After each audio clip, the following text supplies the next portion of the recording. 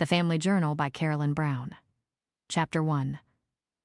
When you come to the end of the rope, it's time to tie a knot and hang on. Lily Anderson had reached the place where there wasn't even enough rope left to tie a knot. She'd thought about her problem for a whole day, made a few phone calls, and now her mind was made up. She was moving her kids out of the city of Austin and to her hometown of Comfort, Texas. Population a little more than 3,000. She hated to always be the bad person. But since the divorce 5 years ago, she'd had no choice. A kid could find a dozen friends on every street corner, but they only had one mother. And in her kid's case, only one parent, thanks to no help whatsoever from her 2 children's father. Knowing all that didn't make anything easier for Lily on Friday morning. Her hands were clammy and her pulse raced. She felt like gravity was pulling her heart right out of her chest. At least she owned a house in Comfort, and the move wouldn't be difficult. She had almost changed her mind and decided to stay. But then her daughter, Holly, gave her one of those go-to-hell looks that was meant to fry her on the spot. You've got less than 24 hours to pack your clothing and whatever else you want to take to Comfort. Lily's voice landed somewhere between a whisper and an icicle. The movers will be here at 7 in the morning.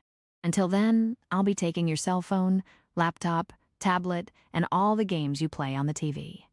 You can't do that. 14-year-old Holly jumped up from the sofa and screamed at her mother. I won't leave my friends. You can't make me.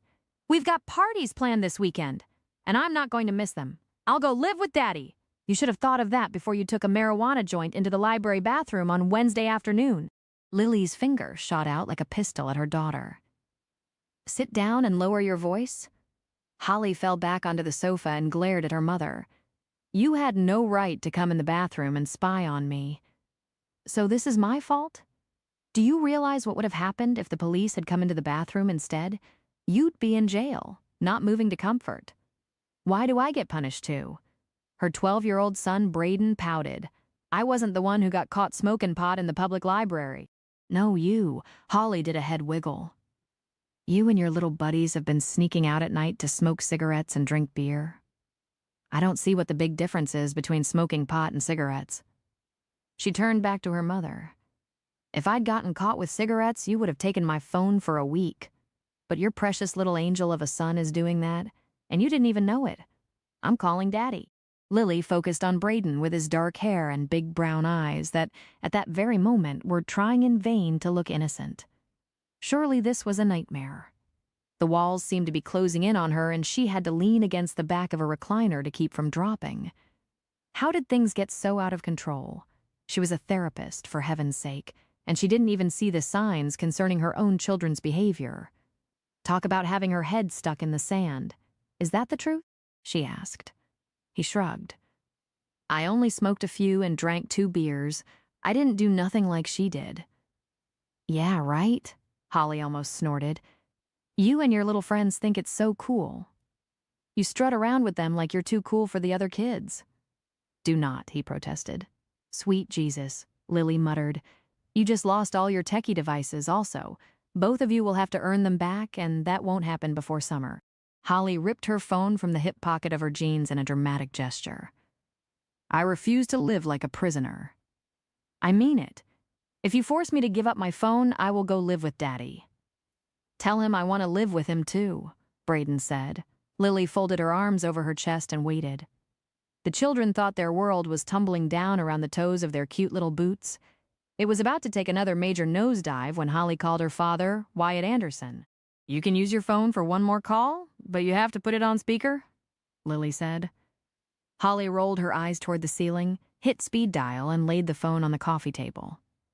Her father, Wyatt, answered her call with, Hello, Princess. Did you have a good Christmas? Wonderful, Daddy. But it would have been better if I could have spent some time with you. She smirked at her mother. Darlin', I would have liked that too. But Victoria had plans for us to spend the holiday in the beach condo. It's just not big enough to fit us all, Wyatt said. Lily fought the urge to roll her eyes. Wyatt could weave a lie so sweetly the angels in heaven would believe him.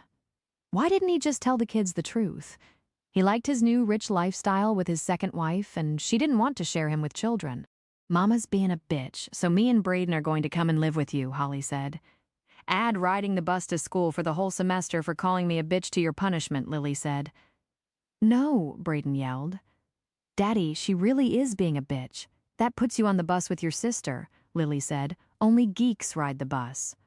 Holly whined. You can come get us tomorrow morning at 7, Daddy? The silence that filled the room was so heavy that it seemed to suck out every bit of the oxygen. Even though Lily was still angry with her children, she felt sorry for them. If she'd been paying more attention to them, maybe none of this would have happened. Are you still there, Daddy? Lily knew what Wyatt was about to say to them and that it would almost literally break their hearts. Poor Holly's tone was so desperate that Lily wanted to hug her, but right then, tough love was the only way to get through to her children. If it kept those two out of trouble and out of jail, it would all be worthwhile. Honey, I'm real sorry, Wyatt said, but you can't live with me. Victoria and I made an agreement about children when we married. I'll come see you real soon, and we'll have a day all to ourselves. Maybe in July we can even have a whole weekend while Victoria is in California on one of her business trips. If free time comes up between now and then, I'll call you for sure. Dad-a-dee, Holly dragged the word out into several syllables. Mama is moving us to Comfort. I don't want to live in that podunk town, she whined. You just have to come and get us. I'll die in that place. You just have to go to court and get custody of us. Me too, Brayden yelled from across the room. You have to understand. I simply cannot have you kids living with me in Victoria. It wouldn't work, and you'd be more miserable here than in Comfort. Wyatt was beginning to sound frustrated. Put your mother on the phone and take it off speaker. Holly hit the right button and tossed the phone toward her mother. Lily caught it in midair and said, Hello, Wyatt, so no deal on helping raise your children? I told you when we divorced that I'd pay child support and see them when I could, but I didn't want custody then, and I don't want custody now. Victoria and I have a lifestyle that doesn't. He paused. Why are you going back to Comfort anyway? And at this time of year, can't you do what's best for the kids and at least stay in Austin until summer? I'm doing what's best for them. I caught your daughter smoking pot in the public library bathroom 2 days ago, and I just now found out that your son has been sneaking out at night to smoke and drink with his little preteen buddies. So I'm taking them out of the city, and they aren't getting their phones or tablets for a long time. Lily carried the phone into the next room. If you think you can do better with them, maybe they could spend some quality time with you that involves more than taking them to dinner every 6 months, or to a hotel for a couple of days while Victoria is off somewhere on one of her business trips. Good God, he gasped. I wouldn't know what to do with them, and believe me, Miami is worse than Austin. Then Comfort it is, Lily said. Good luck, Wyatt muttered, and the call ended. Lily returned and dropped the phone into the tote bag she had sitting on the end table. Then she turned to face Holly and Brayden, who were still pouting on the sofa. I expect all your electronic devices to be in that bag in 10 minutes? Holly groaned, and Brayden moaned at the same time. Until you earn the right to have your phones back, you can talk to your father when he calls on the house phone in Comfort. Oh, and FYI, it's a corded phone that hangs on the kitchen wall. Since you won't have anything else to do this afternoon, you can start packing. Set your alarms for 6:30 in the morning. Brayden pulled his phone out of his hip pocket and dropped it in the bag. He looked longingly at it as if he were looking at his best friend lying in a casket. Finally, he let out a heavy sigh and started down the hall toward his bedroom. What am I supposed to pack in? The moving company is bringing boxes in. Lily paused when she heard a truck outside. Looks like they're here now. You'll have your own bedroom in Comfort, but we'll all have to share one bathroom. So remember that. And one more thing. If either of you ever call me a bitch again, I'll add another punishment to the list.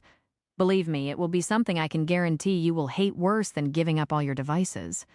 Now, you can bring your tablets, your video games, and your laptops to me. Our laptops, too. That's not fair, Holly whined. Fair flew out the window like the smoke you were blowing in the library. Holly, Lily said, and was drained like the beer you were drinking, Brayden. I can't survive without my own bathroom. Holly's whining took on a whole new level. I refused to share one with Brayden. She jumped up from the sofa and glared at her brother. Sorry, Princess. Lily used the same nickname that Wyatt had given their daughter before she was big enough to walk. It's either share one with me and Brayden, or else you can use the one that's out behind the storage shed. No one will fight you if you want that one. It was still standing the last time I was home. Just remember to take toilet paper with you. I hate that house. I hate Comfort. I hate. Holly's mouth snapped shut. And right now you hate me, but that's all right. I love you both, but I don't like either of you very much today. Lily finished for her. And for your information, I hate leaving this apartment too. I hate leaving my clients, my few friends, and our church. I hate that you and your brother's misbehavior has made this move necessary, so, darling girl, I don't have much sympathy for you right now. She pointed down the hall. Go pack. If you ever even think about smoking another joint, I'll homeschool you and you'll have no social life at all. Not that there'll be much of a possibility for a social life up there in the middle of nowhere anyway, Holly grumbled, and started down the hallway at a snail's pace. Lily remembered feeling the same way about Comfort when she was growing up in the small town. Her family lived 3 miles south of town, and they'd only had one vehicle, which her dad took to work every day. That hadn't left much opportunity for the kind of socializing her kids were accustomed to having. I think your words were that you couldn't wait to go to college and get away from Comfort and all its prying eyes. Her mother's voice in her head scolded her, but just imagining Vera Miller's sweet voice took the sting out of the words. And now, after 20 years, I'm going right back to it, she whispered. Welcome home, baby girl. You should never have left. Vera's voice was so real that Lily's mother could have been in the room with her. You got that right. Lily went to the front door and opened it before the doorbell even had time to ring. An older guy with a rim of gray hair around his otherwise bald head brought in an armload of flat boxes, dropped them in the corner of the living room, and left her 6 rolls of packing tape. You do know that we'll be glad to pack everything for you? He asked. We're not moving out permanently, at least not yet. These should be enough for now. See you early tomorrow morning? Not me, but Skipper will be here to load up for you. Y'all have a safe trip. He nodded toward her, and she closed the door behind him. She glanced around the large living room in her apartment and sighed. She had rented the place because of that feature, lots of space, so she could be with the kids more. At first, it had been great. They did their homework in the living room while she made supper. They ate around the table every evening, and they played games together.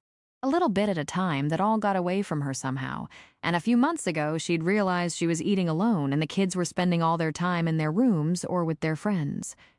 With another long sigh, she took stock of what had to be moved. Her lease wasn't up until June, and her mother's old house was still fully furnished, so the furniture would stay. If she had a pickup truck, she could probably move what they packed in it, but her compact car wouldn't hold it all. She picked up 2 of the flat boxes, folded them into shape, sealed them with tape, and carried them down the hall. She knocked on Holly's door, but didn't wait for an invitation to enter. Here's your first box. When you get it filled, call me and I'll tape it shut and get you another one. Holly turned away from the window. I'm sorry, I'll do the dishes by hand for a year. I'll never smoke weed again. I'll even miss the parties this weekend. Thank you for the offer, Lily said. But the weed was the last straw. Not the first one. You've been getting more and more belligerent and disrespectful. I'd expect some of that out of a senior in high school, but not a freshman. We're moving to Comfort. It's up to you and your brother whether we come back to Austin for the next school year or if we stay there until both of you graduate. You are the meanest mother in the world, all the other kids. Her daughter's unfinished sentence reminded Lily of what her own mother used to ask. If all the other kids jumped off a cliff, would you follow them? The memory almost put a smile on her face. She crossed the room and hugged Holly, who looked a lot like pictures of Lily's mother when she was a young girl. Same size, same height, same face shape. Holly had inherited her blonde hair from Lily, but those beautiful blue eyes had come from Wyatt's gene pool. The rest of her genetic makeup was straight Vera Miller. Holly squirmed away and shot a dirty look toward her mother. Lily felt the sting of Holly's glare as if it had been a sharp knife stuck all the way through her heart. All the other kids don't have mothers who hate their kids like you do. Holly glared at Lily. Lily tossed the box on the bed and left before she lost her resolve. She found Braden sitting on his bed, looking bewildered. That wasn't hard to understand. They'd moved into the apartment when he was only 7 years old. Lily had done the packing as well as the unpacking that year, but if he was old enough to smoke and drink, then he could figure out what he wanted to take to Comfort all on his own. I brought your first box, she said. When it's finished, you can take it to the living room and I'll get another one ready for you. Mama, what do I do first? His voice broke. For a minute, she thought he was about to cry, but the expression on his face denied there were tears on the way. His voice had begun to crack last month. That meant he was starting to go through puberty. Next thing she knew, he would be shaving and chasing girls. I'd suggest that you pack your clothing first. Leave out something to wear tomorrow, though. Good luck. She eased the door shut and went straight to the kitchen, where she took a bottle of Jack Daniels from the cabinet, poured herself a shot, and threw it back like a cowboy in an old Western movie. With the burns still in her throat and stomach, she taped up half a dozen more boxes. Then she pulled her cell from her hip pocket and called the home phone at the house in Comfort. Mac Cooper kicked off his work boots and left them sitting just inside the utility room. The sun hadn't peeked out from behind a layer of gray clouds in almost a week. Even the goats were huddled up together in the shelters closest to the house. That morning, he'd seen the first sun rays doing their best to split the clouds. They'd reminded him of the light from a single bulb trying to sneak down through a layer of smoke in an old honky-tonk. The Christmas break from his regular job as the vocational agriculture teacher at Comfort High School would be over in a few days. Teaching was his passion, and he was eager to get back to school. He stopped in the kitchen for a cup of coffee and had just reached for his favorite mug when the old black wall phone rang right beside his ear. In the 5 years he'd rented the house from Lily Anderson, he could count on the fingers of one hand the times he'd heard the phone ring. 2 of those had been wrong numbers. He set the pot aside, put the phone to his ear cautiously, and said, "Hello? Mac, this is Lily," the husky voice on the other end of the line said. "Why are you using this phone and not my cell?" he asked. "I'm so rattled that I didn't even think of that," she replied. "The kids and I will be in Comfort in the morning. Before noon, I'll have dinner ready for y'all," he offered. "Are you coming to town to go through your mother's things? Dinner would be great, thank you. But I've decided to move the kids to Comfort, so we're coming to stay for a while. We'll be there until summer at the very least," she said. He felt like all the air had just been knocked out of his lungs. "You're what? I've got 40 goats, and I'm not asking you to move out. The house is big enough for us all. The kids and I will take the upstairs bedrooms and bathroom. You can go on about your life as usual in the downstairs. You and the kids will be in school after this next week, so it'll only be in the evenings that we'll be sharing the living room and kitchen," she told him. "Are you sure you want to?" he stammered before trailing off. "We are adults, you and me, and we'll be roommates, nothing more," she said. "Comfort is a small town. You do remember that, don't you?" "Oh, I remember that all too well," Lily said. "But a couple of days ago, I took Holly to the library and—" She told him what had happened that day. "I've got to get them away from this big city life. They aren't happy about it, but neither am I." "Kids will be kids. They're easily influenced by whatever their peers are doing," he said. "I know that," Lily said. "I wasn't hatched out as a full-grown adult, but I also know that the way to fix it is to change the environment and their group of friends, and for me to spend more time with them. I'll have a pot of soup ready when you get here. As long as he didn't have to move, he could survive with having people stomping around upstairs. If living with a couple of city kids who hated country life got to be too much, he would find another place to rent." "Sounds great. I'll stop along the way and pick up a dessert," she said. "See you then." His thoughts swirled as he put the phone back on the base. He leaned back against the cabinet and tried to settle his mind. Then his twin brother, Adam, yelled from the front door, "Hey, where are you?" "In the kitchen?" Of all the people occupying the planet, Adam was the last person Mac wanted to see or talk to that day. He bit back a groan and got down 2 mugs, filled them both with coffee, and added 2 spoons of sugar to his. It was a surprise to see his brother in Comfort on a Friday morning. Adam had followed in their father's footsteps and gone into business after college. Orville, their father, had been the president of a small bank right there in Comfort and raised goats as a hobby.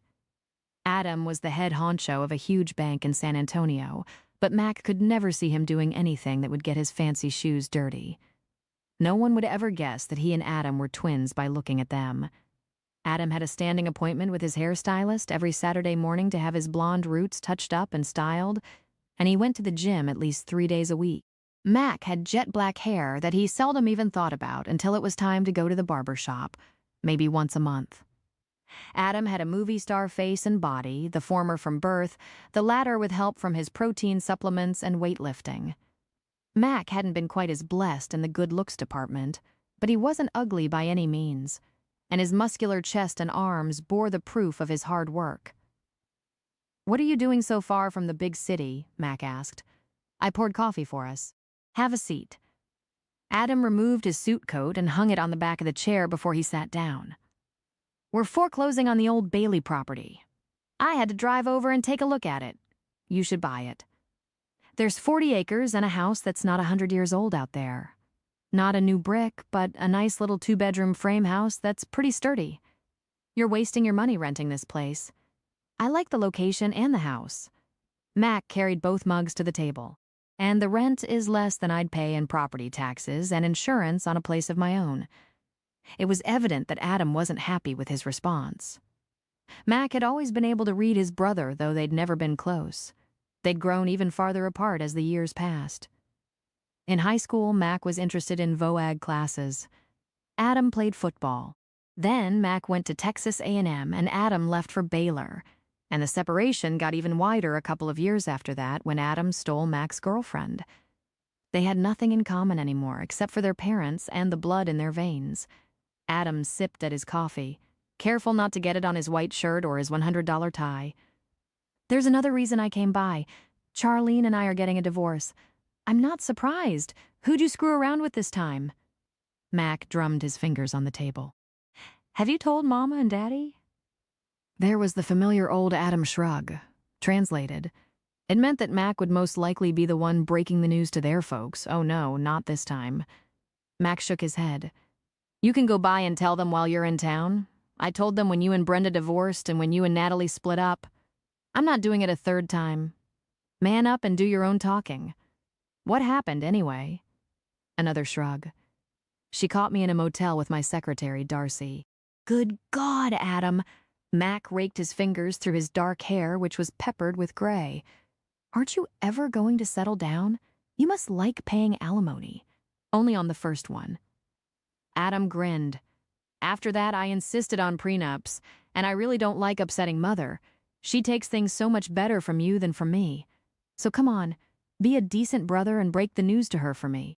How two boys could be raised in the same household and turn out so differently was a total mystery to Mac. He loved kids and animals. That's why he had become a teacher. Mac had raised show goats when he was in high school. Adam had been the quarterback.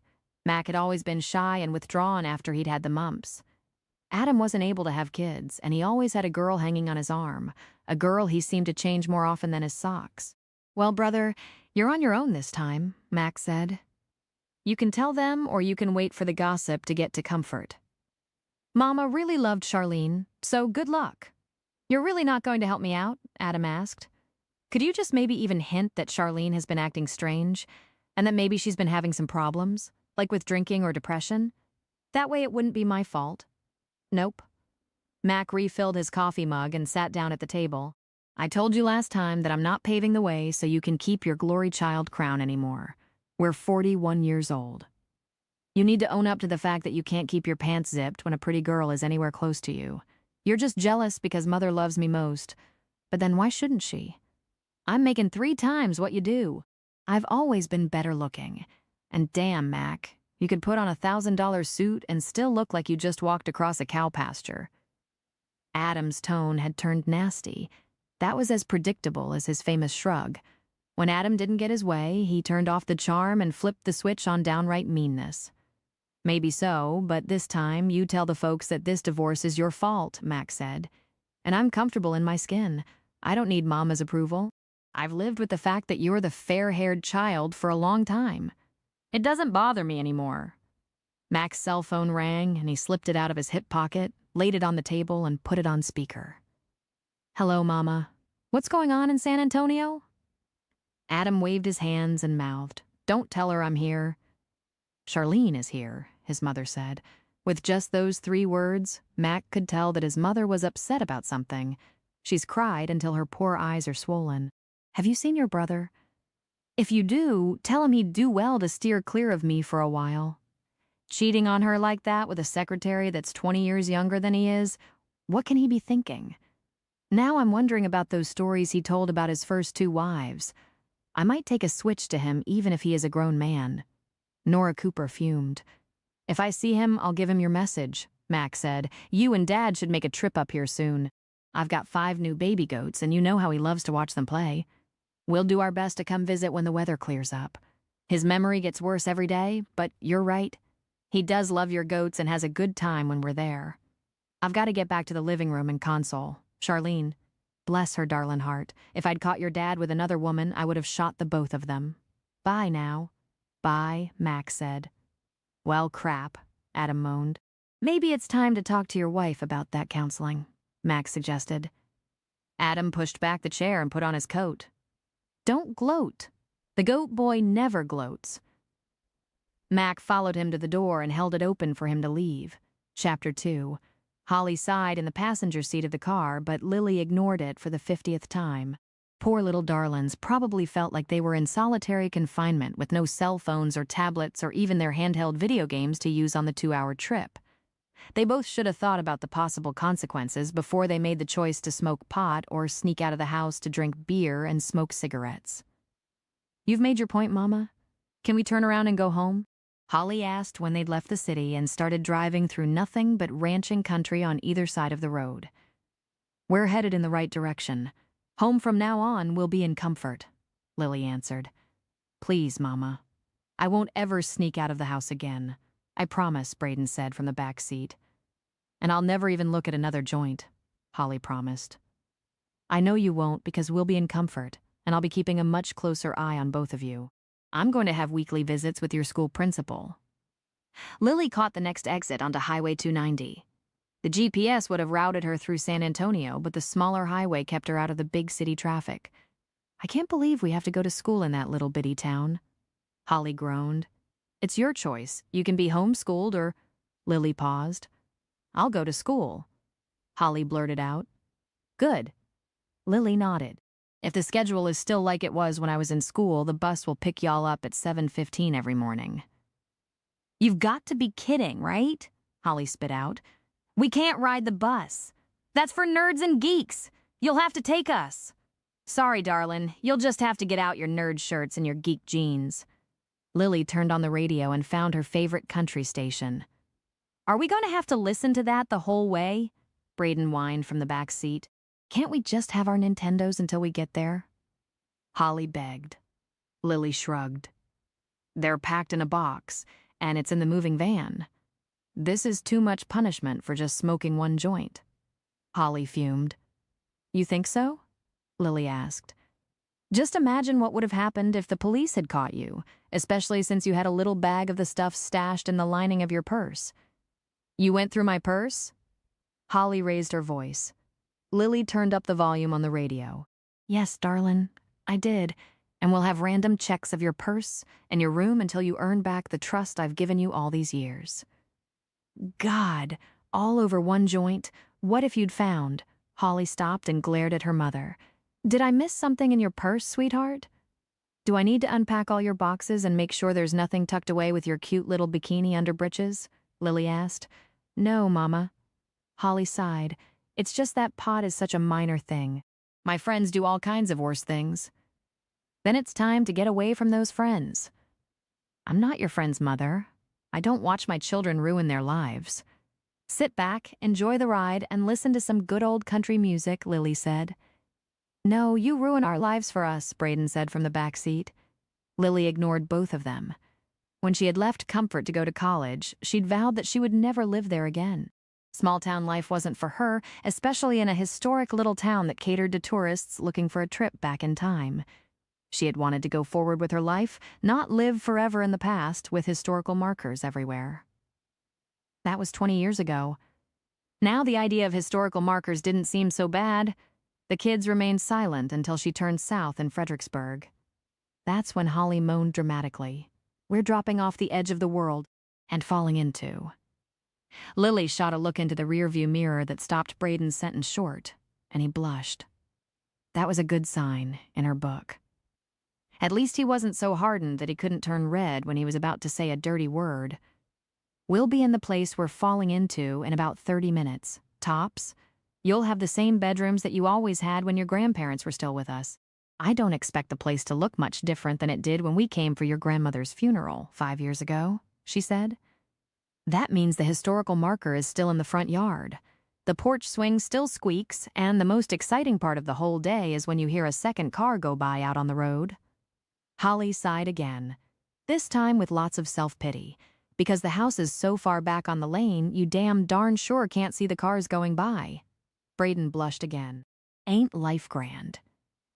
Lily looked up in the rearview mirror at the reflection of her son in the back seat. Only now, we'll be sharing the house with Mac Cooper, the VOAG teacher at the high school, and the pasture is full of goats. Holly threw her hands over her eyes. This gets worse and worse. Goats. You mean real animal goats we saw at the petting zoo when we were little kids? I kind of liked them, Braden said. Holly whipped around to glare at him. Traitor, well, I did, he shrugged. Lily wasn't looking forward to being back in the house that held so many memories, or living with Mac either. But that was the price she was willing to pay to keep her kids out of jail. The last time she'd been home was for her mother's funeral. She'd planned on driving back over to Comfort every weekend until she got the place cleaned out and put up for sale. But she'd been so busy with the divorce and the move to the apartment soon after that, she just let that business slide.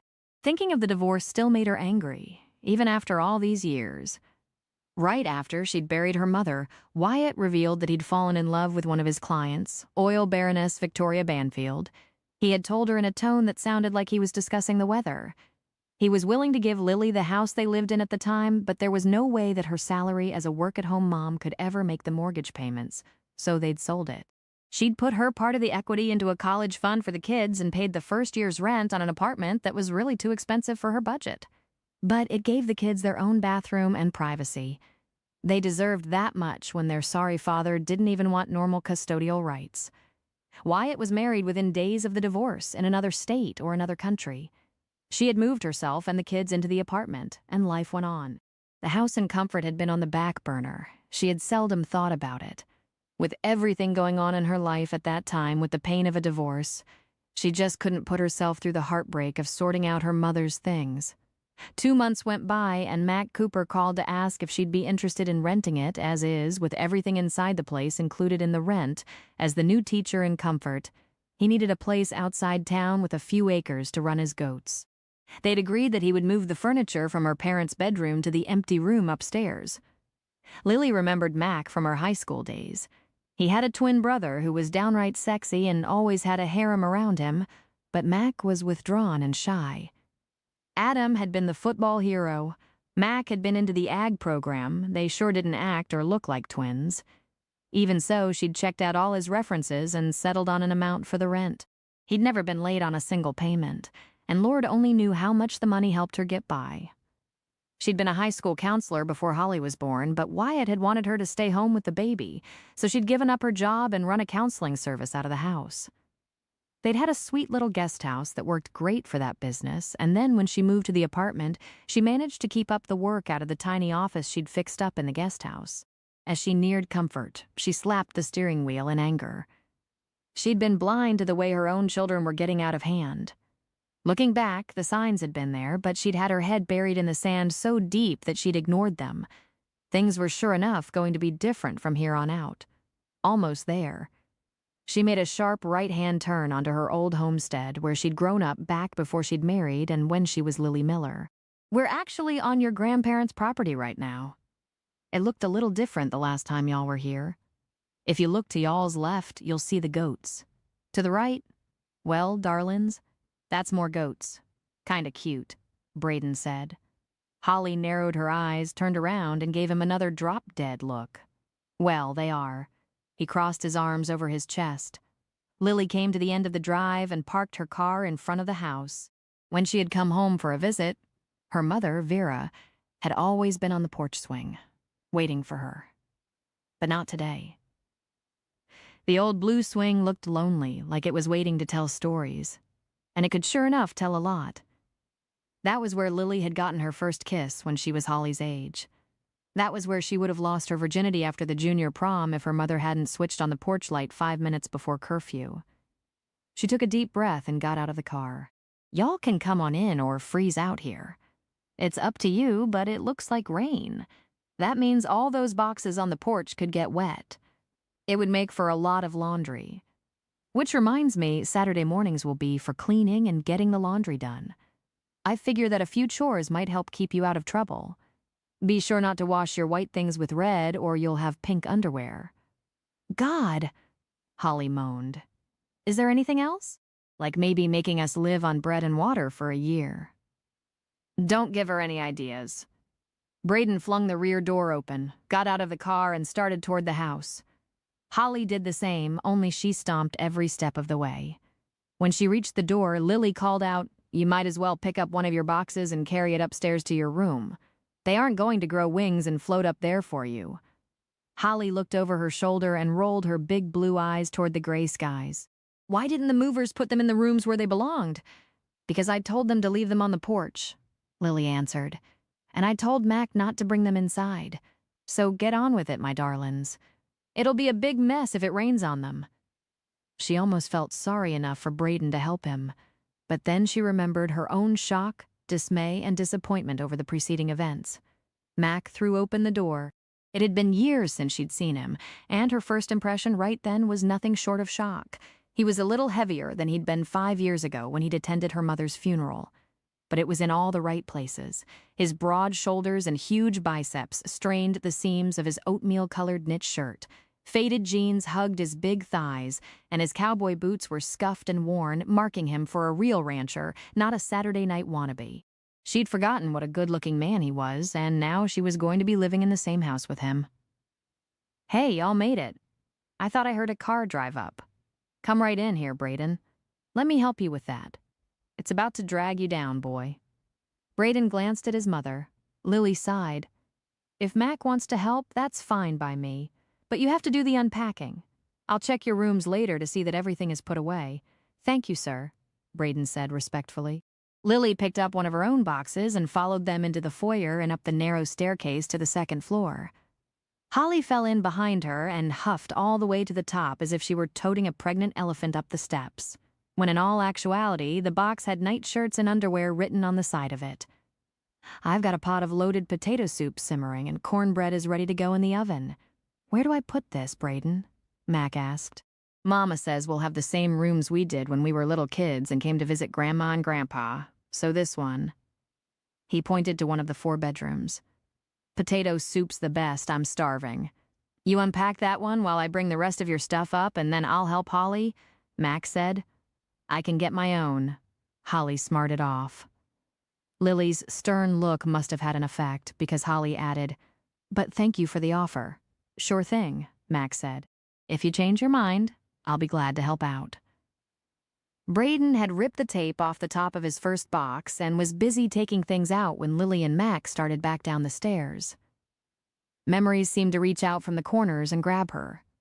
Nothing had changed, not even the pictures of herself and her sister lining the staircase wall. The one of them together on the swing set out in the backyard sent a single tear down Lily's face.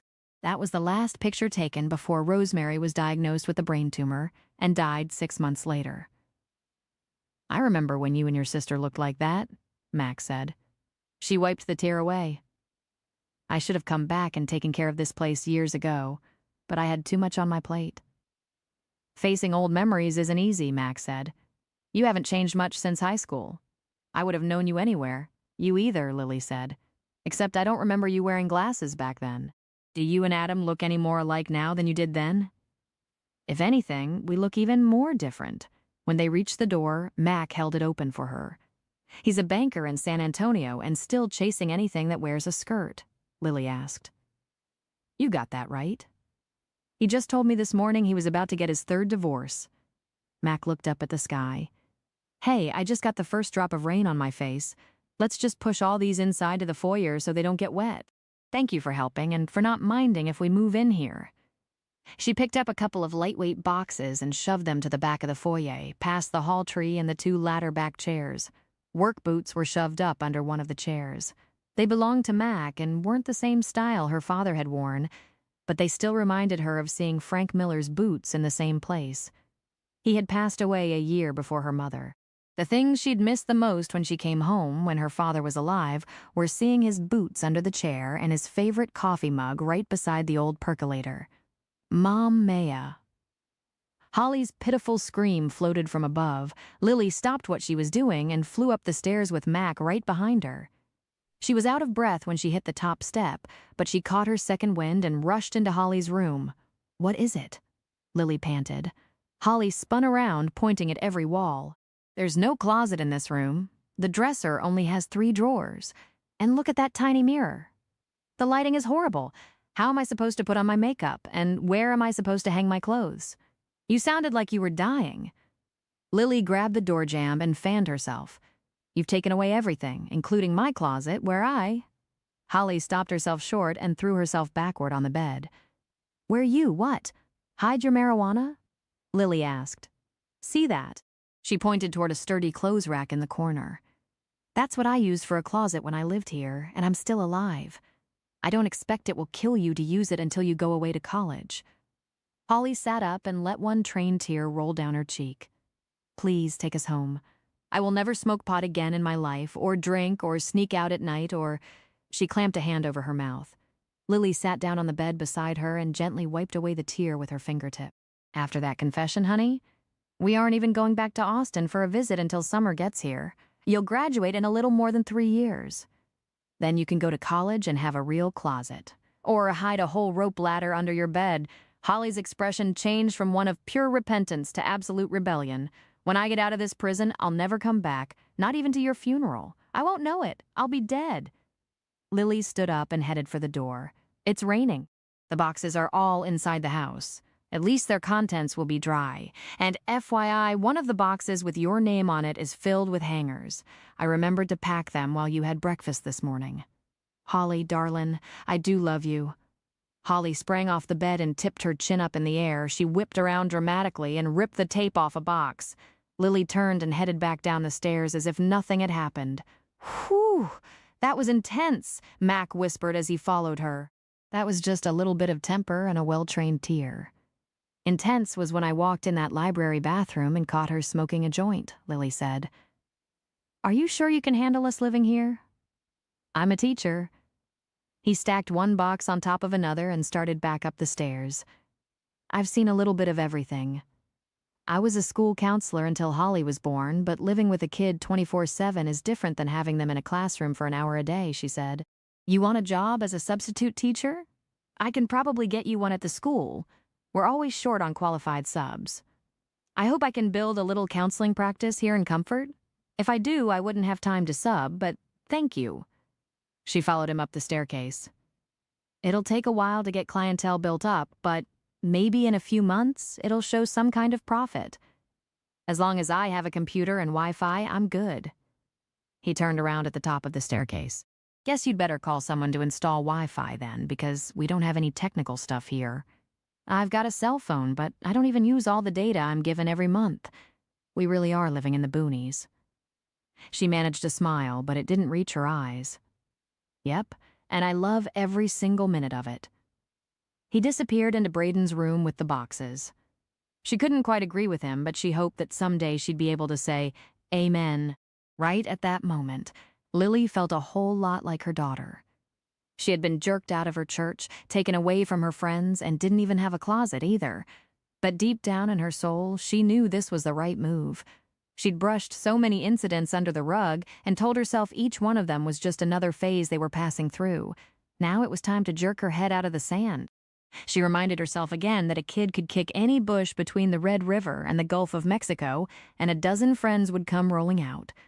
But they only got one mother, mean or otherwise. With a fresh start here in Comfort, she hoped she'd do a better job of being the mom they needed. Fresh start? I'd say you're coming back to your roots. Her mother's gravelly voice, so much like her own, was so clear that Lily whipped around to see if she was coming out of the kitchen. "Well, there's that, too," Lily muttered. Chapter 3, Lily turned around slowly, taking in the whole room that had been hers before she left for college. The lace curtains were the only things that were the same. When Mac had moved into the house, he'd cleaned out everything from the downstairs bedroom into the room that had been emptied when Lily moved into her first apartment. Why, oh, why hadn't she come back to take care of things? She threw herself backward onto the bed and stared at the full rack of her mother's clothing on the far wall. Vera had known that her time was short, so she'd taken care of all the legal business with her lawyer and even arranged her own funeral. She'd made it so easy for Lily to simply lock the doors, put the key in the hands of Tina, her friend from high school and a real estate agent, and just walk away. "Lily, where are you?" A voice floated up the stairs. "Speak of the devil." Lily raised her voice. "In my old bedroom." Tina didn't even knock on the closed door, but came right on in and bent to give Lily a hug. A tall brunette without an extra ounce of extra weight on her slim body. She'd changed very little since high school. Not even having a set of twins had widened her narrow hips or put another inch on her waist. "I figured I'd given you enough time to get here," Tina said. "Mac was just getting in his truck to leave, and he said for me to come on in. Sally is on the way. We've got a couple of hours to help you get unpacked." She glanced over at the clothes rack. "Those are your mama's things. I remember that blue dress. She wore it to your folks' anniversary party at the church the year before your dad died. All us girls went shopping with her to pick it out." "Good God, Lily. Why haven't you taken care of some of this before now?" Lily drew in a lungful of air and let it out slowly. "I planned to, but if I didn't, then I could pretend she was still here. If I didn't come back to comfort, well, y'all understand." "Yes, we do, but it's time to let your mama go." Tina straightened. "And that starts by taking care of some of her things." "I'll put all that on the bed so you can hang up your clothes. We'll use the boxes you brought your stuff in to pack all Vera's stuff. Sally and I will take everything to the church clothes closet when we leave today. Someone can get some good out of it." "Good out of what?" Sally leaned on the doorframe, huffing. "I'd forgotten how steep those stairs were." "Lily hasn't even gone through her mother's stuff," Tina said. "Come to think of it, she hasn't been home in 5 years. I don't blame her. When my mama dies, I'm going to give that job to my sister." Sally met Lily halfway at the foot of the bed, grabbed Lily's hands, and jumped up and down like a little girl. "We're all together again. I'm so happy I could dance a jig in a pig trough on Main Street." Sally's blonde hair was pulled up in a ponytail. Shorter than Lily, she'd always carried a few extra pounds, but she'd been the life of the party when they were kids. Now she was divorced, had no children, and owned a cute little vintage boutique in Comfort. She pulled a box cutter from the hip pocket of her jeans and asked, "What do you want opened first?" "You got a concealed carry permit for that weapon?" Tina started piling clothing on the bed. "Yep." Sally nodded as she sliced through the tape on the nearest box. "It's called a business license to sell antiques." Lily got to her feet. "Thank you both for being here." "Hey, that's what friends are for," Tina said. "I'll take the clothes off the hangers and fold them. Sally, you can hang up Lily's stuff and repack the boxes. Lily, you start going through the dresser drawers." "Yes, ma'am, Miss Bossy Britches," Lily teased. "I'm the organizer, remember?" Tina wrapped her arms around the last load of clothing from the rack and put it on the bed. "Do you want to keep anything from all this?" Lily shook her head. "I've got lots of memories. I don't need a shirt or a dress to remind me of her. Anything in there you can sell at yesterday's treasures?" "It's not old enough to be vintage," Sally said, "but if she's still got that pair of cat-eye glasses she wore stuffed in a drawer, I'll pay you top dollar for them." Sally was already busy putting Lily's clothes on hangers and taking them across the room to the rack. "I get 2 or 3 requests for those every week. If they show up, you can sure have them." Lily opened the top dresser drawer and fought back the tears welling up in her brown eyes. The faint aroma of the little floral sachet in with her mother's nightgowns brought back memories of all the times her mama had tucked her in at night, right up until she was in junior high school. The rose scent that her mother loved had lingered behind in Lily's bedroom a long time after Vera had left the room every evening. Tina sniffed the air. "I smell roses. Mama's sachet." Lily held it up. "You'd think it would have lost all of its scent after 5 years. Probably no one has even opened the drawer in all this time." Sally pushed an empty box over to her. "We could give the nightgowns and underwear to Granny Hayes if you don't mind. She'd be glad to get them." "That's fine," Lily agreed. It was common knowledge and comfort that Granny Hayes only came to town on Sunday morning. She lived 5 miles west, way out in the sticks, and rode Dusty, her trusty old mule, to church. She sat in the back pew and was usually the first one to shake the preacher's hand and leave. Sometimes she stopped at the grocery store to pick up a few items, but usually she just rode back to her shack out west of town. She hitched the mule to a wagon about twice a year to come into comfort for supplies, but other than that, she remained a hermit. I'd forgotten about her. She's about the same size Mama was. Are you sure that she'd want such personal things? Lily carefully took them out of the drawer and packed them into a box. Does she still have that no trespassing sign up on her fence? She might shoot first and ask questions later if you enter her property without permission. She likes me, Sally said. I'll take them out to her this evening. Well, she sure don't like me. Tina started stacking shoes under the clothes rack. She's just a lonely old woman, Lily said. I wonder what her story is.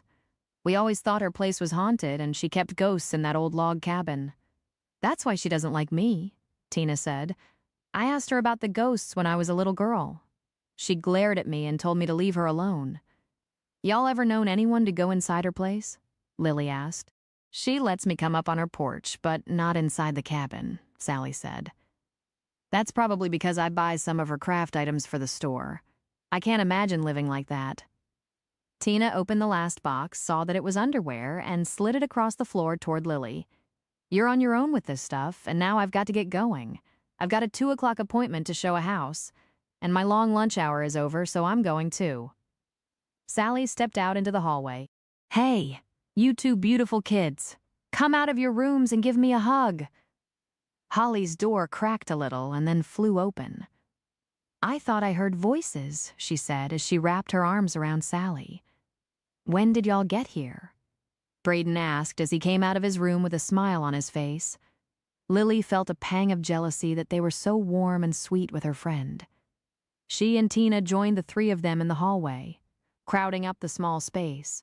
We've been here about an hour, helping your mama unpack. And now, we need some help getting those 3 boxes down the stairs, Sally said. Without so much as a sigh or a grumble, Braden and Holly each picked one up. Tina got the last one, and they all 5 paraded down the stairs together. The kids even took the boxes out to Sally's bright red vintage Mustang and helped her get them in the trunk, in the drizzling rain. Have they forgiven you? Sally asked. Nope, but it's good to see they still have some manners, Lily answered in a soft voice. It'll take time. I remember when my boys were 14. The world would have come to an end if I'd jerked them out of their school and took them away from their friends, Tina said. I didn't have much choice. I thought about every possibility for 2 days before I made up my mind, Lily told her. How are the twins? They're moving back into the dorms on Sunday. I've loved having them home for a month. But truth is, I'm glad they're going back to college. Ryder spends every waking minute he can with his girlfriend, and Creed stays up all night playing video games with his friends and sleeps all day, Tina answered. They didn't make ALLs, but they did pass all their courses, and they didn't get kicked out of school. So I guess I shouldn't bitch about them? You don't mind having an empty nest? Lily asked. I did at first, but then they came home every couple of weekends, so it wasn't a big deal, Tina replied. Okay, girl, I'm leaving now. Call if you need anything. We'll see you in church tomorrow morning, right? Sally got into her car and waved out the window. We'll be there, and thanks again. Lily waved at both vehicles until they were out of sight. The kids stopped on the porch to wave for a few seconds, and then they went back inside. When Lily got to the living room, Braden was sacked out on the sofa with a disgusted expression on his face. Holly was sitting in the recliner, frowning and picking at her nails. Mama, we don't even have cable, Braden moaned. I told him that we were going to live back in the caveman days, but he didn't believe me. Holly smarted off. This is back before that even, Braden said. I keep expecting a dinosaur to peek in the windows. There's a whole assortment of movies in that cabinet. Take your choice, Lily told him. I'm going to make a pitcher of sweet tea. Y'all want some? Nope. Holly flipped back and forth between the 3 channels on the TV, finally settling on a rerun of Friends. I'll take a glass, Braden said. It got him a hateful look from his sister, but he just shot one right back at her. You ain't the boss of me. If I want tea, I'll drink it, he said. Why couldn't we bring our televisions from home? Holly always hogs the remote. We're going to be a family from now on, Not 3 people who live in the same house, she answered. We're going to share everything. Hello, house? Mac's big, deep voice echoed as he came in through the back door. I brought 2 friends with me. Lily got misty-eyed again when she saw Polly Dillard coming in ahead of Mac. Polly had been Vera's lifelong friend. She had more gray streaks in her dark hair and a few more wrinkles than the last time Lily had seen her. Polly set a chocolate sheet cake on the cabinet and opened up her arms. Lily walked right into them. Hugging her was so much like hugging her mother that Lily had to fight back tears. Mac carried in a covered dish and a bag of chips and placed them beside the cake. Thanks so much, Mac, for helping me get this stuff into the house. Polly stepped away from Lily and said, Girl, I could just take a switch to you for not coming home more often. I've missed you. I made 7-layer dip and your favorite cake. She pointed at the cabinet. You look more like Vera every day, except for that blonde hair. But then your grandmother had lovely blonde hair. Still don't seem right that Vera is gone, or that she left me behind. We made a pact when we were 21 and got drunk off our asses that we would do everything together. We even got married the same summer, and we were supposed to die on the same day. I guess she went on so she could get the place ready for me. Lord knows I'll need all the help I can get. Polly always did use 100 words where 5 would do the trick. But Lily was so glad to see her that she didn't mind the way she went on, especially about Lily's mother. It was comforting to hear the same things that she'd been told more than once. Lily couldn't imagine her straight-laced mother drunk. She had only drunk an occasional glass of wine, and that was at a wedding or a New Year's party. She didn't have kids at the same time I did, though, Polly said. Bless her heart. It was several years after she and Frank married before Rosemary came along, and then she had you. If it hadn't been for you, she'd never have survived Rosemary's dying so young. It's sweet of you to say that. Lily's voice cracked a little. A mother should never have to bury a child, Polly said. We're born with the knowledge that we will have to lose our parents, and that's a natural grief. But to mourn a child is unnatural grief. I was glad that Vera had her kids later in life. That way we never had that empty nest thing, because we still had you around. She took off her coat and hung it on the back of a kitchen chair. She towered above Lily and was thin as a rail, yet her blue eyes still sparkled with lots of life. Let's all gather round and break into that dip. Then we'll have some cake for dessert and call it all an afternoon snack. Where are the kids? And why did you decide to move back here in the middle of the school year? Sally told me yesterday that you were coming, but she was busy with a customer, so I didn't ask for details. Kids are in the living room. I had to get them out of the city. Have to explain later, Lily whispered, and then yelled, Hey, we've got chips and dip and chocolate cake if y'all want to. Braden was in the room with Holly right behind him before she even finished the last words. Mac took a gallon jug of sweet tea from the refrigerator, got down 5 glasses, and asked, Braden, you want to help put ice in these glasses? I'll help him, Holly offered. Sweet Jesus. Polly laid a hand on her heart. They've grown up so much. They were just little things when Vera passed on. I was expecting them to look like they did at Vera's funeral, too, Mac said as he took down a stack of small plates. Guess we get a picture in our minds of the last time we saw a person, and we don't think about the passing of time. He handed the stack to Lily. She took it and dealt the plates around the table. She couldn't remember the last time she'd sat at the kitchen table with her kids. They usually heaped a plate and either took it to the living room or to their bedrooms. She scooped out 2 big spoonfuls of the dip and passed it on to Mac, who was sitting beside her at the round table. There was a slight tingle when his hand brushed against hers, but she chalked it up to nerves. Thank you, he said. It's kind of nice to have folks to share food with. Gets lonely in this big house all alone. Big house? Holly fussed. I don't even get my own bathroom or a walk-in closet, but you get to live in a house that's more than 100 years old. Polly piled dip onto her plate. Just think of all the stories this place could tell. Braden poked her on the shoulder. I bet ghosts live in your bedroom. When you hear spooky music, that will let you know they're coming out of the walls. Holly shivered. Be quiet. Braden hummed spooky music. Holly narrowed her eyes at him and said, If anything scares me, I'm going to open the door and shoo them over to your room. You better keep a light on. I hear they slip into your head and turn you into an alien. Spoken like a true smartass, Polly giggled. I swear, her voice is even like Vera's. Braden grinned impishly and poked his sister on the arm. Maybe Granny's ghost has already crawled inside your head. Any day now, you're going to start wrinkling up all over your face. You're mean. Holly ran her fingers over her flawless face. Mama, tell him to shut his mouth. You started it, Holly Joe? Lily told her. I did not, Holly protested. Braden did, and if I start getting wrinkles, I'm going to run away.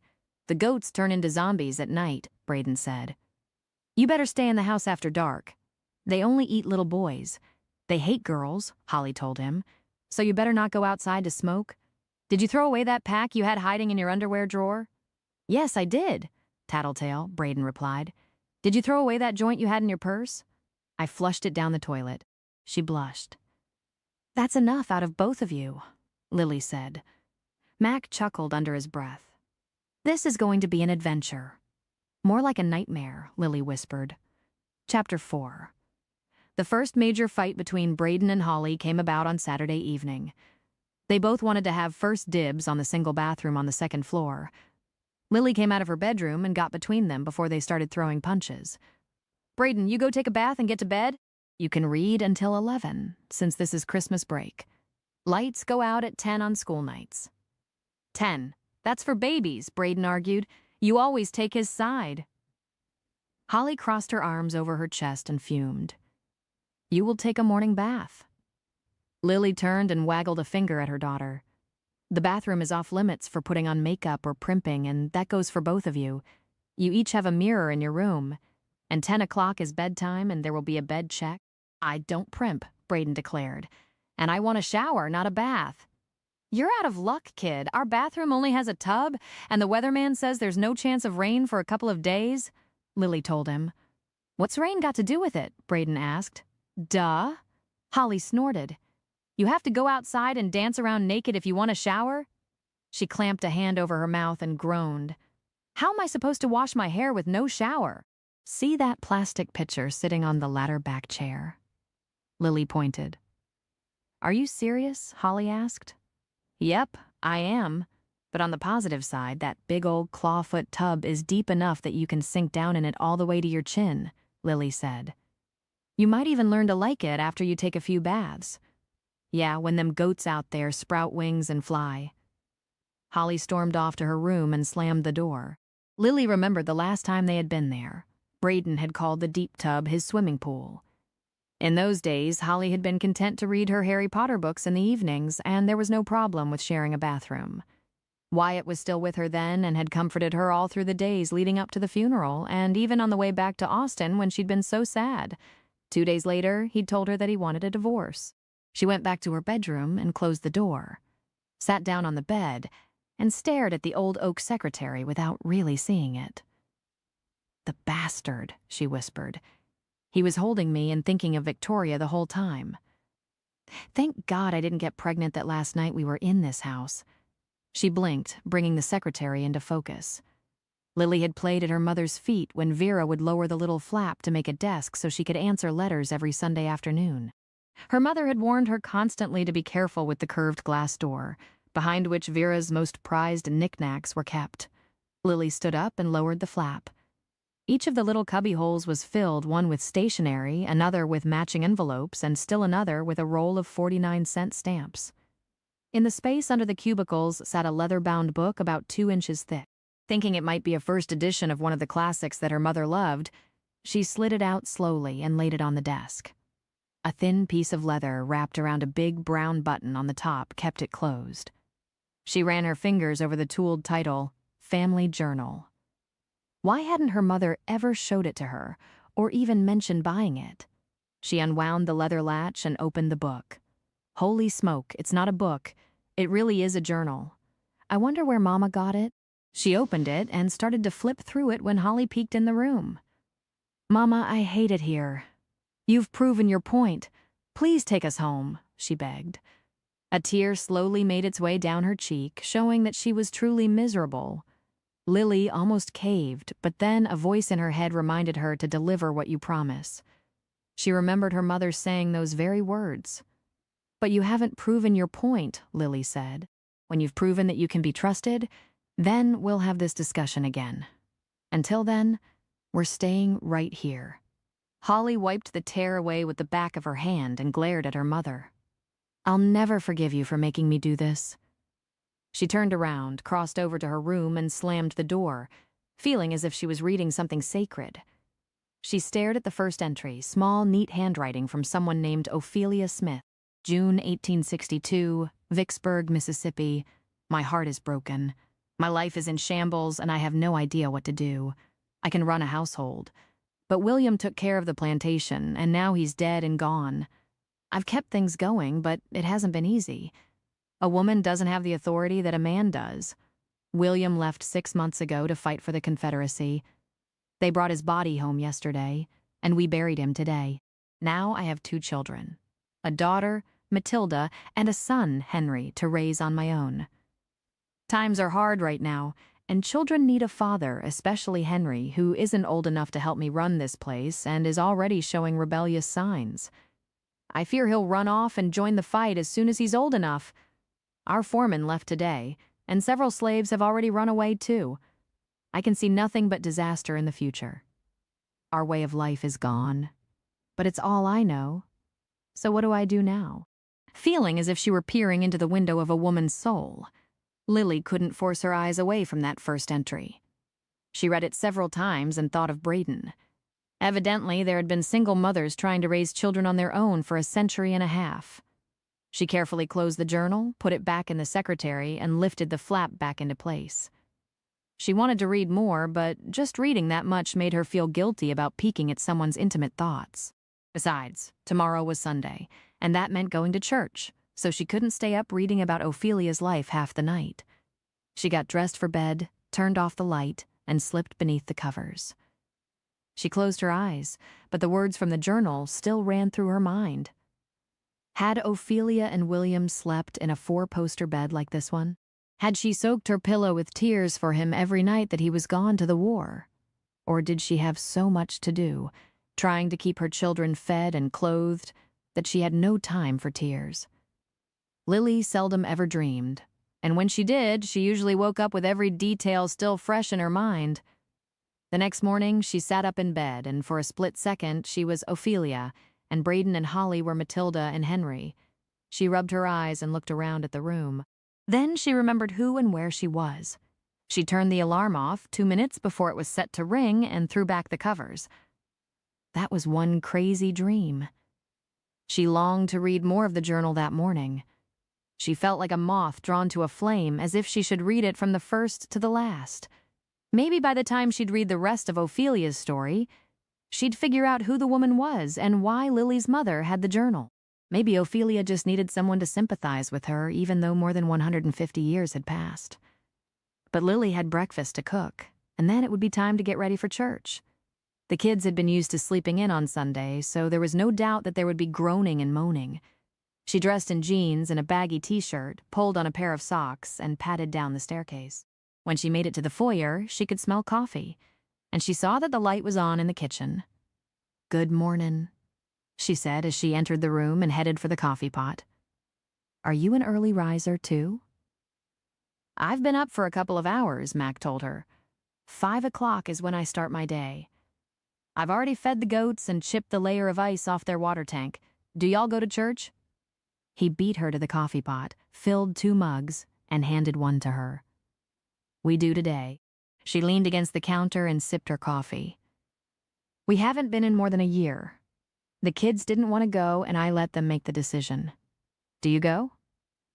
"I'm the Sunday school teacher for the 12 to 15-year-old group. Are y'all just going to church, or 2? He started to ask. She butted in. "We'll be going to both. Sunday school still starts at 10, right?" He nodded. "Then church right after at 11. Just like when I was a kid," she said. "Things don't change too much in comfort." He grinned back at her. "Thank God for that," she sighed. "Have you eaten yet?" "I checked last night and found everything I need to make sausage and pancakes. I'll replenish the grocery supplies tomorrow morning. I haven't had breakfast, and you're welcome to use whatever is here whenever you want," he told her. "We need to talk about your rent, too." She set her coffee on the counter and got the sausage out of the refrigerator. I figure since we're staying here, it's not fair to charge you rent. Mac got the flour and other ingredients for pancakes from the pantry. That's pretty generous of you. How about I still pay all the utilities and we split the cost of the groceries? That's more than fair. She found her mother's cast iron skillets right where Vera always kept them and got out two, one for sausage and the other for pancakes. I like to cook, so I don't mind sharing the workload, he said. I've got a roast thawed to put in the oven this morning. It should be ready when we get home from church. Mama always made roast for Sunday dinner. The memory put another smile on her face. My mother still does. And until they moved to be near Dad's doctors, I ate with them on Sunday. It'll be nice to have family around me again. He reached into the cabinet for a bowl to stir up the batter for pancakes, and his arm brushed against Lily's shoulder. Sparks flew, but Lily attributed them to the fact that she hadn't been in a relationship in years. She'd be crazy not to be attracted to a good-looking man like Mac. Lily had worried about how things would work with Mac in the house, but it looked like she'd fretted for nothing. He was agreeable to a really good financial arrangement, and he liked to cook. She couldn't ask for anything more out of a roommate, unless he also liked to wake up grumpy and belligerent kids. While the sausage cooked and Mac flipped pancakes, Lily set the table for 4. She waited until breakfast was cooked before she went to get the kids. Dreading even talking to Holly, she decided to rap on Braden's door first. He threw it open and sniffed the air. I smell food. He ran down the stairs in a blur. She crossed the hall and knocked on Holly's door, but there was no answer. She cracked the door open and saw that her daughter's bed had been slept in, but she was gone. Lily's heart rose up in her throat and her chest tightened. "What are you doing?" Holly asked right behind her. "Already inspecting my stuff to be sure I didn't sneak any pot in with my things." Lily turned around. "No, smarty pants. I came to call you to breakfast. We'll be having 3 meals a day around the table from now on." Holly frowned and unwound the towel from her wet hair. "I haven't even got my makeup on yet." Breakfast first, then makeup and getting dressed for Sunday school and church. Lily put her hands on Holly's shoulders and turned her toward the stairs. "We're having pancakes." Holly set her heels and shrugged off her mother's hands. "I'll bring mine up to my room after I get my makeup on, and I'm not going to church or Sunday school." Joining the rest of us around the table was not a request. Neither was church. Lily pointed to the stairs. "If you aren't sitting in your place in 3 minutes, I'll be taking all of your makeup away for a week. Your choice on that matter. But you don't have a choice about church. We will be going as a family every week. I'd hate for you to have to show up your first 2 times without a drop of lipstick or eyeshadow on." Holly threw the towel at the bathroom door and stomped into her room. "Towels go in the basket in the utility room, not on the floor," Lily said as she started down the stairs. "What happens if I don't pick it up?" Holly called out, "Will you lock me in my room and give me nothing but bread and water?" "Maybe water, but don't push your luck about bread. You've got 3 minutes, starting right now." Lily didn't remember being so sassy at Holly's age. She thought about Ophelia again and wondered if Henry ever got over that rebellious stage.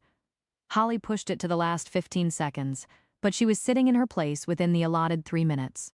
She reached for a sausage patty with her fingers, but Lily shook her head. "Grace first, and then you'll use a fork." They bowed their heads and Lily said a short prayer. "We'll take turns saying the prayer before meals. If it's okay with Mac, either he or I will say the breakfast prayer, and you two will alternate on supper." "I'm not praying," Holly declared. "Then you don't eat?" Lily put 2 sausage patties on her own plate and handed the platter to Mac. Then she took 3 pancakes from the stack and sent them around the table. If I'd known that smoking a joint would cause this much trouble, I never would have done it. I might as well be a nun. Holly slathered butter on 4 pancakes and topped them off with lots of maple syrup. "I never knew a pot-smoking nun," Braden said. "Are you going to start a brand new church where all the people smoke pot on Sunday?" "Sure I am. And all your little friends will have to put their cigarettes and beer in a big box at the front door before they can come into my church." Holly shot back at him. Lily ignored the both of them, but she noticed that Mac was chuckling under his breath. It might be funny today, but wait until he had to put up with it for weeks on end. He'd be ready to load up his goats and leave Texas altogether. Mac thought about Lily all the way to church that morning. He'd left half an hour early so he could get his Sunday school room put in order and think about the week's lesson. When he saw her get out of that car on Friday, something stirred in an area he thought for sure was stone cold dead. Sure, he'd known her, sort of, in high school, in a town the size of Comfort with only 3,000 people. Everyone knew everyone else. The big joke was that they read the local newspaper just to see who got caught because they already knew what had gone on in town all week. Lily Miller, as she was back in those days, had been a sophomore when he was a senior, but he'd forgotten how pretty she was with that mane of blonde hair flowing down her back and those big, beautiful brown eyes. When she spoke to him in that husky voice, he definitely felt something. But he told himself that it was useless. Adam had stolen the love of his life. Twice. It could happen again, if his brother thought he was interested in Lily. He set up the folding chairs in a circle and tried to put Lily's full lips out of his mind and think about the Sunday school lesson. Of all things, it dealt with loving your brother as yourself. It might be a lively discussion with Holly and Braden in the mix. They squabbled about anything and everything. He didn't mind. Actually, he kind of enjoyed listening to them. If he'd had misgivings about living with Lily and the kids, they had disappeared with that first look at her and the way the kids entertained him with their constant bickering. Lily was being very fair about the financial end of things, and if every day started off like that day when they had worked so well in the kitchen together, this arrangement would be great. Hey, the preacher of the church and one of his oldest and best friends poked his head in the room. There's donuts in the nursery. Thanks. But I had a big breakfast, Max said. He and Drew Donovan had graduated from Comfort High School together more than 20 years ago now. They'd formed a friendship way back in elementary school because they were the two shy boys who didn't fit in with the rest of the kids. Drew was tall and lanky, with a thick crop of black curly hair he had inherited from his black father and green eyes from his white mother. Drew had known when he was in middle school that he would be a preacher someday, just like Mac had known from a young age that he wanted to be a VOAG teacher. Walk with me to my office. We've got a little while before it's time for Sunday school, Drew said and led the way to his office. What's on your mind? Mac opened the door for him. I hear that Lily Miller has come back to Comfort and is living in her folks' place with you. How do you feel about that? Drew took a seat behind his desk. They just arrived yesterday, but so far it's fine, Mac answered. Only she's Lily Anderson now, and she's got a couple of kids. Braden is 12 and Holly is 14. Are they going to be in church? Drew asked. Mac nodded. And Sunday school pretty much against their wishes, but he went on to tell Drew the reason why Lily had taken them out of the city. Smart mother. Drew finished off the last of his donut, stood up, and went to the small refrigerator in the corner. He took out a diet root beer and held it out to Mac. Mac shook his head. I should be getting on down to my classroom. Drew twisted the lid off the bottle and set it on his desk. You'll be a good influence on those two kids, Mac. I have faith in you. Thanks. Mac stood up. You get part of the credit for my boys being good men. Drew placed a bookmark in his Bible to save his spot. I just kept them focused. You were the guiding light. Mac waved at the door. Drew had met a wonderful woman at seminary, married her when they graduated, and come straight back to Comfort to the church. They'd had 3 cute little boys in about 4 years. The oldest had been in Mac's agriculture classes and in his Future Farmers of America program. The 2 youngest still were. Their oldest son had joined the Air Force right out of high school. The middle one was a senior this year, and he already had an academic scholarship to Baylor University. The baby was a sophomore, and it looked like he would be following in his father's footsteps. Mac found Clay Donovan, Drew's youngest, already in the classroom. Unless a miracle fell out of heaven, Clay would never be a tall man. He was about 5'7", had straight light brown hair like his mother and brown eyes like Drew's dad, and had a slim build. But he'd been blessed with a deep voice. And when he spoke, most folks paid attention. I came in with Dad this morning, so I went ahead and got things ready, Clay said. Thank you. Mac sat down in one of the chairs. Are you ready to go back to school next week? Might as well be. Clay chose a chair on the other side of the circle. I kind of hate to see the year come to an end, though. I'll miss Barry when he goes to college. It wasn't the same around the house last year when Randall left, but it'll be even worse when I'm the only one at home. Spend all the time you can with your folks. I sure wish I had, Mac told him. The door opened and 5 teenage boys came in. They plopped into chairs and slid down until they were practically sitting on their backbones. Mac checked the time on the clock at the back of the room. 5 more minutes and he'd begin the lesson. Another minute ticked away, and Braden peeked into the room. "Is this the right place? Come right on in." Mac motioned with his hand.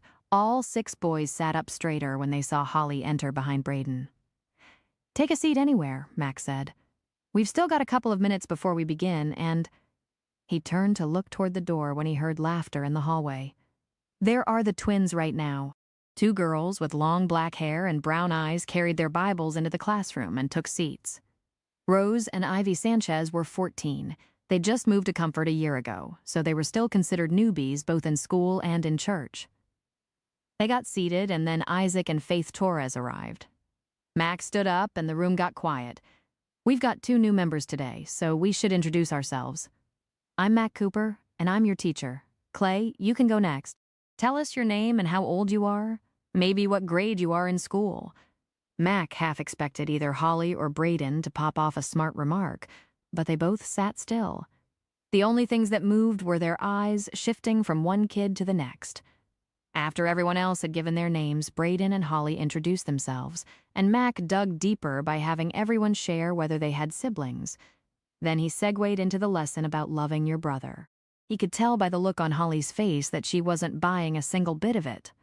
No way was she going to love Braden like she did herself. While he was listening to the kids' arguments about why they didn't love their siblings, he thought about when he and Adam had been in that same classroom, right along with Drew. Mac loved his brother then, but he sure didn't like him. Truth was, nothing about that situation had changed. Lily wasn't quite sure where she should go. The last time she and Wyatt had come to church in Comfort, they had gone to the young married couples class, but now that she wasn't married anymore, she just stood in the middle of the sanctuary and wondered what to do. Sally came up behind her, looped an arm in hers, and steered her to the left. "We go to the singles class," she said. "Divorced or never married go in this one. We can't go to the young married class anymore for 2 reasons. We're damn sure not young." She raised a hand toward the ceiling. "Forgive me, Lord, that Saturday night language just slipped out." Lily giggled. "And the second reason? We're those wild divorcees who might steal one of those poor women's husbands if we go into that class. We're so bad that Preacher Drew teaches this one himself," Sally whispered. "You are not old," Drew said right behind them. "And that's not the reason we have this class. It's for the fellowship. Busted." Sally laughed and gave Drew a hug. Drew nodded over her shoulder toward Lily. "Welcome back to Comfort. We're all glad to have you in church with us." "Thank you." Lily entered the room first to find 4 other people already seated around a table. "We've got a newcomer," Drew said as he took his place and opened his Bible. "Y'all might remember her as Lily Miller. Now she's Lily Anderson, and she's moved back into the old Miller house south of town where she was raised." He introduced the other 4 people by name. They must have moved to Comfort in the last few years because she didn't recognize any of them. She made a concerted effort to put names with faces, though, as Drew began to talk about the responsibilities of being a good Christian. According to him, it went beyond showing up in church on Sunday morning and in knowing the Bible upside down and backward. It had to do with what was in the heart. Lily's mind drifted off as she wondered what was hiding down deep in her soul. She was still thinking about that when the time was up and they all filed out of the room to go to the sanctuary for church. Moving back, sleeping in the old house, cooking with her mother's skillets, memories flooded her mind that morning as Drew preached on kindness. If she hadn't had 2 teenage children sitting between her and Mac, she would have thought she'd taken a couple of giant leaps back in time. Nothing had changed. Not the house where she grew up. Not the church with its 2 rows of pews and a center aisle, the same one that she'd walked down on her daddy's arm when she married Wyatt. Thinking of that, she remembered the journal. What would she write in one? Would someone read it in 150 years and see themselves in the sorrows and joys like she had when she read Ophelia's first paragraph? Holly had spent part of the afternoon on the phone with a couple of girls she'd met in Sunday school that morning. She'd rolled her eyes every time anyone walked through the kitchen, where she sat on the floor with the corded phone on her shoulder as she did her fingernails.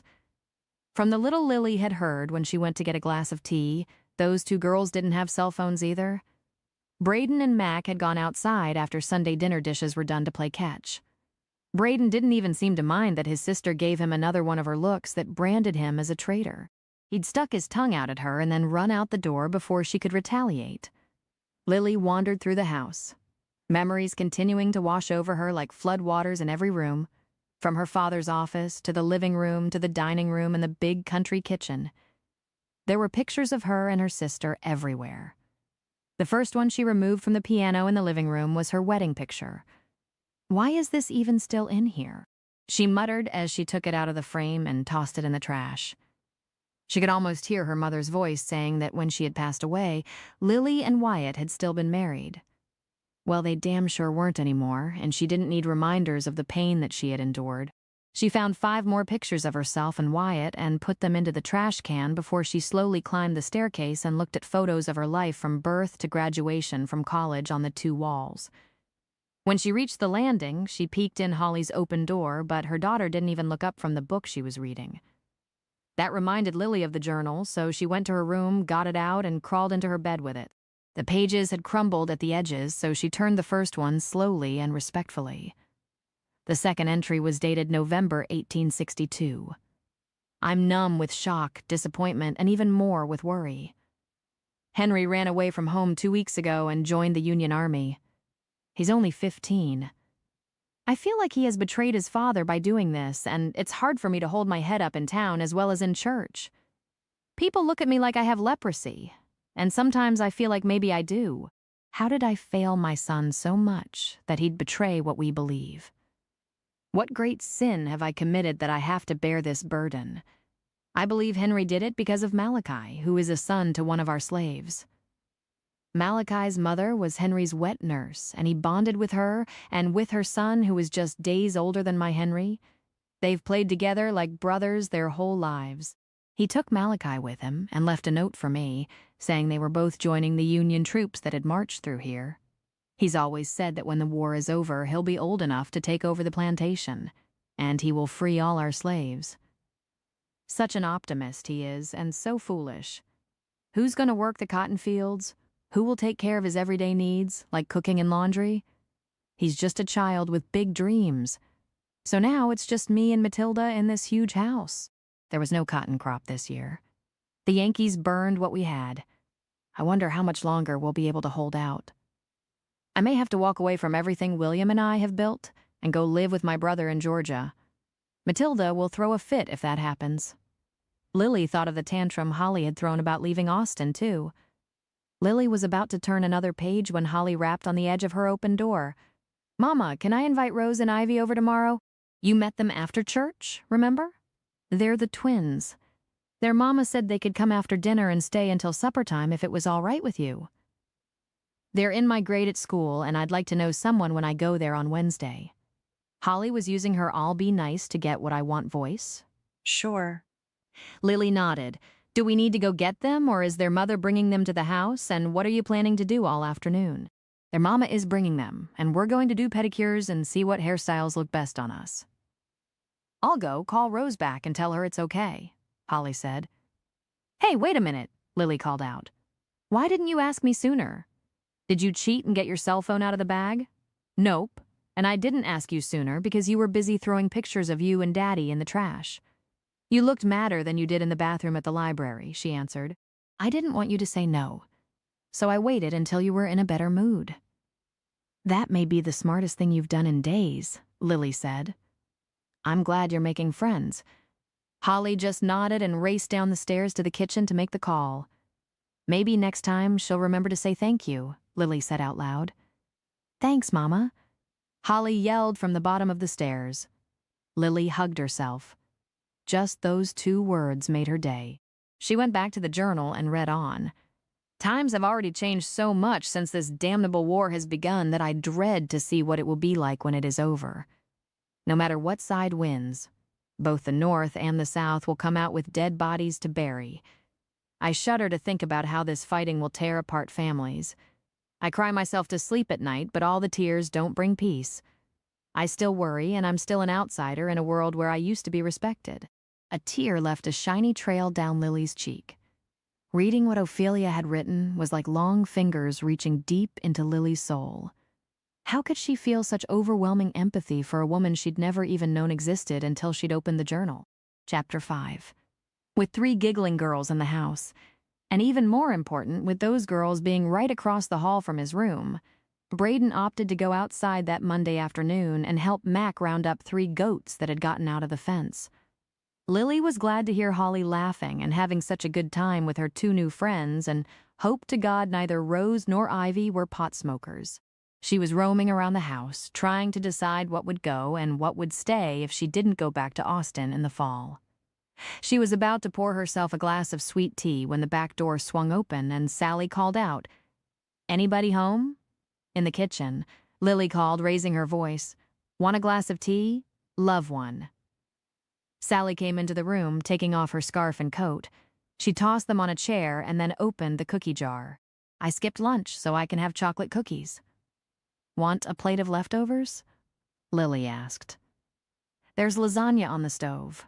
"Yes, and thank you." Sally put the lid back on the cookie jar and got down a plate.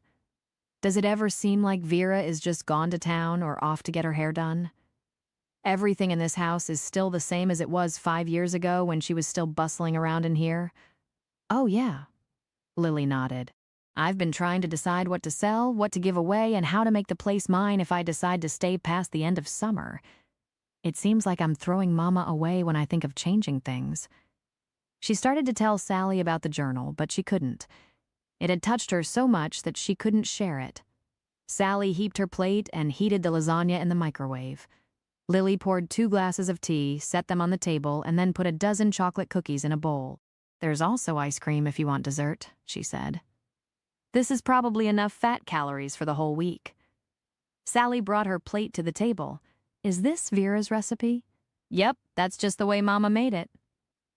Lily sat down across the table from Sally. "What brings you out here in the middle of the day?" "I got this brilliant idea," Sally said. "I've decided that you need a change in your life. It needs to be more than just bringing your kids here to comfort. Lord have mercy. Your mama died. You got a divorce and had to move from your home right after that, and now this with the kids. Woman, you definitely need something new in your life. You think so?" "I thought I'd put a little ad in the newspaper about a counseling service here in Comfort. I can live on my savings until I get a clientele built up." Lily sighed. Just thinking about marketing gave her a case of hives. "Oh yes, I do think so," Sally said between bites, "and I've got just the thing for you." She accentuated each word by poking her fork at Lily. "But before we talk about my offer, I should let you know that 2 people already provide private counseling here in Comfort. One is a certified psychiatrist who has a practice in Austin and sees clients in the evenings. The other works as a psychologist up at the Kerr State Hospital and sees folks on the side. I think you'd be wasting your money to put an ad in the paper. The town is too small to support 3 counselors." "You've got to be kidding me," Lily groaned. "I don't have anywhere near that kind of training. I'm just a counselor. I guess I should listen to the kids and go on back to Austin. Maybe I can get my old clients back." "I referred them to a friend when I decided to leave on such short notice." Sally laid a hand on Lily's arm. "You need a change, so hear me out." She put another bite in her mouth and washed it down with a sip of tea. "What's your annual salary with the job you have? I know I'm prying into your personal business, but I need to know before I go on." Lily gave her a rough idea of what she'd made the previous year, and then added, "But I do get a healthy child support check from Wyatt. That money goes for whatever the kids need, and I still get to put away a small amount each month for their college funds." "I'll pay you 50% more than what you were making as a therapist to come work for me at the vintage shop," Sally said. "Have you lost your mind?" Lily gasped. "You can't make enough money at the shop to do that." "Yep, I do, and I need help," Sally told her. "I have to lock up the place to go to lunch, and I practically have to walk around wearing an adult diaper so I don't miss a customer. I should be out looking for stock at garage sales and especially estate sales, but I can't leave the shop until after 5. By then, everything is picked over. I want someone I can trust working with me, someone who has a little bit of business savvy. You're a perfect fit." "Can I think about it until the end of the week?" Lily asked. "Sure you can." Sally pushed her empty plate back and picked up a cookie. "But I really think it will be good for you to get out of the house. I've been opening at 9, but if you want to come in at 8 and leave at 3:30, that's just fine by me. Oh, and I cleared it with my CPA before I even came out here. She says that I can offer you insurance and vacation time. You're making it very tempting, Lily said. But what if things don't work out here and I go back to Austin? I'd be leaving you in a bind, and what am I going to do if I go back without any clients? You can always go back to working for a school. You know how the state is always crying for school counselors? Sally pushed back her chair and stood up. Even with that, you'd be getting out of the house. I've got to run. Thanks for the lasagna and cookies. Think it over and we'll talk again in a couple of days. I will. Lily stood and walked her friend to the back door. And thank you for the offer. Hey, I couldn't think of anyone I could work with every day until you came home. Seems like a win-win to me. Sally gave her a brief hug and put on her coat and scarf. It's colder than a mother-in-law's kiss out there. I see Mac and Braden coming this way. They look half frozen. She hustled on out to her business van and honked the horn as she left. Mac threw up a hand in a wave, but Braden kept his hands tucked into his coat pockets. Their shoulders were hunched against a fierce north wind that rattled the tree limbs. The weatherman had said there was a cold front on the way, but she hadn't realized that it had arrived. She checked the thermometer hanging on a porch post and saw that it was below freezing. That meant the temperature had dropped more than 20 degrees since she had looked at it that morning. Mama always said that if you don't like the Texas weather, just stick around 20 minutes and watch it change, she muttered to herself as she got down everything she needed to make hot chocolate. As soon as he and Braden were inside, Mac removed his stocking hat and gloves, shoved them into his mustard-colored work coat, and hung it on one of the hooks by the back door. He kicked off his rubber boots and set them beside Lily's father's old boots. Lily's mother had said that she just couldn't part with the last boots he'd worn or his old stained work coat that hung on a nail above them.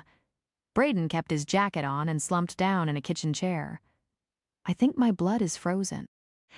Think hot chocolate will thaw it out, Lily asked. Is it that stuff out of a package or the real thing? Braden shivered so hard his teeth rattled.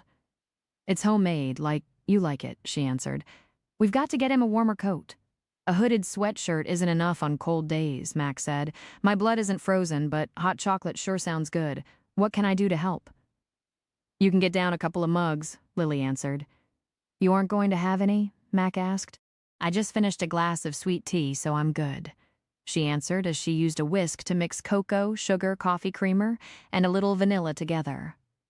The milk in the pot came to a boil, and she stirred in the other ingredients and poured the hot chocolate into the mugs. Before she took them to the table, she topped both mugs with whipped cream. When she handed off the first cup to Mac, her fingertips brushed against his. There was that tingle again. Braden took a sip and picked up a cookie. I feel my blood thawing out. Amazing what a little heat, cookies, and really good hot chocolate will do for you, isn't it? Mac agreed. Mama makes the best. Braden used his cookie to skim off the whipped cream and then popped the whole thing in his mouth. Lily couldn't remember the last time Braden had said anything to her other than smart-ass remarks and a few grunts. She would have hugged him, but didn't want to jinx anything. They'd only been in comfort a few days, and each of the kids had said something kind to or about her. Miracles did happen. It's the best hot chocolate I've ever had, for sure, Mac said. Thanks for making it for us, Lily. You're very welcome. Are those girls still up there with Holly?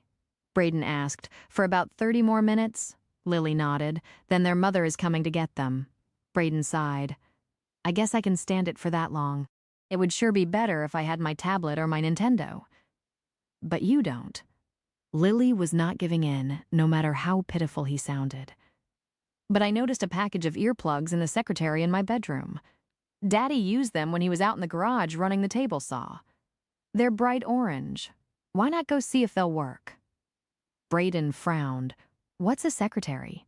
It's that big piece of furniture with a glass front, Lily explained. I guess that's better than nothing. He finished his hot chocolate and picked up another cookie to take with him. See y'all at supper time? If you want to help Mac feed the goats this evening, you can wear your grandpa's coat, Lily said. It's hanging over there on the hook beside Mac's. That would be dorky. Braden wrinkled his nose. Mac chuckled. I don't reckon the goats would mind. Braden shrugged and left the room. He's a good kid. He just got mixed up in the wrong crowd, Max said. You know the kids here? Will you tell me if he does the same thing in school? Lily sat down in the chair Braden had just vacated. Yes, I will. Lily hadn't had to make a job decision since Holly was born. She'd been in her counseling office through the last day of school, gone into labor that evening, and had Holly on May 28th. She'd already started her home sessions in the evenings and had continued with them all these years until she'd moved to Comfort. Now, it appeared she'd be banging her head against the wall if she tried to set up another practice. Sally offered me a job, she blurted out. Are you going to take it? Mac went to the stove to refill his cup. It's tempting, she answered. She's even said I can open the shop at 8 and leave at 3:30. That way, I can leave after the bus picks up the kids in the morning and be home by the time they get back here in the afternoon. You could take them to school and I could bring them home if they don't mind waiting until 4. I have to be there for 30 minutes after the last bell rings, he suggested. She shook her head. Riding the bus is part of their punishment. But thank you. You got to deliver what you promise. That's what my mother always preached to me. He sat back down. I got the same preachin'. Lily nodded. Our parents were of the same generation, he said. I have to go to school tomorrow for a professional day, and then the kids start on Wednesday. The administration office will be open if you want to enroll the kids tomorrow. You'll need to tell them that Braden and Holly will be riding the bus, so their driver will know to come down the lane to get them. Thank you, she said. I'll do that. How many kids are there in the school these days? A little over 300 total in the high school. We still graduate about the same number each year as we did when we were going to school there, 70 to 80. Maybe a few more in middle school, he answered. The high school Holly attended had more than 2,000 in each grade. Braden and Holly will be in for a culture shock. Lily had forgotten just how small Comfort was. Probably, but kids are kids wherever you go. We've got potheads, drug users, and alcoholics just like every other place. There's just fewer of them, Max said. How much trouble do you have with gangs? Lily was almost afraid to hear his answer. None, Mac told her. We nip that in the bud every time it rears its ugly head. Basically, we're still a rural school, even if his smile brightened the whole room. The Bobcats do play a mean game of football. You still go to all the games? Lily asked. Oh, yeah, he replied.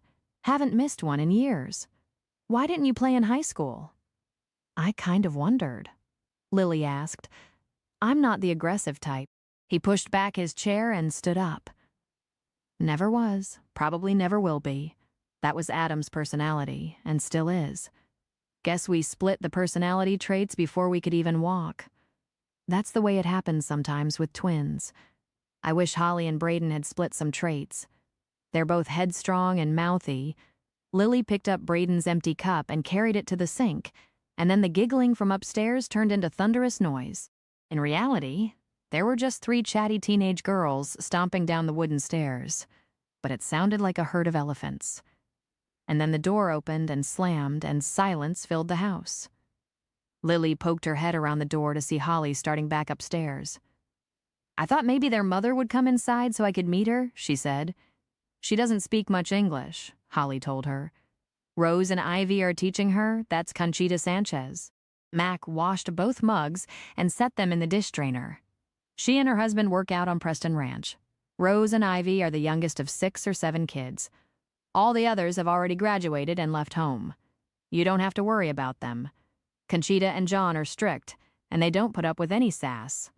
Rose and Ivy are also active in my Future Farmers of America class.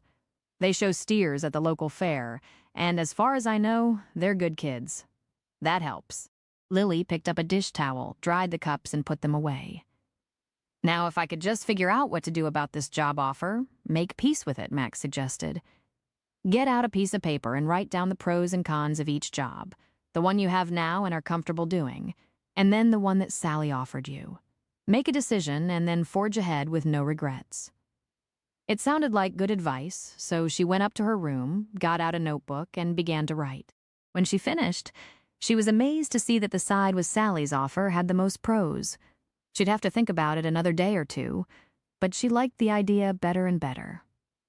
She was about to close the drop-down flap of the secretary when she noticed the journal again. Still feeling like she was reading a friend's personal diary, she opened it and turned the first 2 pages. This entry was dated May 1863. I have no heart left to break. It's all shattered into a million pieces that will never be put back together.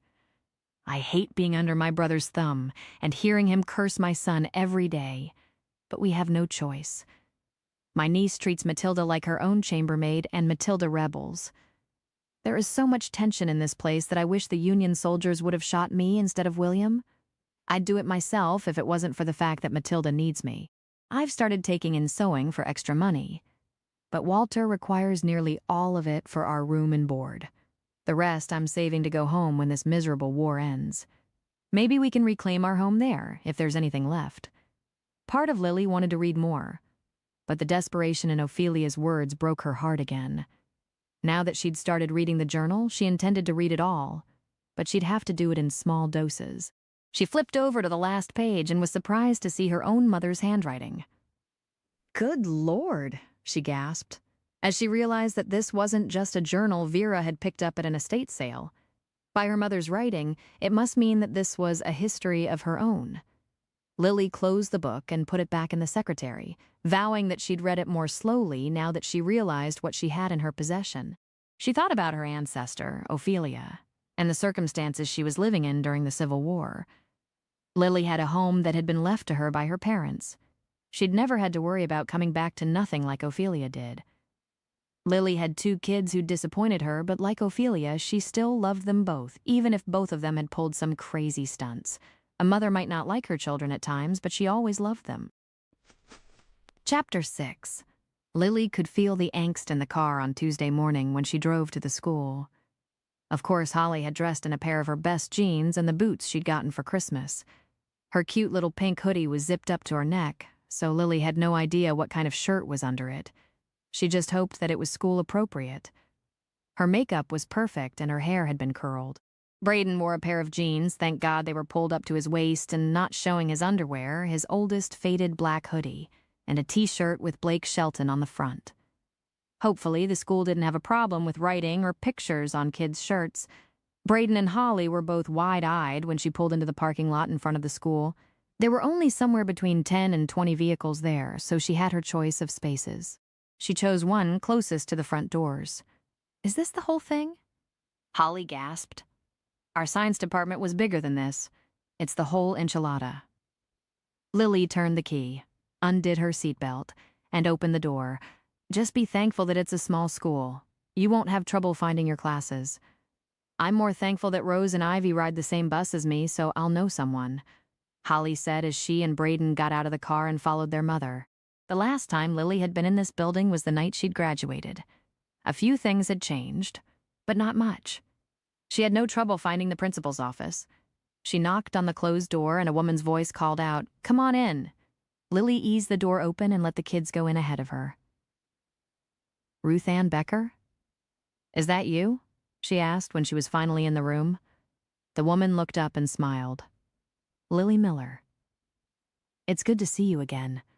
Only now it's Lily Anderson," Lily said. Ruth Ann held up her hand to show off a set of wedding rings. "Ruth Ann Winkler. I married Justin Winkler. Remember him? He was the geek about 2 years ahead of us. He's now the head of an IT firm in Fredericksburg. Who would have thought it?" Lily shook her head. "I figured you'd end up with Adam Cooper." "I had a little more sense than that," Ruth Ann laughed. "I heard you'd moved back. Saw you in church on Sunday, but you were gone before I got to speak to you. Let's get you 2 enrolled." The email from their old school with all their records came through just this morning. "That'll make things a lot easier. Y'all have a seat and we'll get the ball rolling." "Are you the principal now?" Lily asked. "Oh no, honey, I'm just the school secretary. Mr. Stewart is the principal. You remember Kyle Stewart? He graduated a couple of years before we did. He's been here 15 years, she said, but I can get your kiddo enrolled." While she looked over the paperwork, Ruth Ann brought Lily up to date on all their old classmates who was married, who had kids, who wound up in jail, and who was divorced. "It looks like everything is in order. We offer the same classes that you had in Austin. Ms. Holly, We can slip you right into accelerated English, math, and science in the morning so you can get the heavy load over with before lunch." In less than 15 minutes, she had arranged Holly's schedule, printed it out, and handed it to her. "Your locker number is right there on the top of the page. If you want a lock, you'll have to provide it yourself." She opened a drawer and brought out a blue and gold booklet. "Read this, especially the dress code. The school has gray sweats in all sizes for any kids who come to school dressed inappropriately." Lily reached out a hand. "Maybe you'd better give me one of those too." Ruth Ann got another one out and handed it to her. "I wish all parents would read the booklet." "I intend to stay on top of things," Lily said. "I will be calling each week to see if things are going well." "Feel free to do that or stop by anytime," Ruth Ann said. "If you'd like, I can call down to the elementary school and make sure our principal is still in his office. Braden is in the 7th grade. Isn't that middle school?" "Sorry about that, yes," Ruth Ann apologized. "Welcome to Comfort, kids, and call me sometime, Lily. We'll have lunch." "Sure thing," she said. But she had no intention of having lunch with Ruth Ann.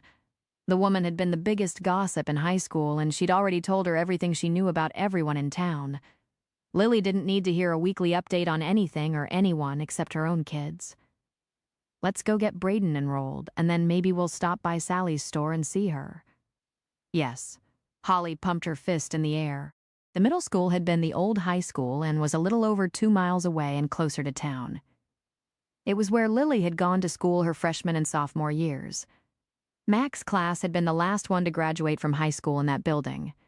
She was thinking of him when she parked the car and got out for the second time that day. "Can I just stay right here?" Holly asked. "I brought a book and I'll lock the doors." "You don't have to lock the doors," Lily answered. "But don't get out and go wandering around if you get bored. We may be a little while getting everything done. If I had my cell phone, you wouldn't have to worry." Holly sighed. "But you don't, and I will." Lily tucked her car keys into her purse, made sure her phone was in the outside pocket, and opened the door. "If you decide to join us, the office is through the doors and about halfway down the hall on the right." "I won't." Holly already had her nose in the book. "Just my luck," Braden huffed as they crossed the parking lot. "Holly gets the new school and I have to take the old one." "I'd hardly call the high school new anymore," Lily informed him. "It's been there for more than 20 years now. Then that makes this one ancient." Braden hung back a few seconds when his mother opened the door. "Does it even have bathrooms?" "Sure it does." Lily went on in and headed down the hall. Braden had to run to catch up with her. Real bathrooms. Not one at the back of the school in an old wooden building. "When did you ever really see a bathroom like that?" Lily asked. "I haven't seen one in real life, but Holly made me watch reruns of Little House on the Prairie with her when we were little kids," he answered. Lily pointed to a door with a boys' sign on the front. "Does that ease your mind?" Whew. Braden let out a whoosh of air. "It sure does." "Hey, I was hoping I might catch you while you were here." Mac waved from a room where several other teachers were leaving from both doors. "I'm free to work in my office until 11. Y'all want to go down to the Dairy Queen and get a snack when you get done?" "Yes," Braden answered before his mother could say a word. Then he turned to her. "Please?" "Love to," Lily agreed. "I'll meet you there in half an hour." Mac waved and disappeared down the hallway. The principal was a no-nonsense guy, newer than she was in the town, who handed Braden and Lily over to his assistant, an older lady whom Lily didn't know either, and rushed out to a meeting. The lady was about as warm as an iceberg, but she was efficient. Braden was enrolled and had his own blue and gold handbook in less than 15 minutes. Mac arrived at the Dairy Queen just as Lily and the kids found a booth. Lily and Holly were sliding into one side, Braden the other. He waved from the door and joined them. "So, what are we having?" "French fries and a chocolate malt," Braden said. "Tater tots and a chocolate chip cookie dough blizzard," Holly answered. "Just a cup of coffee." Lily slid out of the booth. "I'll go with you to help." "Have you made up your mind about the job?" Mac asked as they waited in line to order.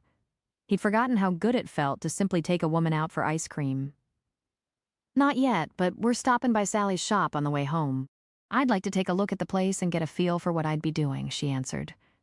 Their turn finally came. Before Lily could open her purse, Mac had his wallet out, rattled off the order, and handed the lady a $20 bill. The young woman made change and gave him a receipt. "We'll bring it out to you as soon as it's done," she said. "Are you ready for school to get back in session, Mr. Cooper?" "Might as well be," Mac answered. "When do you go back to college?" "Tomorrow," she answered. "Just one more semester and I'll have my degree." "That's great. I'm glad you stayed with it. Still going to teach VOAG somewhere?" Mac asked. "Planning on it." She grinned and looked over his shoulder at the next customer. Mac ushered Lily back to their booth with his hand on her lower back. A few customers smiled and others waved. He could almost read their minds. Mac was dating Lily Anderson. They were happy for him. There was chemistry, at least on his part, but he wasn't sure that he'd ever be able to trust another woman, no matter how much he wanted to do so. Lily slid into the booth beside Holly. "Thank you for treating us today." He took a place across from her beside Braden. "My pleasure. Ice cream is my ultimate weakness. Mine too," Braden said. "I like it even better than cake, and I love Mama's chocolate cake." Mac's knee brushed against Lily's under the table, and even through his jeans and her stretchy pants, he could feel electricity between them. What would it be like to hold her in his arms, or even kiss her? Just thinking about it made the dining area so hot that he removed his coat and draped it over the back of the booth. Their order arrived, and each of them reached for their part of the food. Mac picked up his sea salt caramel blizzard. Lily took her coffee from the tray. The ketchup bottle was on the table, and the kids grabbed for it at the same time. The argument over who got to use it first was settled with a contest of rock, paper, scissors. Braden won and took his time squeezing it over his fries. Mac remembered having the same fight with Adam more than one time. Adam nearly always wanted everything, so by the time he was a teenager, Mac usually just gave over to his twin brother. Dozens of memories flashed through Mac's mind. None of them had to do with ketchup, and all of them had to do with women. He wondered how Lily would react to Adam. There was no doubt that his brother would show up before long. Adam wouldn't be able to stand the temptation of an available woman living with Mac. Oh, yes, he would definitely show up with all his charms as soon as he heard that Lily had moved back to Comfort. Mac looked up from his blizzard to see Lily staring right at it. He stood up and went to the counter for an extra spoon. He handed it to Lily. "Help me out with this. I shouldn't have ordered a large one, especially when there's a potluck at the school today for the teachers and the folks presenting the programs." "Are you sure?" She took the spoon from him. He pushed the cup to the middle of the table. "Yep, I'm glad to share." Truth was, he wanted to see if he got that little spark every time their hands touched. Sure enough, he did. "Mama, what's in Sally's store anyway? Does she have stuff in my size?" Holly finished off her tater tots and started on her blizzard. "I've never been in it, but it's a vintage store, so I doubt you'll be interested in anything," her mother answered. Lily dug into the ice cream a second time and let her mind go back to when Sally had said she was putting in the store. It was the month after Lily's mother died, and they had all met in Blanco, the halfway point between Austin and Comfort at the Dairy Queen there. Sally had been divorced for 3 years at that time, and looking back, Lily didn't know how she would have survived that first year without Sally's support and love. Lily had thought her friend was out of her mind when she had told her that she was quitting her job and putting in an antique store in Comfort. A single woman needed job security with a benefits package. She damn sure didn't need to use all her savings to open an antique store in a small town. Little did Lily realize just how smart Sally really was. Comfort, like Fredericksburg, was a tourist town that specialized in the past. People flocked to both of them to see 100-year-old buildings and historical markers on houses and some structures that were even older than that. While in that frame of mind, they bought antiques. "You're 100 miles away right now," Mac drawled. Lily jerked herself back to the present. "I was thinking about how crazy I thought Sally was when she quit her steady job and put in her shop. I've never been a risk taker, so..." She shrugged without finishing the sentence. "Me either, but sometimes a door opens that isn't really a risk, but an opportunity." Mac checked the time on his watch. "I should be going. Y'all enjoy the rest of the day." "Thanks again for treating us," Lily said. "Thank you." Both kids chimed in at the same time. "You're very welcome. See y'all at home," he said. There had been something between her and Mac when they both dipped into the ice cream at the same time. If anyone ever had a type, Lily did. She liked men who weren't so tall that she had to tiptoe to kiss them. She leaned toward dark hair and was drawn to blue eyes. Mac was over 6 feet tall and had dark hair, but his eyes were green. He wasn't flirty and was basically a little shy. So why in the devil were there vibes between them? It simply didn't make a bit of sense. She was still pondering the situation as she drove back into town and parked the car in front of yesterday's treasures. Braden opted to stay in the car this time with his book, but Holly seemed eager to go inside. As usual for her, any store that had a fancy dress in the window had to be a good place. The bell above the door rang when they walked into the shop. Sally had been dusting a floor-to-ceiling bookcase that held white milk glass pieces of every size and shape. To her left was another case with nothing but cut crystal in it, and to her right was a third one with carnival glass. She laid the dusting rag on the counter. "Welcome to my shop. I was hoping you'd come by today. I heard that you and Mac took the kids to the Dairy Queen for ice cream." I'd forgotten how fast gossip travels in comfort. Lily sighed. "Oh, honey, with all these new techie toys, it can make the speed of light look like a snail. If you burp, someone will put what you ate for dinner on Twitter." Sally laughed. "So what do you think of my store? What was your first impression?" Lily tried to take it all in with one sweeping glance. "It's bigger than I thought it would be. Mama, look at all these gorgeous earrings," Holly interrupted from across the store. "Granny Hayes makes those," Sally said.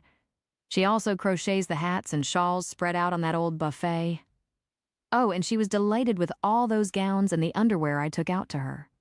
"Who is Granny Hayes? Am I kin to her?" Holly asked. "Why would you ask that?" Sally took a pair of earrings off the rack and held them up to Holly's ears. "Because Mama said once that there's lots of folks in this town that are kin to other people in some way." Holly looked at her reflection in the tabletop mirror and shook her head. "I like some of the others better." "No, honey, as far as I know, you aren't related to Granny Hayes. She lives out in the country in an old log cabin. I actually went out and checked on her since she missed church. She had a head cold and didn't feel like saddling up Dusty." "She's got a horse?" Holly's eyes lit up. "I always wanted a pony." "Dusty isn't a horse, darlin'?" Lily chuckled. "Dusty is an old gray mule, and she's been riding him to church since I was a little girl."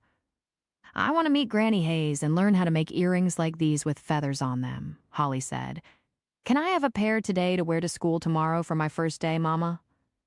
"Pick out your favorite ones," Sally said. "I'll give them to you as a present to celebrate you moving to comfort."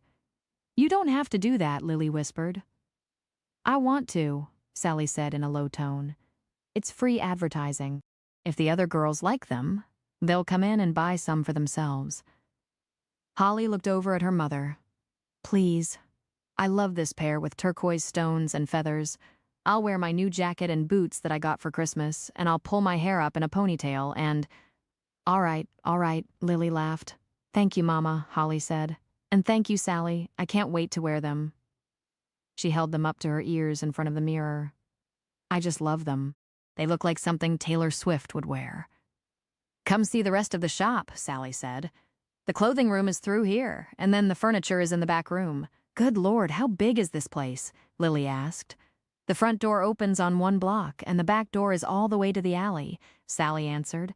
"It started off years ago as 3 stores. I bought each piece of property as it came up for sale and expanded. As you can well see, I need help." She led the way to the next room. "Now," she whispered, "do you think there might be something between you and Mac?" "Holy hell, Sally," Lily gasped. "I've only been home a few days. We're barely even roommates." "I believe in love at first sight," Sally said. "If that was the case, then I would have fallen in love with Mac when we were about 3 years old. That's my first memory of being in church with him and Adam." Lily fingered a lovely lace shawl that had to date back 50 years or more. "Adam?" Sally sighed. "Now that was one sexy boy." "I always thought he was fake and kind of full of himself," Lily said. "Yeah, but he's so pretty." Sally fanned herself with her hand. "I had a pretty man, and look where it got me," Lily said. "I don't know that I could ever trust another of that kind." "Me either, darlin'," Sally said. "But I believe that Mac is really trustworthy." "Then why haven't you asked him out?" Lily asked. "No sparks," Sally said. "If I can't have electricity and chemistry, I'll stay single. I had the ho-hum marriage and it just didn't work for me." Looking back, Lily could say that her marriage hadn't been ho-hum, at least not at first. But in all honesty, she had to admit that the romance had died several years before Wyatt said he'd found another woman. Lily could hardly wait that evening to get up to her room and dive into the journal again. The pages were so old that they felt as if they could crumble in her hands, so she turned them carefully. The ink had faded in some places more than others, and she had to get the bedside lampshade adjusted just right to see the words clearly. Matilda Smith Bedford, June 1870. Lily glanced back over the last pages she'd read and realized that she'd turned 2 pages at once. She read those before she went on to what Matilda had written. This entry was dated May 1, 1865. This is my first time to write in this journal. I feel like I should continue Mama's path, but there's so much to write that I don't quite know where to begin. I found this journal among Mama's possessions, and it broke my heart to read what she'd written, but I was glad to know those things since she didn't talk about the past. My stepfather, Everett, and my Mama Ophelia died last month. I felt like life had given me a second chance when Mama married Everett, and we finally got to move away from Uncle Walter. That was the most miserable year of my entire life. I felt so sorry for Mama, working her fingers to the bone sewing every day, and then having to give her money to Walter. Everett was a good, kind man who loved my mother, and she had good years with him before they passed from the fever. I got the news by telegram, and Henry and I traveled to Georgia with my 2 young children to take care of their affairs. I wept for days because Mama had never gotten to lay eyes on her grandchildren, and Jenny, with her pale blue eyes and dark hair, looks so much like her. Lily's first tear fell on the page and blurred the ink on the last word. She grabbed a tissue from the nightstand and wiped her wet cheeks as she mourned for Ophelia, who had died before she met her grandchildren. Lily regretted not bringing the kids to see their grandparents more often than she did. They only lived a couple of hours away, but somehow every weekend had been filled with events. Those were excuses, not reasons, especially in the summertime. She reminded herself as she went on reading. Since Everett had no children, he left his small farm to me. I sold it and gave half the money to Henry. I met Rayford when he came home with Henry after the war. They stayed a couple of months. Everett was kind to Rayford, and I thought folks would be like-minded toward me when I agreed to marry Rayford and go to Pennsylvania with him. I was wrong, but our marriage continues to survive in spite of the prejudices that still linger. My father fought for the Confederacy, his for the Union. The war has been over for years, but both sides still carry a huge grudge. I've adapted to the culture of the North, and my children, Jenny and Samuel, are my life. I'm expecting number 3 around Christmas time, and I'm hoping it's another boy. Henry married a sweet girl, albeit a nervous woman who spends a lot of time either at the doctor's or else lying abed. They have no children, and maybe that's for the best with her constant illness. Looking back, I'm not sure that marrying Rayford was the smartest decision I ever made. He's a good, hard-working man, but he has a wandering eye when it comes to women. Mama told me when I got on the stagecoach to come here that I'd have to sleep in the bed I'd made. I wonder if the time will ever come when a woman will have the same rights as men. Oh, Matilda, Lily thought. The day did come, but human nature never changes. Her mama saw something in Wyatt that Lily's blinded eyes couldn't. Vera told her the same thing about sleeping in her bed on the day she got married. Her mother said that Wyatt would break her heart because he had a wandering eye, too, and she was right. But she got 2 beautiful children out of the marriage, so it wasn't a complete failure. Lily carefully closed the book and put it back. It was surreal how these women's lives, women that she'd never met before, could have such an impact on her. She crawled beneath the covers and turned off the light. Moonlight filtered through the lace curtains, leaving abstract shadows on the walls and ceiling. Sleep was a long time coming, and when it did arrive, it was filled with dreams of a grown-up Holly moving miles away and never coming home to see Lily. Chapter 7. Mac was glad to finish the first day back after Christmas break on Wednesday. He'd taught long enough to know that it took a couple of days for the kids to settle down after being away from the classroom for 2 weeks. With a long sigh of relief, he locked up the VOAG building, got into his truck, and headed home. He turned the radio to his favorite country music station and listened to Blake Shelton sing, "Who Are You When I'm Not Looking?" The lyrics made him wonder who Lily was when he wasn't around. Was she the stable mother he'd kind of gotten to know the past few days? He was still thinking about that when he parked in front of the house. The first snowflakes of the season drifted down from the gray skies as he made his way across the yard and onto the porch. The aroma of hot yeast bread and warmth surrounded him when he walked in.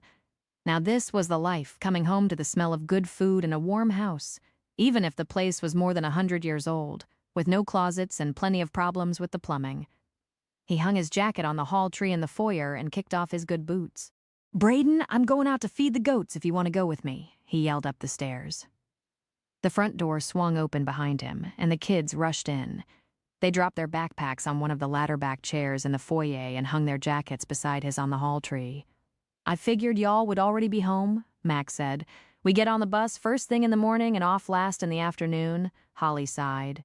"I don't mind riding the bus all that time, because I got all my homework done on the ride home," Braden said. "Did I hear you talking about feeding the goats? I'm gonna change into my work clothes and go out to take care of them. Want to go with me?" Mac asked. "Sure thing, but only if I can wear Grandpa's coat. I don't even care if I look dorky in it. It'll keep me warm."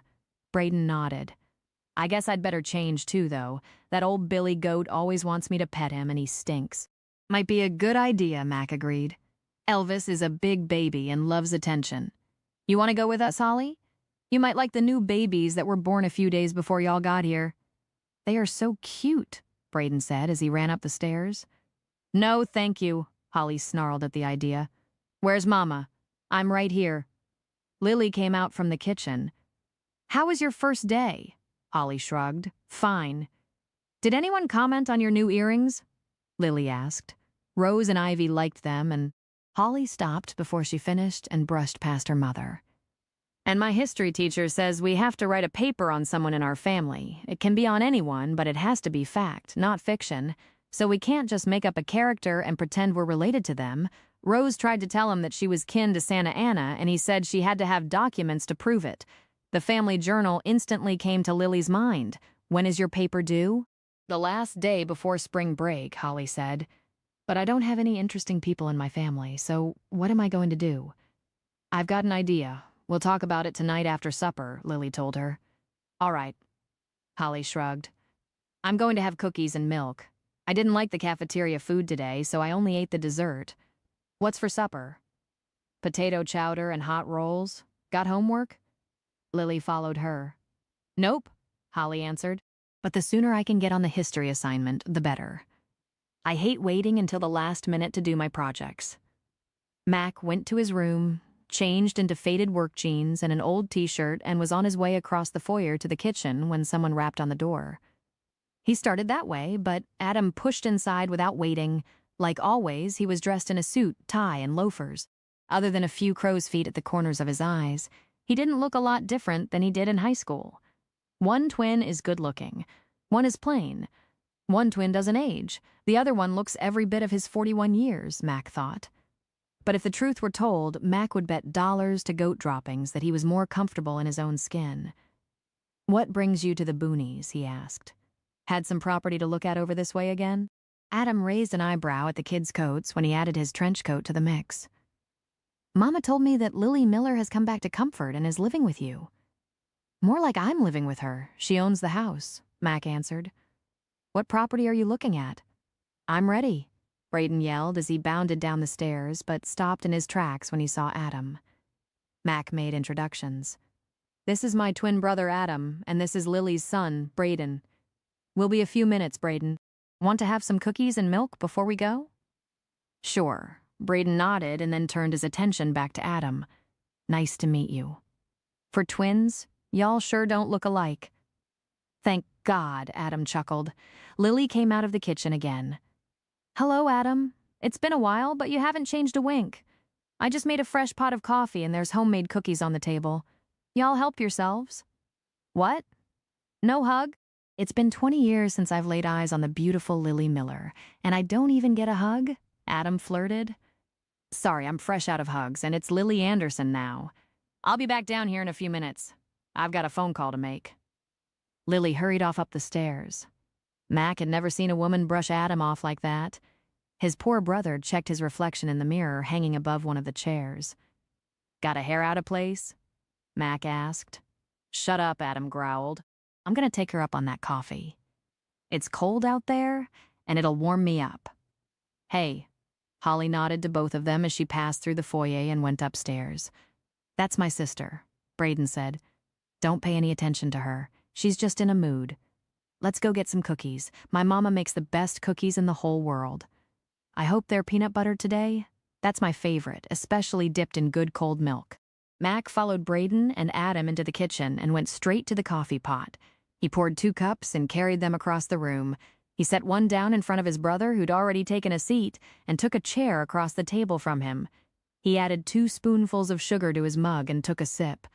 Only sissies have to have sugar in their coffee, Adam said, or dip cookies in their milk. Guess I'm a sissy. Braden made a show of dipping a cookie in his glass of milk. Me and Mac do this all the time, don't we, Mac? Sure do. To prove the point, Mac dunked a cookie right down into his cup. Never, Adam answered. I hate crumbs floating in my coffee. The best part is when you get a spoon and eat all those soaked-up crumbs from the bottom, Braden said. Sometimes I let half a cookie just drop off in my cup so I'll have even more. Mac bit back a smile when Adam shivered at the thought. Adam could never stand for dirt to be under his fingernails, among other things.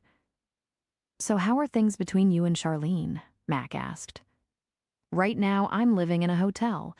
We haven't filed papers yet, Adam replied. Mama is mad at me. When Dad is lucid, he won't talk to me, and when he's not, he thinks I'm a teenager and is constantly giving me advice. And to top it all off, my secretary quit. It was hard for Mac to be sympathetic when his brother had brought all of it on himself. Lily had been restless all day. She'd gone up to her bedroom so she could call Sally and talk to her in private. Leaving Adam like that might be rude, but she'd never liked him. Anyway, so a phone call seemed like a damn good excuse not to have to be around him. Fate had to have had a part in all this. It simply could not have happened by chance. She called Sally and was about to hang up after 6 rings, but Sally finally answered. Hello, she huffed. Are you all right? Lily asked. I left my phone on the checkout counter, and I was all the way back in the furniture room, Sally said. What's going on? Did the kids do all right on their first day of school? Damn, I've got to lose weight. I can't even catch my breath. Kids did fine. Her new friends, Rose and Ivy, loved her earrings. Lily took a deep breath and spit out. If you were serious about that job offer, I can come to work Monday morning. Hallie Dan Luja, Sally squealed. You bet I'm serious. I'll get a set of keys made for you and bring them to church Sunday. This is wonderful, amazing, awesome, and all the other adjectives in the dictionary. I thought maybe I'd come in Friday morning so you can show me how to ring up sales, Lily said. I'd love that. Sally's breathing was almost back to normal. Do you remember that old cash register over at the ice cream shop? The one we used when we worked there in high school? I'll never forget that thing. It was ancient, Lily answered. I bought it when they went to a new digital one. It'll be like riding a bicycle. You'll remember how to work it after the first sale, Sally said. I can't even begin to tell you how excited I am.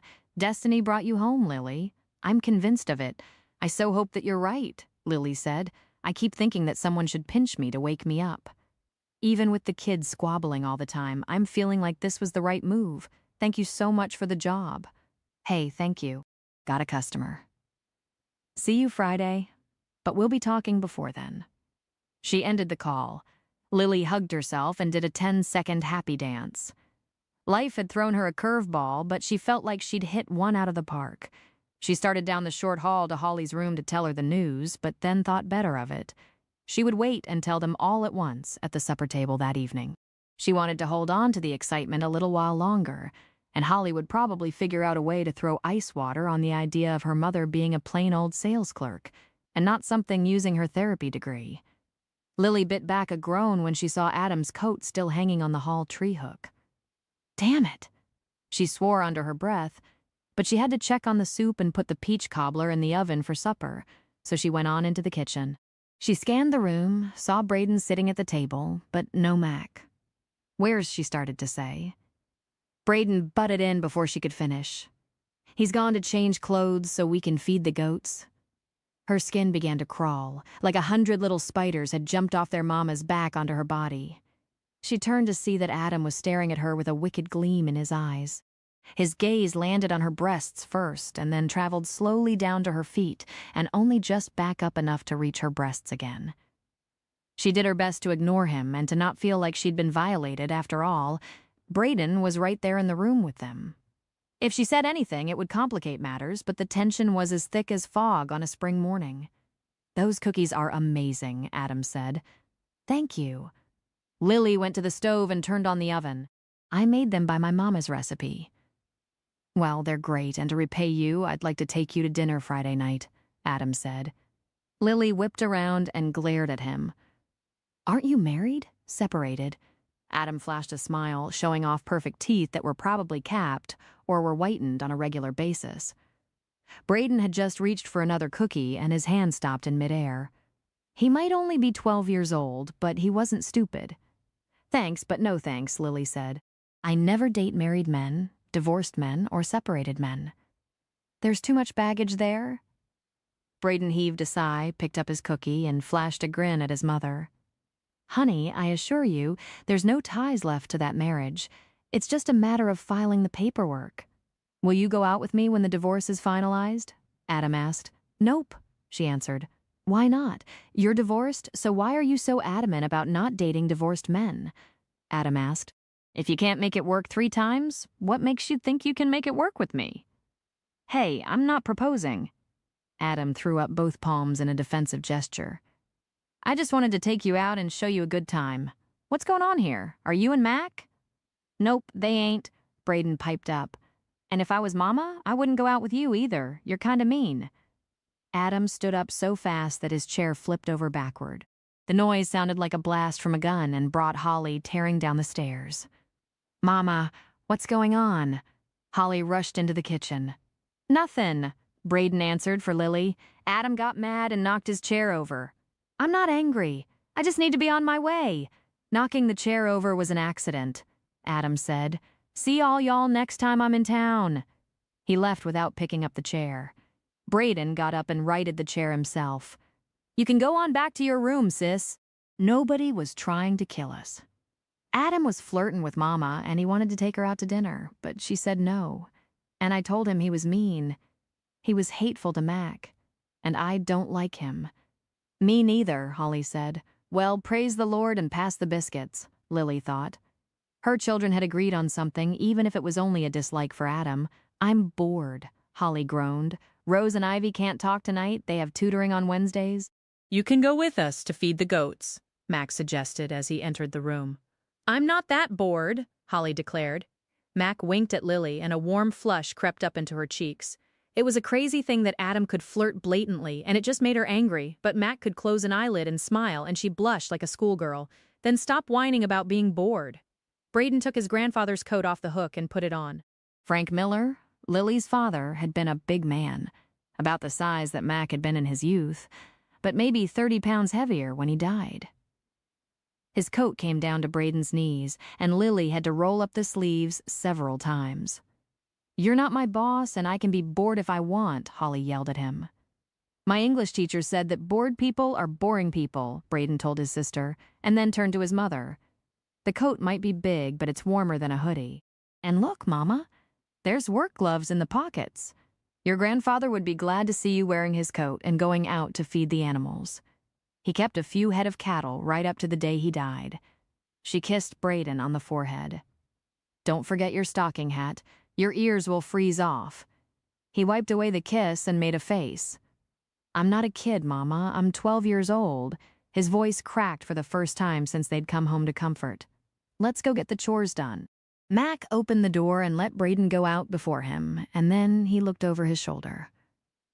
"We really need to get him a coat that fits." "Maybe so." Lily watched from the kitchen window as they walked side by side out across the yard. She shuddered to think of the path her children were on a week ago. Suddenly, she realized that Mac had said, "We, not you, need to get him a coat," and it didn't seem strange to her ears. Lily served a 2-layer chocolate cake with fudge icing that evening for supper, both Braden's and Holly's favorite. "It's not my birthday or Holly's." Braden stared at the cake. She usually didn't make it except for their birthdays. "I'm celebrating something for me today," Lily said. "Oh, yeah." Holly held out her plate for the first slice. What's that? I got a new job, Lily said. Starting Monday, I'll be working at Sally's shop. Congratulations, Mac said. Why would you do this to me? Holly raised her voice and covered her face with both hands. I've got this history paper, and you said you had an idea, and now you're going to be gone all day, and I guess I'm supposed to babysit Braden after school and on Saturdays, and she removed her hands and sucked in more air. And I bet you'll even expect to load me up with chores. The world does not revolve around you, Lily said in her best no-nonsense tone. If you like food and electricity, then I have to work. But it won't affect you all that much. I'll leave when you kids get on the bus and be home just before you're in the evenings. But that means no matter how good me and Braden are, we will never get to go home to Austin, doesn't it? Holly persisted. Lily cut 2 more pieces of cake and handed them off to Braden and Mac. She'd expected more whining from Braden than Holly. If things work out with this job, we probably will give up our apartment in Austin when the lease runs out. Then why should I be good? Holly asked. I'm doomed to live here until I graduate with no closet, sharing a bathroom with a boy, and that closet thing can be remedied over spring break, Max said. If your mama says it's okay, I can build a closet in your room. And what do I have to do to get that? Kiss your feet, Mama? Holly snapped. You have to watch your attitude and your tone, Lily told her. I'm not sure a closet is worth all that, Holly smarted off. It's your choice. But if you continue to be disrespectful, then you can do the supper dishes for a whole week, Lily said. I don't care if you work for Sally, Braden said. I like it that you'll be home when we get here, Mama, because I don't want Holly to ever be my boss. Will we still have cookies for an after-school snack? Yes, but they probably won't be fresh out of the oven every day. She sliced off a 4th piece of cake for herself. I can dip them in hot chocolate or even coffee, Braden said. Holly shot a mean look his way. Don't you want to go home to Austin? Not really, Braden said. I kind of like this place, and we can't have a goat in the apartment. We can't even have a cat or a dog. Holly kept her eyes on her plate, finished her cake, pushed back her chair, and stood up. I'm going to my room. Not before you clear your spot and rinse your dishes, Lily told her. Holly huffed through the whole process and then stormed off to her room, making sure she stomped on every wooden step up the staircase. I've still got a little bit of math homework. May I be excused? Braden asked. Yes, and if you need help, bring it down here, Lily said. He carried his dirty dishes to the sink. Will you be home on Saturday? We haven't worked out all the details, but if I'm not, I'll leave a list of chores for you and your sister to do, Lily said. Man, this moving sure changed things, he said as he left the kitchen. At least one of them isn't pouting about the move anymore, Lily sighed. Holly will get over it, Max said. Mind if I cut myself another piece of that cake? Not at all. Lily slid the plate closer to him. I feel sorry for her 1 minute and want to ground her for eternity the next. I'm sure when I was 14, I gave my mother grief. It's called paying for your raising. Mac cut a huge wedge of cake and put it on his plate. If my mother was alive, I would apologize for every time I hurt her feelings. Lily left the table and put away the leftovers and loaded the dishwasher. Speaking of that, Mac finished off his cake and took his dirty plate to the sink. Have you been out to your folks' graves? Lily shook her head. I've kind of buried my head in the sand when it comes to that. If I didn't come home to this house and if I didn't go out to the cemetery, Mama is just gone on a little vacation. She wasn't ready to face the sight of her mother's name, birth and death dates on a tombstone. Just seeing it would make it so final. And she needed just a little more time. When you get ready to go, I'll be glad to take you, Max said. I appreciate that. I've got some last-minute things to work on, so I'm going up to my room. She escaped before the tears started streaming down her face. What kind of daughter was she anyway? Her mother had been gone for 5 years, and she hadn't even put flowers on her grave. Her feet felt like lead as she climbed the narrow staircase. She vowed that she would take flowers, maybe red roses, to her mother's grave before the weekend was over, and she would definitely go alone. Mac didn't need to see her all vulnerable and weepy. She grabbed a tissue from her nightstand and wiped her eyes. Then she took out the journal and carried it to Holly's room. What did I do wrong now? Holly's tone was cold. Do you have a blank notebook? Lily asked. You always buy too many, so yes, I've got one. Holly said. What's that got to do with you going to work with Sally? I thought we'd get started on that history project, Lily said. This journal was started over 150 years ago. Your grandmother's several times back great-grandmother wrote in it first, and it can be your proof of documentation for your project. I suggest that you write your paper like a journal, and not only tell about what we read from your ancestors, but also write about your feelings on each entry in the journal. What do you think? Can I take that thing to school on the day we hand in our papers so that the teacher will know I'm not just making up a story? She asked. I've got a better idea, Lily said. We can take a picture of each page and print it out, and then you can glue it right into the notebook. That would be a way of doing graphics, right? Holly's eyes were twinkling with excitement, but knowing her, Lily didn't expect much, not yet. I guess we can read the first of it, and then I'll make up my mind. Did Granny Vera write in it? Yes, she did, Lily answered. At the very end, there's lots of blank pages left for me to write in, and even for you someday. For real? Holly showed more interest. You mean someday this will be mine to keep? Yes, and you can do with it whatever you want. Lily nodded. You can put it in a museum, or keep it and write in it, then pass it down to your daughter. Holly brought 2 clean composition books from her backpack. All right, let's look at the first page. Why 2? Lily asked. 1 to take notes in, 1 to actually write the assignment in, Holly explained. Too bad I don't have a computer, so I could type all the information into it. It'll be far more effective this way. Lily opened the journal and read aloud what Ophelia had written in the first entry. Holly sat in stunned silence, her mouth slightly open and her eyes wide. Why couldn't Ophelia take care of things? You did after Daddy left? I can't believe my kinfolk had slaves. That's so wrong. 1 million kids in our schools are black. Holly's question was valid for a 14-year-old kid just learning about the horrors of the Civil War. Lily thought about them all for a few seconds while she kind of basked in the comment that Holly had made about her taking care of things. The child would never know how much that simple sentence meant to Lily. It was a different time. Lily finally said, Women couldn't vote. People weren't allowed to be a lot of things. The first female doctor graduated from medical school only a few years before that war broke out, and there were no woman lawyers until after the war. Why? Holly was aghast. Because women hadn't fought yet for those rights. They were considered weak, and the men had to take care of them, Lily explained. God, I'm glad I didn't live back then, Holly said with high drama. I can't imagine living like Ophelia did. I'm going to research. She sighed so loud that she almost snorted, but I can't because I don't have a computer. There's a whole set of encyclopedias on the bookcase in the living room, and you can always use your free time at school to look things up in the library. Lily said, Whatapedias? Holly asked. Very funny. Go down there and look it up, and I'll take a picture of this page. We'll talk about the next entry another day, and you can see how things go from then until your Granny Vera wrote in it her last time, Lily said. Thanks, Mama, Holly said, and opened her notebook. Lily closed the book and carried it over to her room. She went to the window and watched the snow. The big flakes swirled in circles as they tried to float to the ground. The weatherman said that the temperature tomorrow would be in the 40s and there would be sunshine, so whatever stuck would melt before noon. How many times had Ophelia stood in a window and watched a rare snowfall when Henry was off fighting for the Union? She wondered.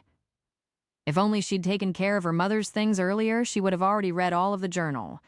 Now she felt like she should hold off and let Holly catch up so they could talk about each entry together. She wandered down the stairs toward the kitchen to get a scoop of ice cream. Busted. Matt came out of the living room with a dirty bowl in his hands. I always figure if no one catches me having a second helping of dessert late in the evening, then it doesn't have fat grams or calories. I got another slice of your cake and topped it with a spoonful of ice cream. Lily passed him on her way to the kitchen. I was about to get some ice cream. Put a little sliver of cake underneath it, Max suggested. I was going to put something in the DVD player. Want to watch a movie? Sure, Lily said. What are we watching? I was thinking about Lethal Weapon, the TV show, but you can choose whatever you want. I'm afraid there's not many chick flicks in my collection.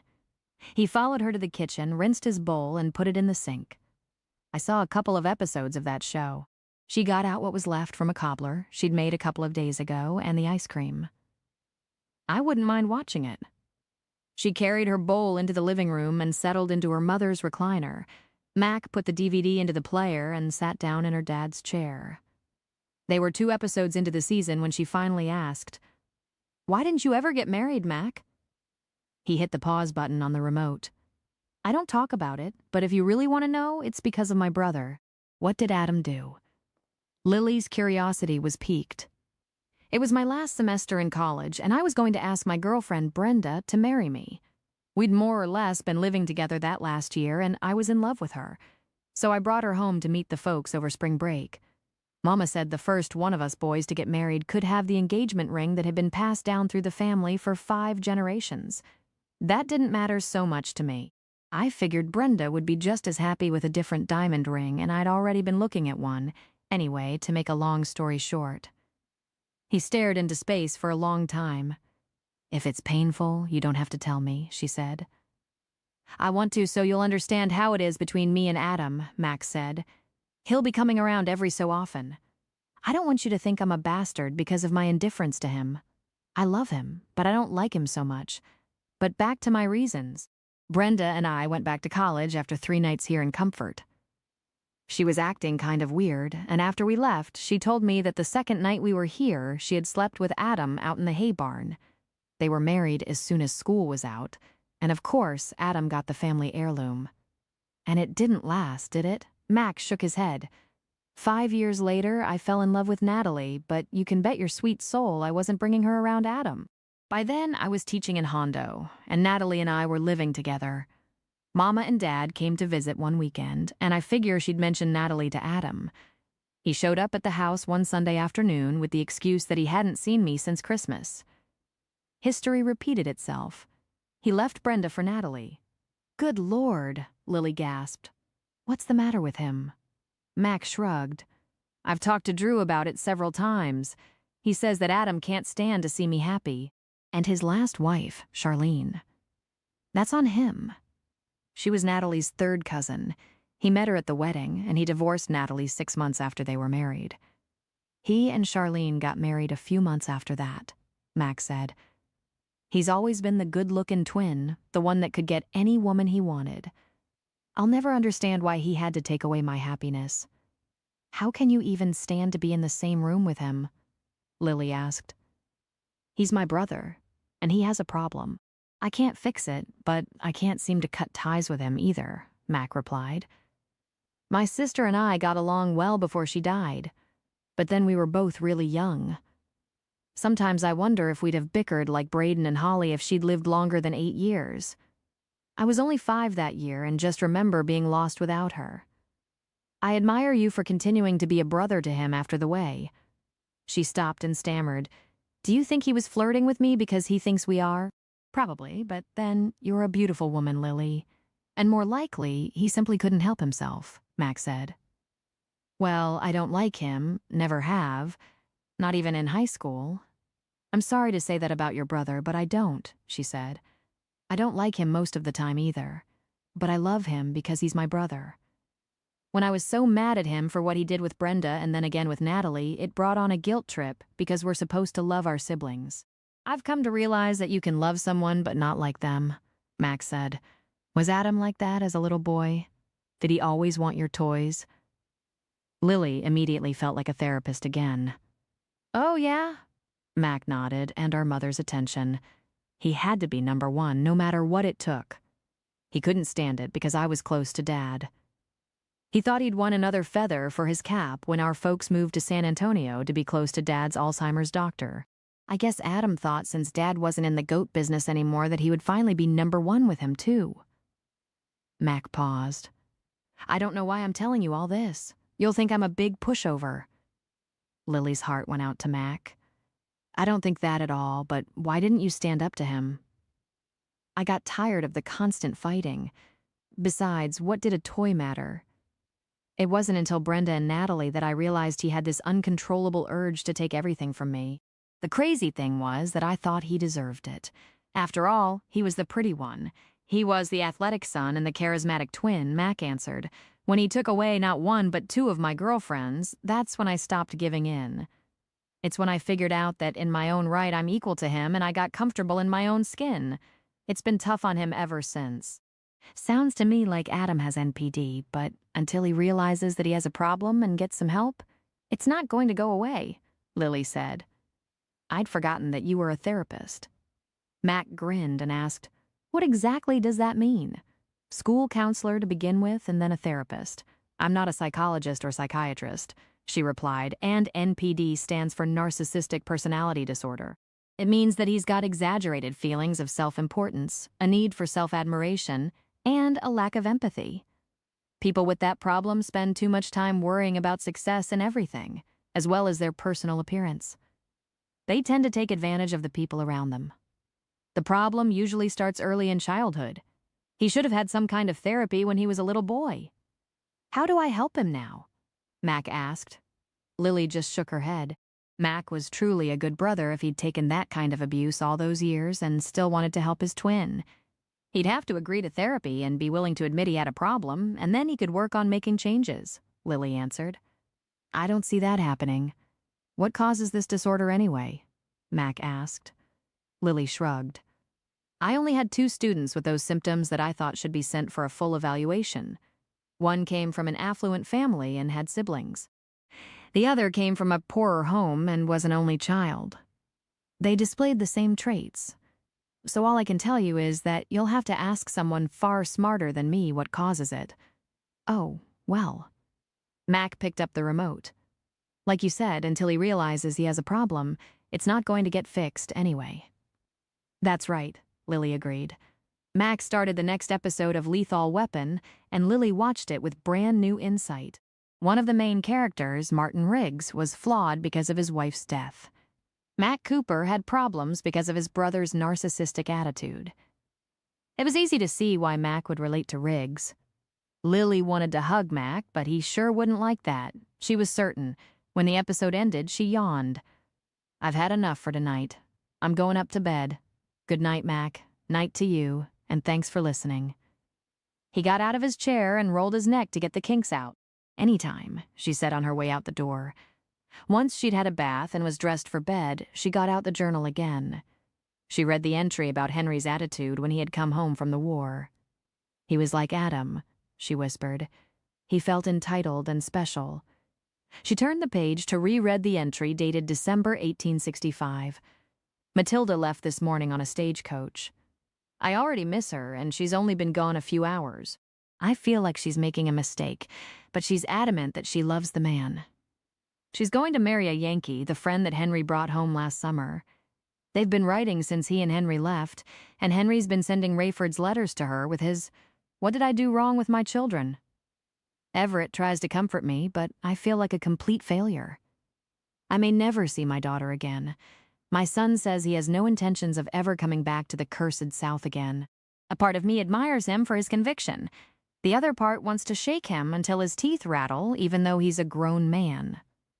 Determined that she and Holly should share the new entries, Lily closed the journal and didn't read on. Chapter 8.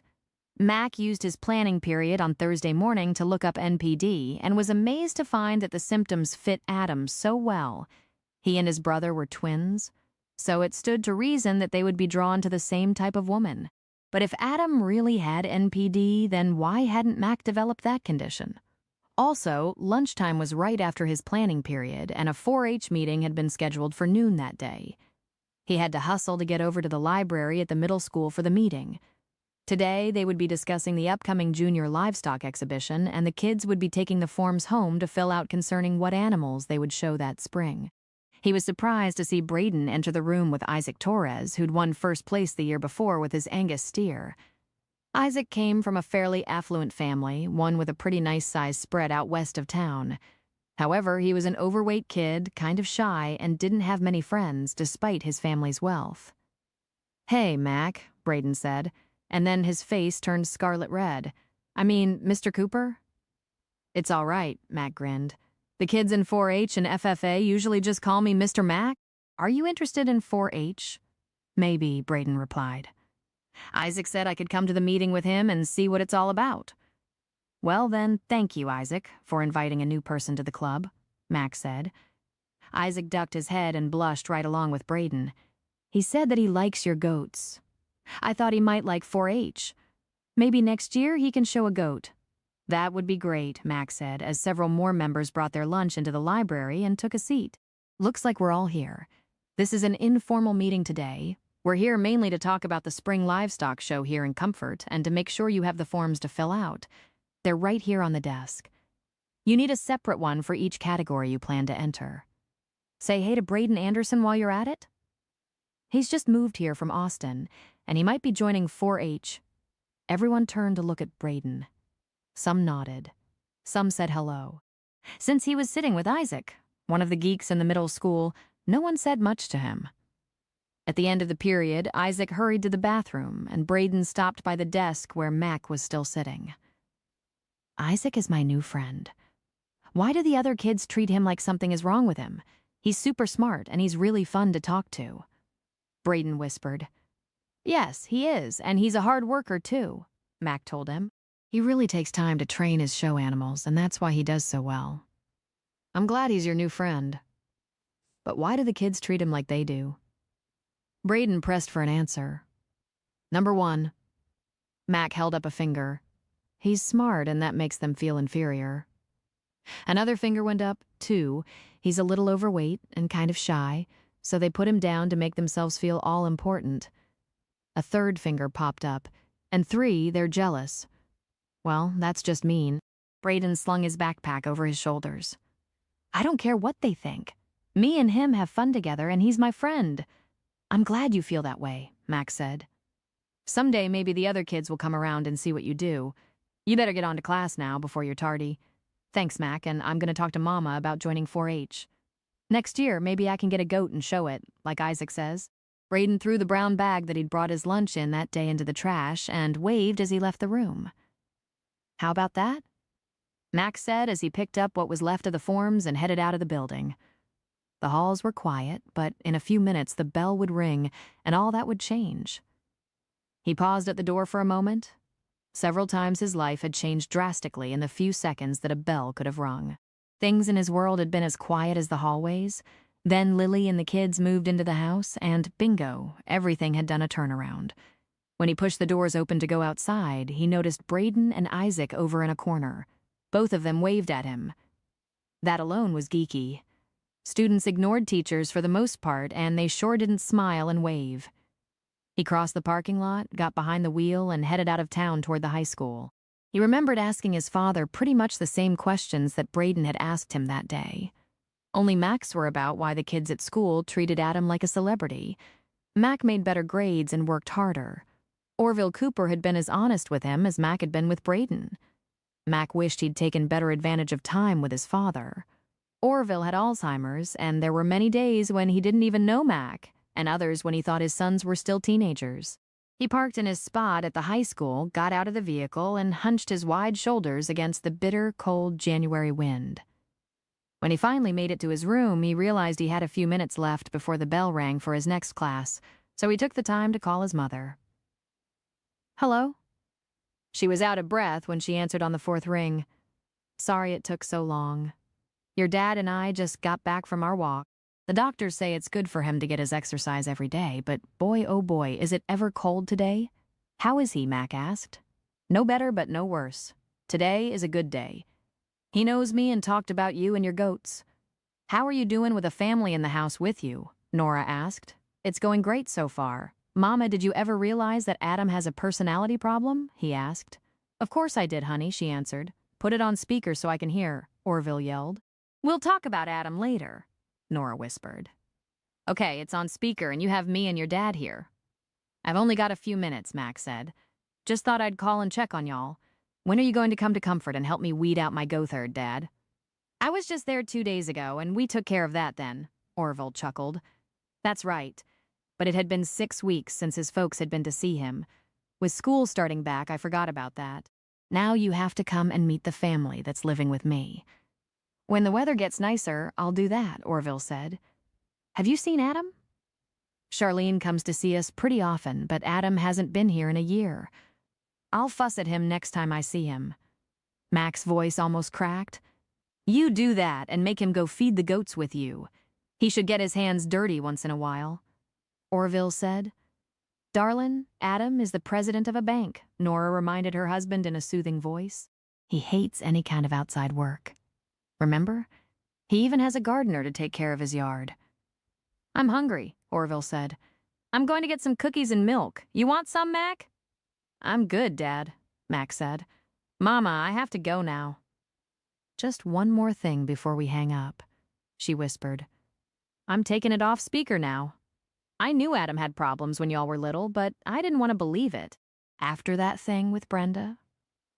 She paused for a full 20 seconds. "I didn't know what to do, so I ignored it and hoped it would go away. It's not your fault, Mama. Look, the bell is ringing, so I've got to go. We'll talk later." Mac ended the call. Ignoring problems didn't make them go away, but at this late date, what good would it do to talk about the issues concerning his brother?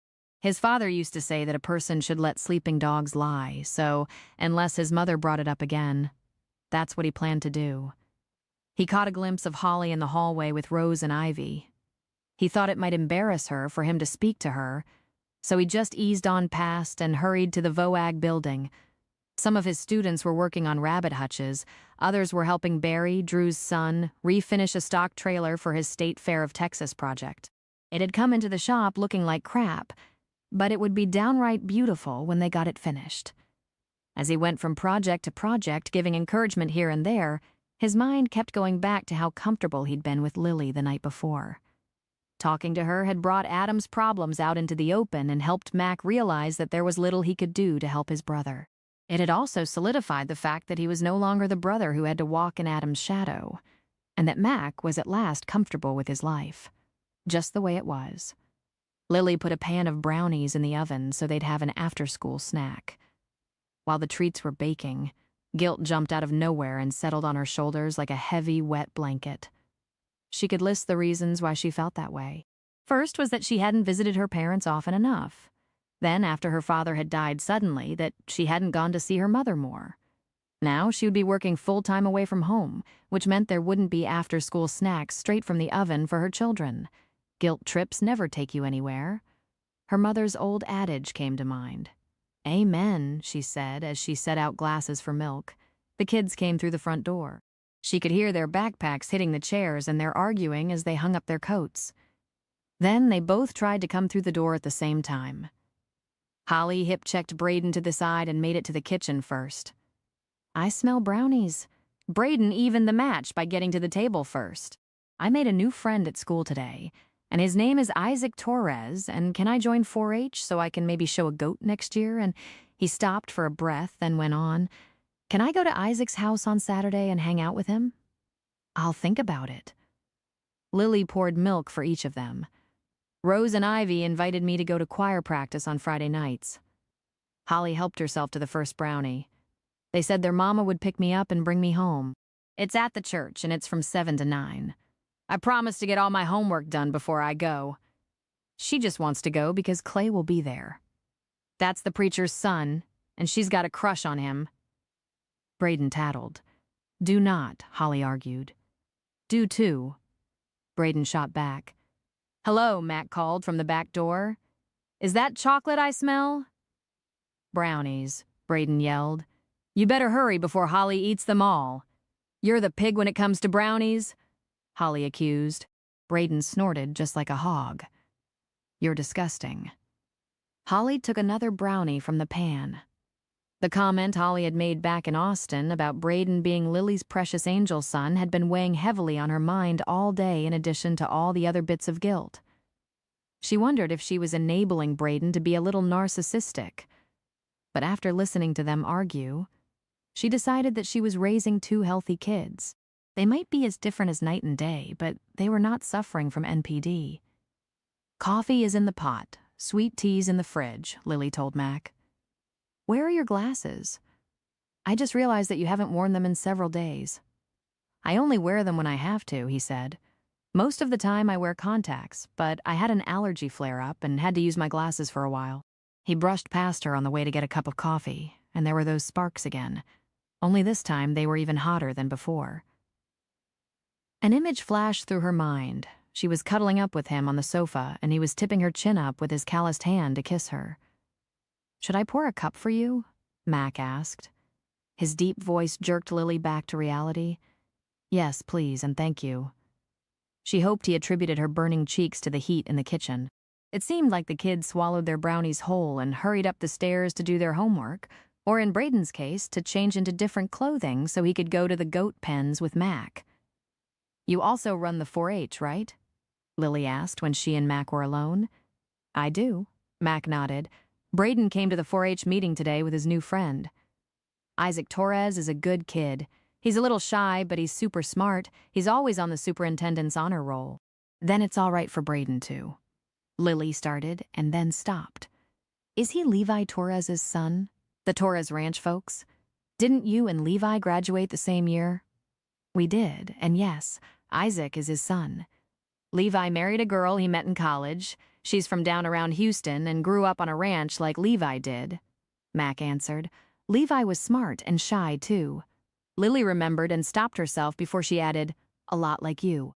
You're the mother, but I think Braden and Isaac will be good for each other." Mac reached for a brownie. "Why's that?" "Braden is outgoing, and he'll help Isaac in that department. From what I see in Braden, he needs someone to challenge him intellectually, so Isaac will be a help to him that way. Same way that Holly is good for Rose and Ivy, their parents are strict with them, so you don't have to worry about her smoking pot. Yet they could sure use someone like Holly to give them a little push when it comes to grades. Holly wants to go to Friday night choir practice with the girls, and Braden wants to know if he can go to the ranch and hang out with Isaac on Saturday. What do you think?"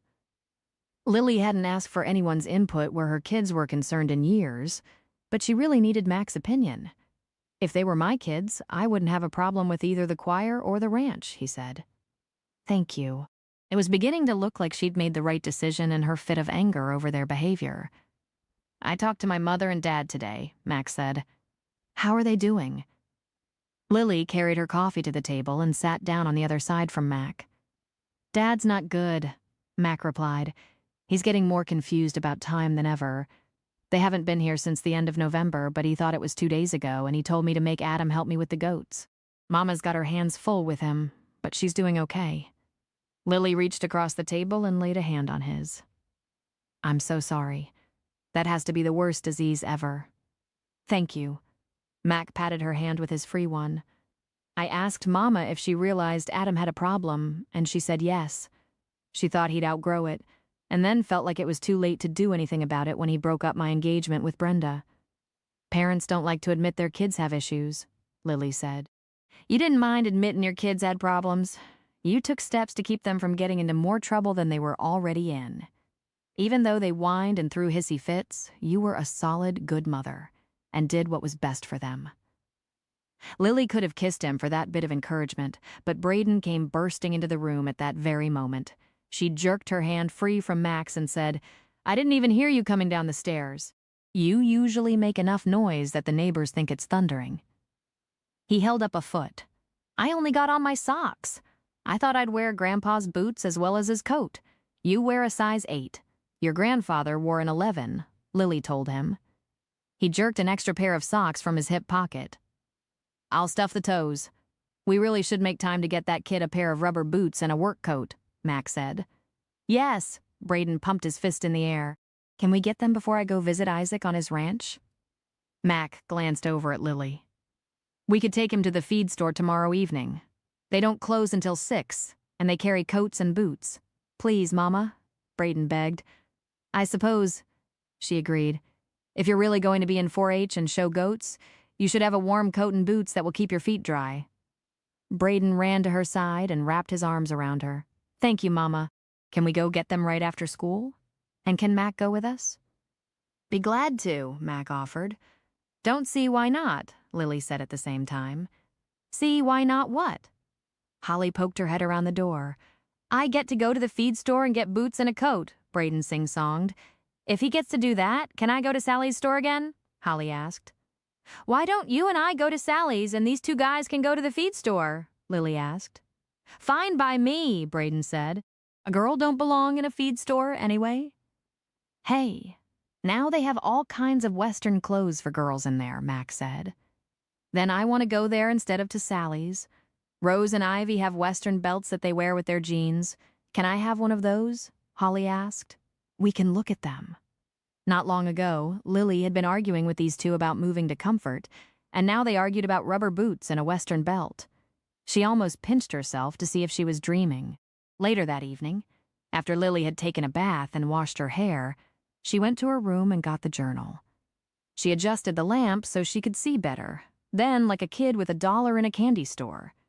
She couldn't help herself from peeking at the next entry in the journal. She knew that she probably shouldn't keep reading the journal without sharing it with Holly, but she was drawn to it that evening. December 1870. My precious son was still born a month ago. He was a month early and so very small. He was a perfect baby, but he never took a breath. I don't know if I will ever get over the feeling that it's my fault. What did I do wrong? Rayford doesn't seem to care that we buried our baby, or maybe he doesn't know how to show it. I'd like to think that's the reason he's so indifferent, but in my heart, I'm sure it's because he has a new woman. I refuse to be like Henry's wife, so I put on a front and keep going. Lily tore a page off a notepad on the nightstand to use as a bookmark, closed the journal, and let what she'd read sink deep into her soul. She'd had to put on a brave front when Wyatt left. She hadn't lost a baby, but she had just lost her mother and a marriage. Grief was the same no matter what caused it. She could relate to the way that Matilda held on to her dignity through it all and wondered if Rayford had ever changed. She was tempted to keep reading, but if she did, she knew she wouldn't stop until she'd read the whole journal, and she needed to get some sleep. Wyatt and Rayford should be thrown in a tow sack with a few big rocks and shoved off into the Guadalupe River. They were born more than a century apart, but they prove that men have always been the same, she muttered. Is Mac Cooper like those two men? The question stabbed her in the heart. No, she declared. He's not, and any woman would be lucky to have him in their life. If he falls in love a third time, I'll take on Adam single-handedly, so he can't come between Mac and his new lady. A shot of jealousy went through Lily at the very thought of Mac with another woman. She tried to brush it off as caring for him like she would a brother, but down deep she knew better. Chapter 9. For the past 14 years, Lily hadn't paid much attention to what was hanging in her closet. She worked in black slacks, a white shirt, and a black jacket when she was a counselor. If she didn't have clients that day, she wore pajama pants and an oversized t-shirt. She had church clothes, a couple of basic dresses for funerals, and a few fancy things that she'd worn to the church Christmas parties. It seemed fitting to start to work on a Monday. Begin the new week with a new job. So, what to wear when you work in a vintage shop? She finally decided on jeans and a bright red sweater. She swept her hair back up into a ponytail and put on a pair of gold hoop earrings. Maybe, she thought, she'd buy a pair of Granny Hayes's special earrings to wear next week when she got her first paycheck. She and Holly could share them unless her daughter decided over the weekend that she needed horseshoes or fancy cowboy boots dangling from her ears. Teenagers so easily swayed from one thing to the other, but Lily had faith that her daughter would find her own style, whatever it might be. It was just after 9 when she walked into the store, and the place was crawling with customers.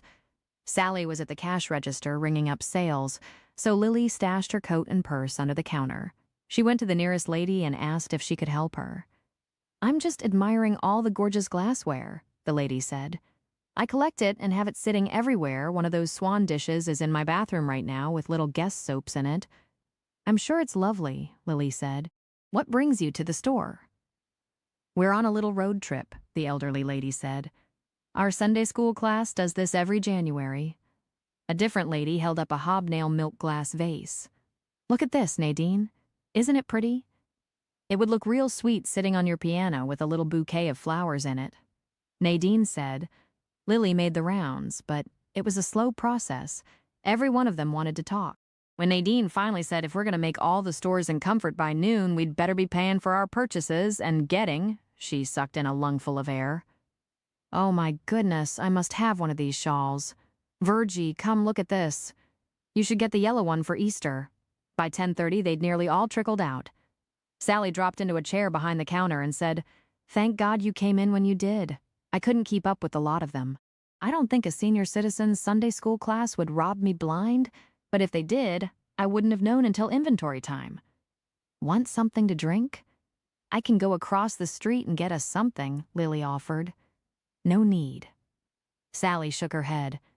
That old Philco refrigerator in the back room still runs beautifully. It's stocked with drinks and stuff to make sandwiches. I'll take a diet root beer if you're going that way. Oh, and there's candy bars in the basket on top of the fridge. Snickers? Lily asked. Is there any other kind? Sally chuckled. Lily got 2 candy bars, a diet root beer, and a bottle of sweet tea from the fridge and carried it all to the front. How often does that happen? In the summer, it's a daily thing. In the spring, maybe 3 times a month, yet not so much this time of year. Sally pulled the tab from her can of soda and took a long drink. I sold $2,000 worth of stuff this morning, so I'm not complaining. And now you can see how bad I need help. Sit down.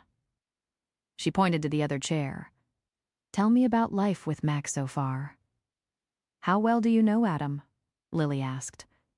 Good God, please tell me you aren't interested in him, Sally said. He's trouble in a $1,000 suit. I'm not one bit interested in him. Lily went on to tell her about Adam flirting with her. Just more proof that he's an asshole, Sally declared.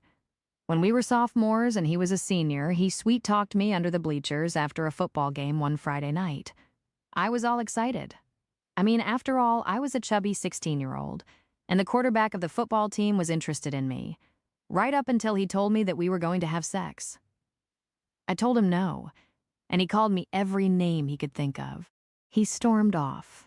And I half expected him to tell all his friends that I'd put out, but he didn't. Probably because he didn't want to admit someone had told him no, Lily said. If a person could buy him for what he's worth and sell him for what he thinks he's worth, they'd make a fortune. Sally almost choked on a sip of soda. Amen, sister, Lily went on. Are you aware that he broke up Mac and his almost fiancée, married her, and then turned around and did the same thing a few years later? I heard something about that at the time. Granny Hayes told me that Mac brought a girl home to meet his folks, and Adam took the woman away from him. She didn't mention it happening a second time, but hey, if those women really loved Mac, a pompous fool like Adam... Sally ripped the paper from her candy bar, took a bite, and groaned. Well, crap, here comes Ruth Ann Winkler. She's still the biggest gossip in town. Be careful what you say. I think I may just go to the next room and straighten the clothes racks, Lily whispered. Sally laid the rest of her candy bar to the side and stood up when the bell above the door jingled. Well, hello, Ruth Ann. What brings you to town on a school day? I'm taking a late lunch. I saw Holly Anderson wearing the cutest pair of earrings. She said she got them here, so I thought I'd come take a look. Ruth Ann looked around as if she were trying to find the jewelry. Over at the end of the counter, Sally pointed. They're pretty. Ruth Ann picked up a pair and held them up to her ears. Handmade? Lily peeked around the corner. Ruth Ann's back was to her, but she could see Sally very well. Yes, they are. Sally nodded and slid a sly wink toward Lily when Ruth Ann wasn't looking at her.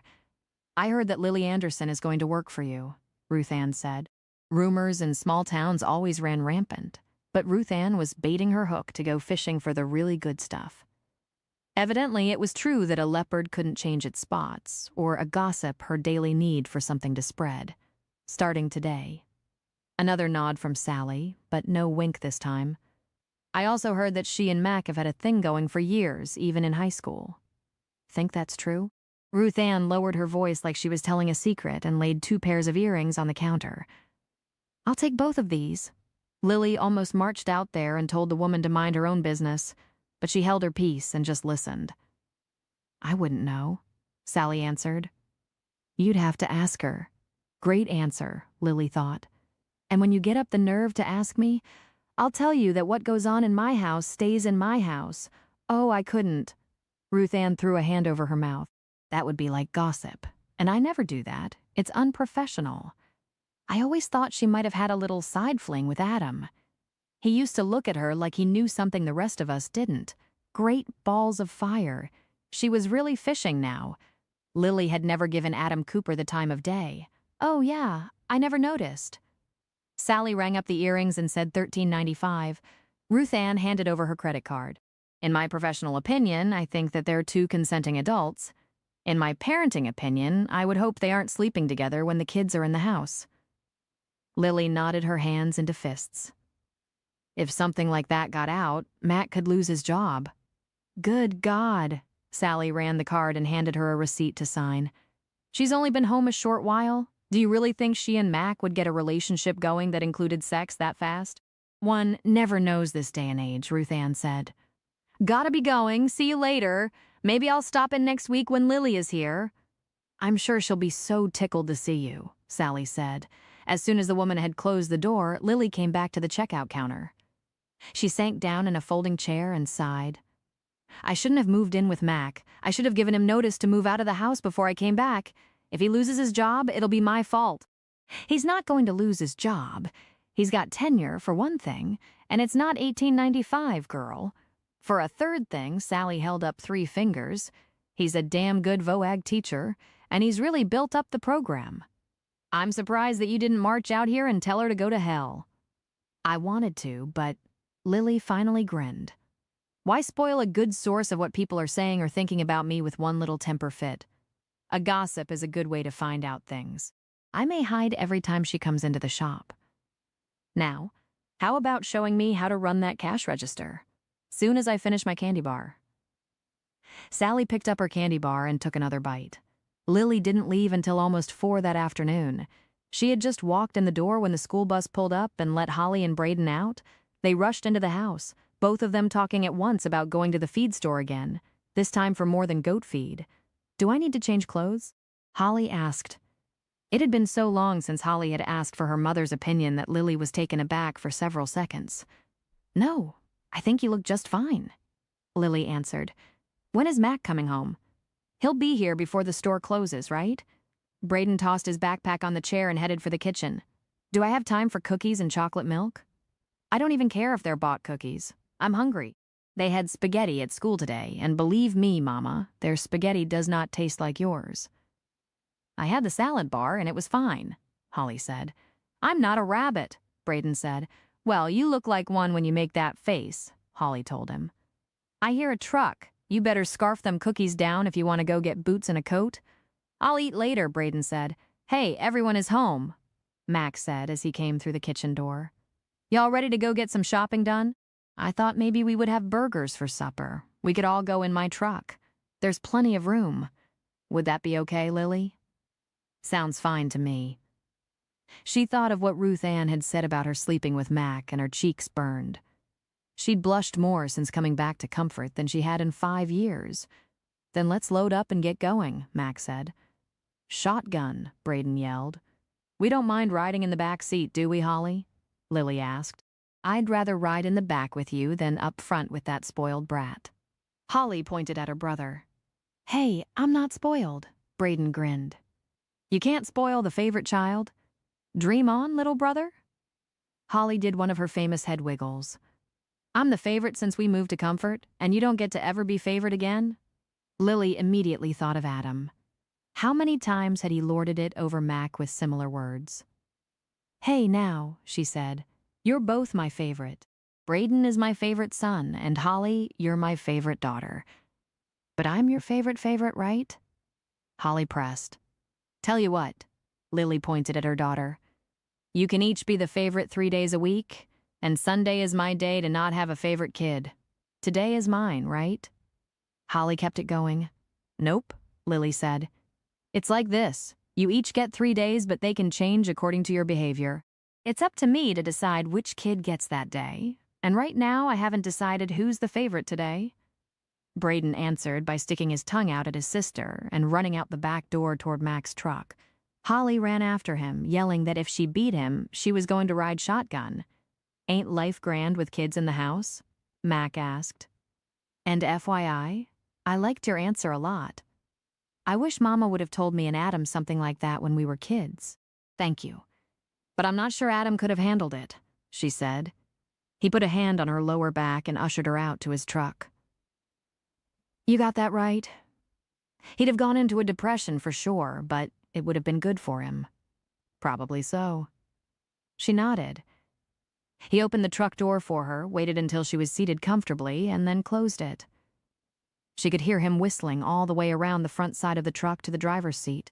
He started the engine, and the radio came on right then to Blake Shelton singing, "Goodbye Time." Lily had so many goodbyes to say that she didn't know where to start. She'd gone through all the stages of grief for the deaths of her parents and the divorce, all except for the acceptance part at the very end. Yet it was definitely time for her to say goodbye to all of it so that she could begin to look forward to a future that looked brighter than she'd ever imagined it might be. Chapter 10. Surprisingly enough, the kids didn't fuss about getting up for church that morning. They'd carried on the previous week like they had to get a shot at the doctor's office. However, that morning, they were both up and ready to go by the time Mac pulled the truck around to the front doors. The church lot was full that morning, and Mac had to park all the way out at the edge of the street. When they made it inside, Mac, Holly, and Braden left Lily in the sanctuary with Sally, and the three of them hurried on back to their Sunday school class. Braden helped Clay set up the chairs, and Holly went right to the Sanchez twins to whisper and giggle before class began. Once Sunday school was over, Mac noticed that several people craned their necks as he entered the sanctuary with Holly and Braden by his side. Mac couldn't hear the whispers, but the buzz told him that folks had something to say about his new living arrangements. He'd learned long ago, after the first fiasco with Adam, to let rumors slide off his back like water off a duck. He just hoped that what people said didn't affect Lily or the kids. They had to sit in the second pew and were so cramped that Mac's shoulder and hip pressed right up against Lily's. Not that he minded, but it sure raised the temperature in the church by several degrees. His tie started to throttle him, and his pulse raced. He reached for the last hymnal at the same time Lily did. His hand closed over hers, and the sparks almost scorched the book. "We'll share," he whispered. She gave him a brief nod. Should he have offered to share with Braden, who was sitting on his other side? They sang a congregational hymn, and then the preacher started his sermon. Mac tuned him out and thought about how nice it would be to have a woman like Lily in his life. Someone who would be willing to listen to him, and even more so one that couldn't be swayed by Adam's charms. Mac had really enjoyed the routine that they'd all settled into the past couple of weeks. Mornings were hectic for the most part, with all of them getting ready for school or work, but in the evenings the kids spent time in their rooms pretty often, and he and Lily had wound up relaxing in the living room by themselves. Could it be possible that he was ready to move on again? He probably shouldn't be thinking of the Blake Shelton song he'd heard on the radio on the way to the feed store a few days before. He should have come to the realization long ago that Brenda and Natalie were as much to blame as Adam. If they'd really loved him, even just as another person, Adam wouldn't have been able to seduce either of them. It was time to say a final goodbye to all the anger in his soul and let it go for good. The words of the hymn they'd sung that morning replaced Shelton's song. One line said that we cannot see beyond the moment. With that in mind, he should make the most of every second he was given. A loud clap of thunder rattled the church windows, and Grandpa Wilson, who'd been snoring in the pew right behind Mac, sat up straight. "God spoke pretty loud right then," Drew chuckled. "Evidently, he wants all of y'all to hear my final words. And that is, God has something for all of us if we're patient. Now, if Grandpa Wilson will deliver the benediction, we'll try to get y'all home before the rain starts."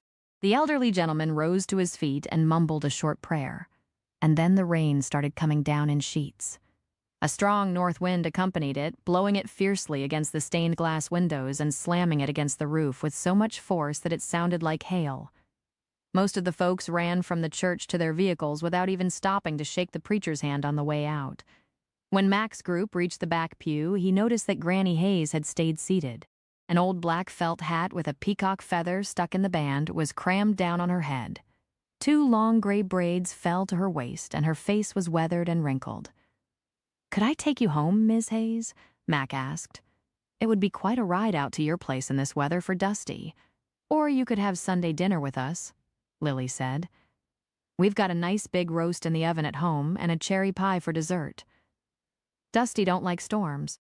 I reckon he's already broke his tether and is halfway home by now." Granny Hayes looked past Lily and Mac and focused on Holly. "That's a pair of my earrings you're wearing." "Yes, ma'am." Holly's face lit up in a grin. "They're my favorite pair. I wish I knew how to make more." Granny Hayes stood up. I'll let you take me home, and I thank you for the offer of dinner, but I've got dinner in the oven." She glanced at the earrings again. "What's your name?" "Holly Anderson." "Vera Miller was my grandma," Holly answered. Mac was shocked that Granny Hayes talked to Holly at all. He'd never seen her pay a bit of attention, good or bad, to any of the kids in the church.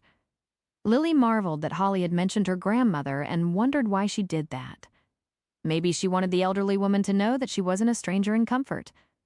Holly and Braden both continued to surprise Lily more and more every day.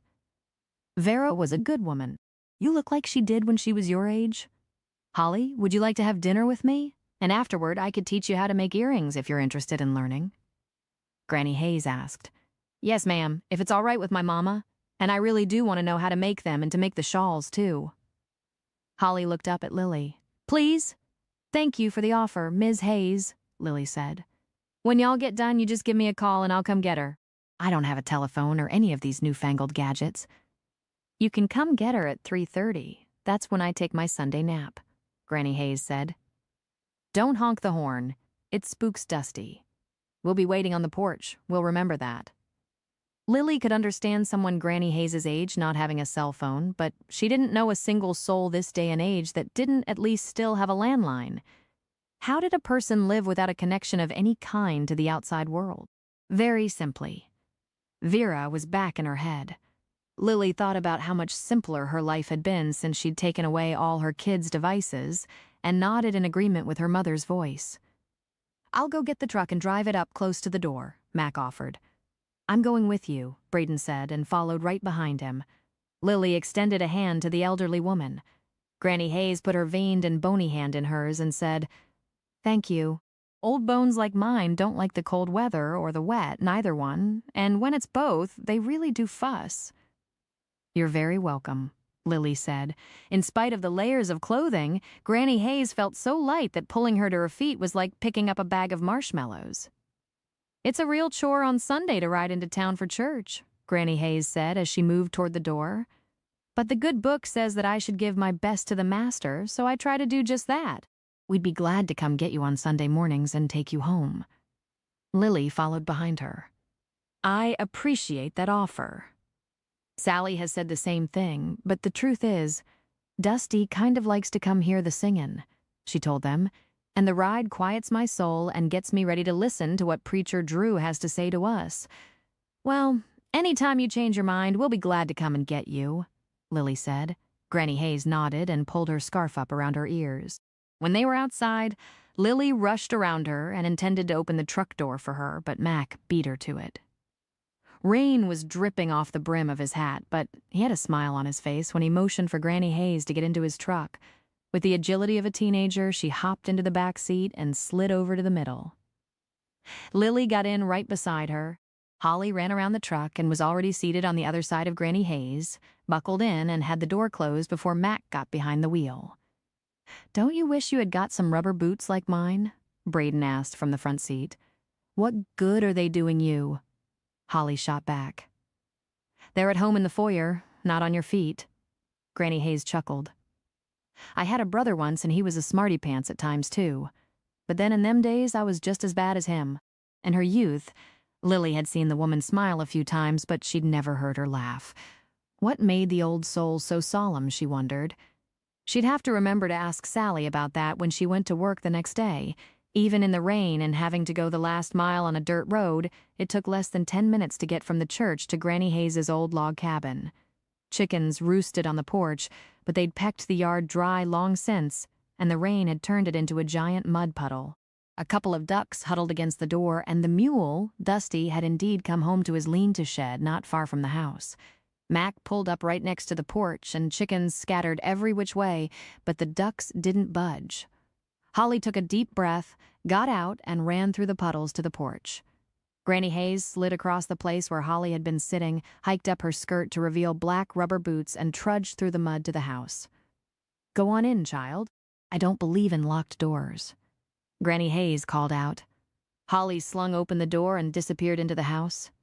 Lily slid over to the other side of the back seat and tried to catch a glimpse of what was inside the cabin, but all she saw before the door slammed shut was a big yellow cat. "Don't worry." Mac locked gazes with her in the rearview mirror. Do you know anyone else who's ever been inside that cabin? Lily was now alone in the back seat of the truck. Nope. But then I've never heard her laugh before, either. Maybe the old gal is mellowing. He drove out of the yard and headed back toward town. Comfort ain't the boonies, Braden said with a shudder from the front seat. But this is for sure. That lady reminds me of Granny Clampett in the Beverly Hillbillies. You're too young to have seen that movie, Mac said. My mother loved that crazy show, Lily said. She bought all the episodes on DVD when they came out. They're probably still in the house somewhere. She showed the kids the movie the last time they stayed with her. Holly wanted to adopt a raccoon for a pet when she got home. I'm surprised that Braden remembers it. He couldn't have been more than 6 years old. It was dorky, Braden laughed, but I kinda liked it. Can we watch the movie again? Sure, Lily agreed. Want to get it out of the buffet and watch it after dinner today? That would be fun, Braden said. Mac thought it was the perfect Sunday afternoon, an old movie, Braden laughing until he had to hold his sides and Lily on the other end of the sofa from him. It was all surreal, but he loved every minute. Right up until Adam breezed into the house without knocking. His brother removed his leather jacket and tossed it on the empty recliner, then sat down between him and Lily. I might have expected you to be watching some silly show like this. Adam's tone was downright cold. Braden piped up from the other recliner. I asked to watch it. Granny Hayes reminded me of Granny Clampett, and I remembered this movie. It's so funny, you should have been here from the beginning. It's almost over now. No, thank you. Adam scooted a little closer to Lily. Got any coffee? I'll go make a fresh pot. Lily jumped up and headed for the kitchen. While she does that, I'll make a trip to the little boy's room, Adam said. It's just the bathroom.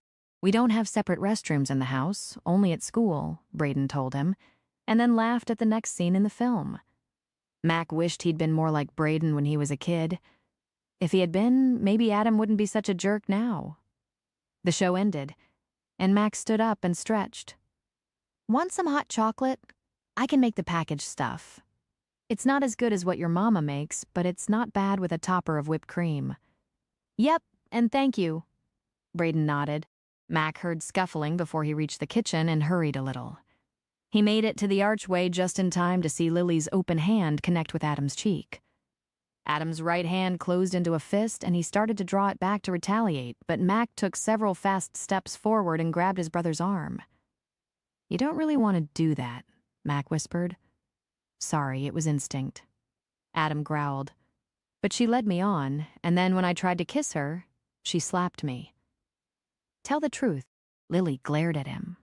That's what happened, Adam declared. No, it's not. You came up behind me, wrapped your arms around my waist, and pressed your body against my back. Then you kissed me on the neck. I told you to quit, and you said that you were better than Mac, and once I had a taste of what you had to offer, I'd kick him out, Lily said. Adam flashed one of his brilliant smiles at his brother. She's lying. You'd do well to get out of this place before she ruins your reputation, and you get fired at school. I believe her. Mac could feel the coldness in his own voice. It's time for you to go. It would be best if you didn't come back. Come on, brother.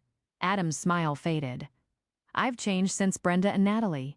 Don't let the door hit you in the ass, Mac said. Mama isn't going to like this. Adam's mouth tightened into a firm line. After what you've done to Charlene. She might not believe your story, Mac said. Adam glared at him for several seconds, then stomped out of the room like a petulant child. Mac heard the front door slam and his brother's cute little sports car roar out of the driveway. I'm sorry, he said. It wasn't your fault, Lily told him, but thank you. Hey, is that hot chocolate ready? Braden yelled from the living room. And did y'all realize it's time to go get Holly? I'm gonna ask her if she wants to watch the Beverly Hillbillies with me again when she gets home. Mac had never wanted to hug anyone in his life as much as he wanted to hug Lily at that moment. She would never know how much it meant to him to see a woman, especially one he'd begun to, fend off Adam's advances. Mac checked the time on his phone. I should get there at exactly the right time. Want to go with me? I'll stay here and make hot chocolate while you're gone, Lily offered. It should be ready when you get home. In less than half an hour, Holly came bursting through the back door. Her long blonde hair was in 2 braids, and she was wearing a pair of new earrings and a crocheted scarf around her neck. That was the same color blue as her eyes. "Mama, can I have a kitten? Granny Hayes has this big yellow mama cat that's got 3 babies, and she says I can have my pick of them if you say it's all right." She touched her ears. "We made these earrings together, and she says we can make another pair next week if I can go home with her after church. I'll wash dishes every night if you'll say yes. I guess you had a good time then." Lily poured up 4 cups of hot chocolate. "Yes, yes, yes," Holly exclaimed. "I got to sit in front of her fireplace and hold all the baby kittens, and she told me stories while she was teaching me how to make earrings. Did you know that Sally buys her the basic supplies, but Granny uses feathers from her own chickens and ducks to make the earrings? She dyes them different colors, and she's got a whole bunch right there in her cabin. Let me help you take those mugs to the table." Mac entered the room right behind Holly. He was so close to Lily that his warm breath sent shivers down her spine. She managed to nod, but was afraid to speak for fear her voice would sound breathless. Holly removed her coat and hung it on the back of a kitchen chair, then sat down. "And she's going to teach me to crochet so I can make scarves. And she says that when I get really good at it, maybe Sally will sell them in her store." "We watched the Beverly Hillbillies," Braden said. "Rats." Holly frowned. "Can we watch it again tonight? And Mama? What about that kitten?" "If she gets one, I get one too," Braden said. "Not if Granny Hayes doesn't want to give you one. She likes me." "I don't know if she likes you." Holly caught sight of the leftover blackberry cobbler still sitting on the cabinet. "Can I have some of that with ice cream on it?" "Sure, but you have to get it yourself. I'm already sitting down." Lily wasn't sure if she chose that moment to stop waiting on her daughter to teach her to be independent, or if maybe she was a little jealous of all the love that Granny Hayes was getting that afternoon. "Yes, ma'am." Holly jumped up. "Anyone else want some?" "Not me," Max said. "Not me," Braden echoed. "What did you have for dinner? Did you have to kill a chicken for that woman to cook before you could eat?" "She made an oven stew and sliced a loaf of bread that she made yesterday. We had a peach upside-down cake for dessert. It was really good, and I ate 2 bowls, but I love Mama's cobbler," Holly said. "You don't have to butter me up," Lily told her. "I'll think about the kitten business and give you an answer when they're old enough to leave their mama." "Thank you," Holly nodded. Everyone settled down to drink their hot chocolate. After they'd finished, Braden started the Beverly Hillbillies movie again. When the goats had been tended to that evening and supper was over, the kids went to their rooms to do the last bit of their homework. Mac brought out his briefcase, took out a sheaf of papers, and laid them on the kitchen table. "Anything I can help you with?" Lily asked. "No, but thanks," he replied. "It's just the forms for the youth livestock show. I always go over them to be sure the kids have gotten them all done right. That way they don't get disqualified." "Then I'll see you at breakfast," she said. "I'm going up to help Holly with her history project before bedtime." Mac laid his pen down and looked up at her. "I don't want to influence you, but I don't mind cats or dogs. I thought about getting one or the other, but I didn't want to ask you if it was all right. I mean, after all, you've given me the use of your home, even with all the furniture. It seemed a little much to ask if I could bring pets in the house, too." "I always had cats when I was growing up," Lily told him. "There's at least 3 buried out there under the pecan tree in the backyard. Smokey, Fuzzy, and Amos were their names. Amos died after I went to college, and Daddy buried him for me. The thing is, what if this job doesn't work out? What if we all do have to move back to Austin at the end of the school year? We can't have pets in our apartment in the city, and it would devastate the kids to have to leave them behind. I've been meaning to talk to you about that." Mac looked uncomfortable. "If that should happen, will you sell me this place? And if you do decide to move back and the kids can't have their pets in the city, I'll be glad to adopt them. I guess we'll have to see what the future holds, but if I decide to sell the property, you'll definitely have first chance at it." She laid a hand on his shoulder. "And thanks for the offer to take on whatever pets the kids might have. I appreciate that." She removed her hand and headed out of the room. When she got to the staircase, she looked at it to see if it was as red as it felt. It wasn't, so she held it to her face and was surprised to find that it was actually quite cool and not on fire at all. She checked on Braden and found him reading another Harry Potter book. "You need to get your bath. brush your teeth, and be ready for sleep at 9:30. You can read until 10, then it's lights out. I used to get to watch videos on my tablet until midnight, he grumbled. That was before you got into trouble.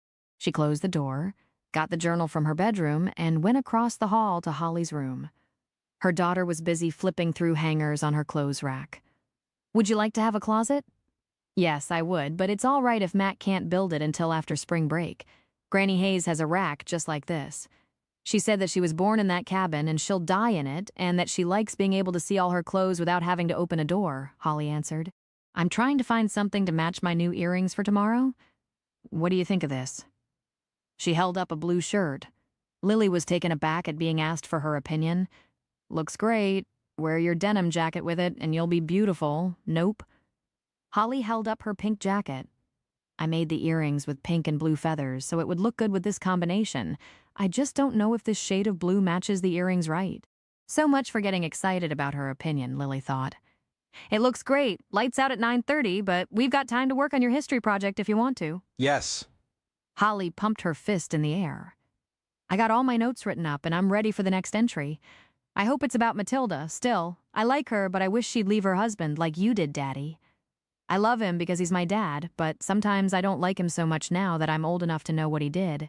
Are all men like that, Mama? No, honey, they aren't, Lily answered as she opened the journal. There are good men out there in the world. When you get ready to date or get married, I hope you find a really good one. I will, Mama. Holly laid a hand on Lily's shoulder.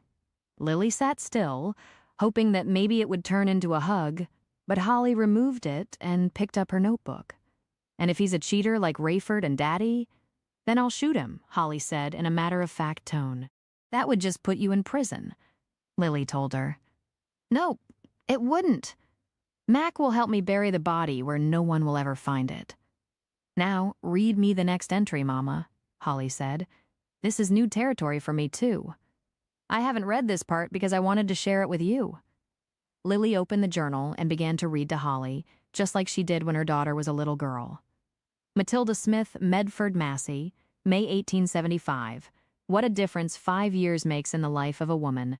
I was so depressed after I lost my son that I vowed I'd never write in this journal again. I still remember the feel of his tiny body. Rayford left me for one of his women, who knows which one. To tell the truth, I was relieved to have him out of my life, but I have to admit that he did have the decency to leave the area and move to Maine. The kids and I moved in with Henry and his wife, poor Pansy, who died the next year. We decided to go back home to Vicksburg and see if we still had rights to our land. We did, and the house was still standing. As I stood there looking at the place, the yard in shambles, Mama's rose bushes hidden by weeds, tears ran down my face. We had a house, but the home we'd grown up in wasn't there. That might not make sense, but it's the way I felt. No matter, we were glad to find it still there and know that it belonged to us. There was no furniture left, so we slept on the floor for a week until we could get some ticking sewn into mattresses and stuffed with hay. Tears turned into joy with each tiny step forward we took. I'll never forget that first night that we went to sleep on something other than the hard floor. I thought I could never be happier than that moment, but I was so wrong. This journal and a trunk full of our clothing is all we brought to our old plantation with us. I almost left the journal behind because I didn't want to read any more about Mama's heartbreaks, but I just couldn't. We could not farm the whole plantation, but Henry had enough money saved that we could hire a few hands, and we had a pretty decent, even if small, cotton crop. I was so proud when we brought it all in and had made a good profit. Henry had sworn he'd never come home to the South, but we both needed a change, and we got it. Henry remarried to a woman who's a little older than him. She grounds him and is an excellent manager, and I remarried a wonderful man with the farm next to ours. My third child was born in March, and I'm so happy. Money can't buy happiness. Only love can do that. Jenny is now 9 years old, Samuel is 7, and the new little girl, Lily, is healthy. God has given me a second chance. I'm so grateful. Did Grandma name you Lily after that little girl? Holly asked. I believe she did. Lily vaguely remembered her mother telling her that she was named for an old ancestor. It's kind of strange reading about our relatives like this, isn't it, Mama? Holly asked. But I'm glad we got to read that Matilda's awful husband finally left her. Why did she wait for him to leave, though? Why didn't she kick his sorry ass? I mean, butt out the door when she found out about him cheating on her. I'm so glad I didn't live in those days. I couldn't put up with that.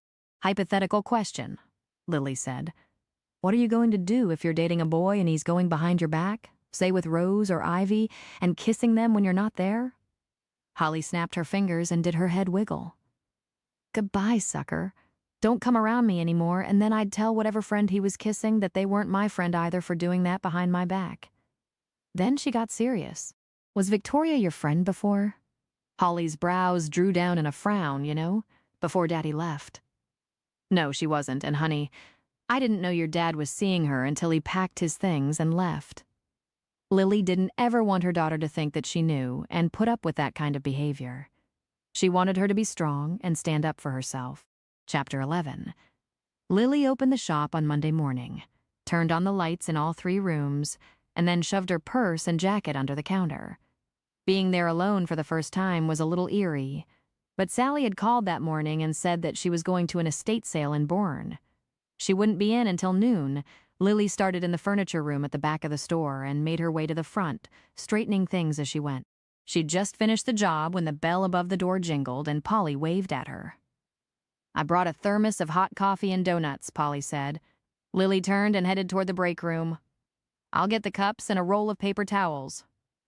Polly set the thermos in a box with a dozen donuts on the counter. Then she took off her coat and scarf, tossed them on the counter, and sat down in a metal chair. Sally keeps sweet tea and soft drinks in the back room, and she's got a little hot pot so you can make hot tea or instant coffee, but I can't stand that instant crap. So when I pop in, I bring my own. Here we go. Lily brought in 2 mugs, filled them with coffee, and then opened the lid on the box of donuts. She took out one with maple frosting and sat down beside Polly.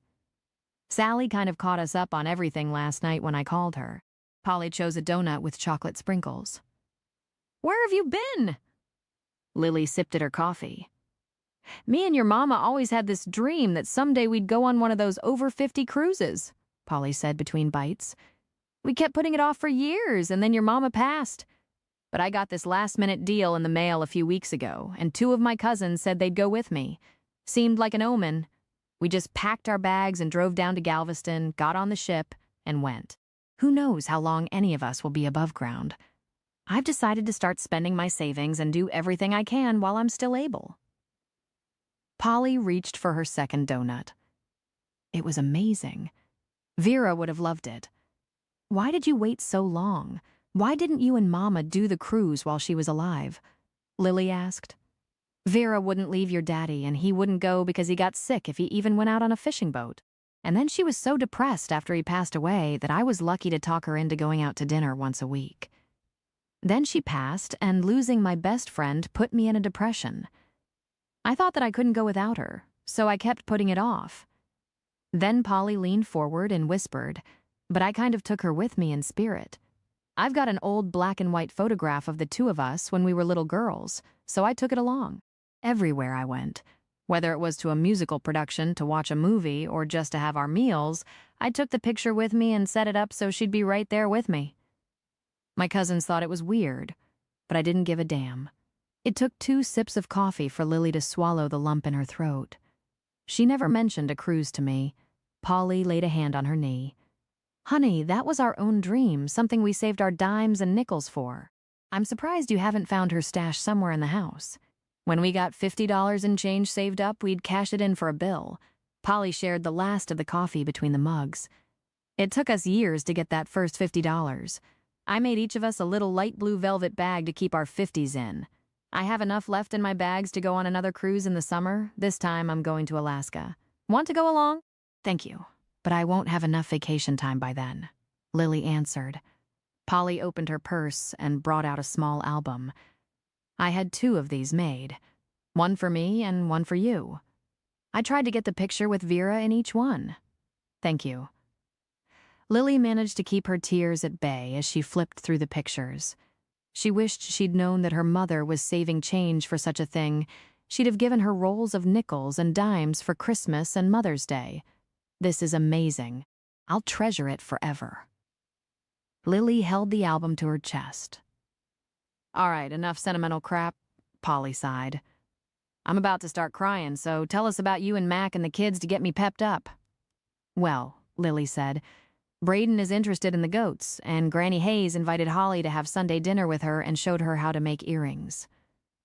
Holy shit, Polly gasped. No one other than Sally has even been close to that cabin.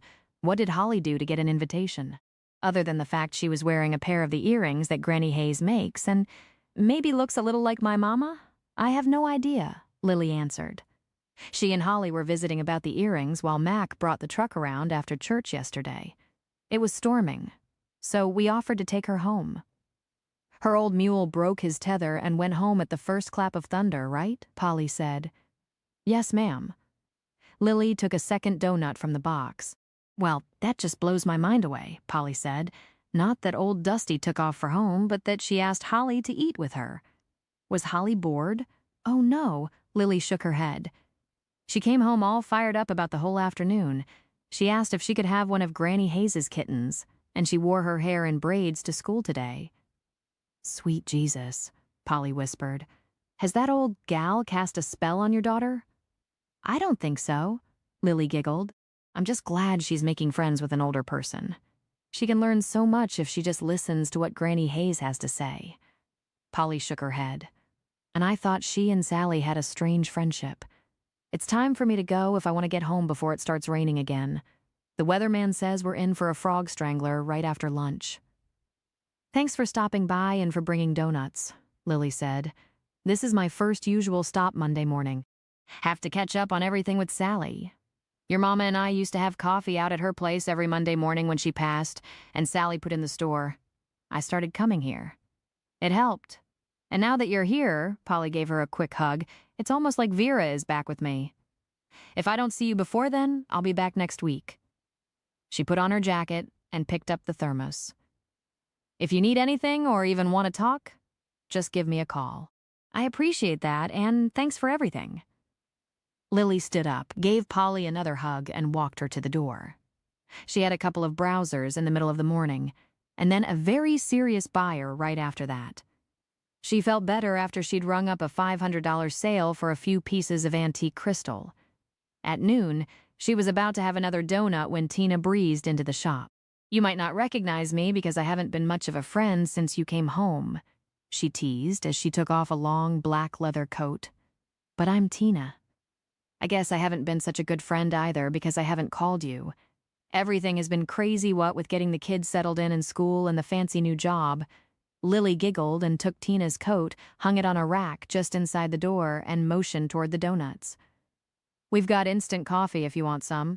No thanks on the coffee. I like sweet tea better. I just talked to Sally. She said to tell you she's bringing pizza for dinner today. Tina crossed the floor in a few long strides. Lily had always envied Tina's long legs and hopped up on the counter. It's been hectic at home and at the real estate business. I haven't even been to church in 2 weeks because I had property to show on Sunday morning, so let's catch up. What's this I hear about you and Mac dating? We've got to start getting together at least once a month like we did when I was in Austin. Lily sidestepped the question about Mac. Tina shook her head. We don't have to do that. I'm in and out of this place a couple of times a week. Sometimes I bring lunch with me, sometimes Sally has it delivered. We'll be seeing each other more now that you're here every day and my crazy world has settled down. Kudos on the new job. Sally's needed help for quite a while now. The bell above the door jingled and both women looked that way. Lily even inhaled deeply to see if she could catch a whiff of pizza, but it wasn't Sally. Lily Anderson? The young lady asked. That would be me. Lily stepped forward. This is for you. The woman put a bud vase with a yellow rose, a pink rose, and a white daisy arranged with greenery and a pink bow in her hands. Y'all have a great day now. Lily set the vase on the counter, removed the card, and read out loud. Congratulations on completing your first week at the new job, Holly, Braden, and Mac. She hadn't received flowers in years, not even on her last anniversary with Wyatt. He'd gotten her a box of candy, but he'd had to work late that night, supposedly. She had found out a few weeks later that he'd taken Victoria to a fancy restaurant in San Antonio, and then to a 5-star hotel for a round of sex before he came home to her and the kids. Flowers? Tina raised an eyebrow. Lily handed the card to her. Pretty sweet of them, isn't it? Yes, it is. But then Mac is a sweet guy, Tina answered. You should give him a chance. I hear that y'all have been sitting beside each other in church the past couple of Sundays and that Braden adores him. You know that? Sitting together in church and sharing a hymnal causes folks to wonder what's going on behind closed doors. Who sent me flowers? Sally pushed her way into the store with a huge pizza box in her hands. I got the deal that has pizza, breadsticks, and cinnamon sticks all in one big package. She set it down on the counter beside Tina. I'll get the sodas from the fridge and we can dive right in. She headed to the back room. The flowers are from Mac and the kids, and they're for Lily, Tina yelled toward the back of the store. I already knew that, Sally hollered back. Polly heard about it from Dorothy down at the flower shop. I saw her at the pizza place. I'd forgotten that Dorothy is Polly's daughter, Lily said. Sally set 3 bottles of soda on the counter. Coming home is like riding a bicycle. Even if you haven't ridden in 5 years, it don't take you long to remember all the parts. Amen to that, Lily said. Lily had talked more and used more words that day than she'd used in years, maybe even a decade. The afternoon was so busy that she seldom had time to sit down after lunch. Folks dropped into the shop to buy or just to look around, but they all wanted to talk. She was glad to get home to a few minutes of blessed silence that afternoon. She plopped down on the sofa, kicked off her shoes, and leaned her head back. She must have fallen asleep, because she didn't even hear the school bus when it let the kids off. The front door opened, and she sat up so fast that the whole room took a couple of spins. She tried to get her bearings, but Holly and Braden had stormed into the room before she was fully awake. Did you like the flowers? I picked out the daisy because you're always doodling them, Braden said. They're on the kitchen table if you want to see them, Lily said. I wanted the pink rose since pink is my favorite color, Holly said. It was so sweet of y'all to think of me. Lily followed them to the kitchen, leaned forward, and smelled the bouquet. They're beautiful. Braden threw his arms around his mother and said, It was Mac's idea, but we each got to pick out one of the flowers. Well, you all did really good, and that makes them even more special. Lily hugged him back and wished that Holly would make it a 3-way hug. So how did things go today? Holly asked as she sat down beside Lily. Did you sell any of Granny Hayes's earrings? Not today. Lily took a chance and draped her arm around Holly's shoulders. But I did sell 2 scarves and a shawl.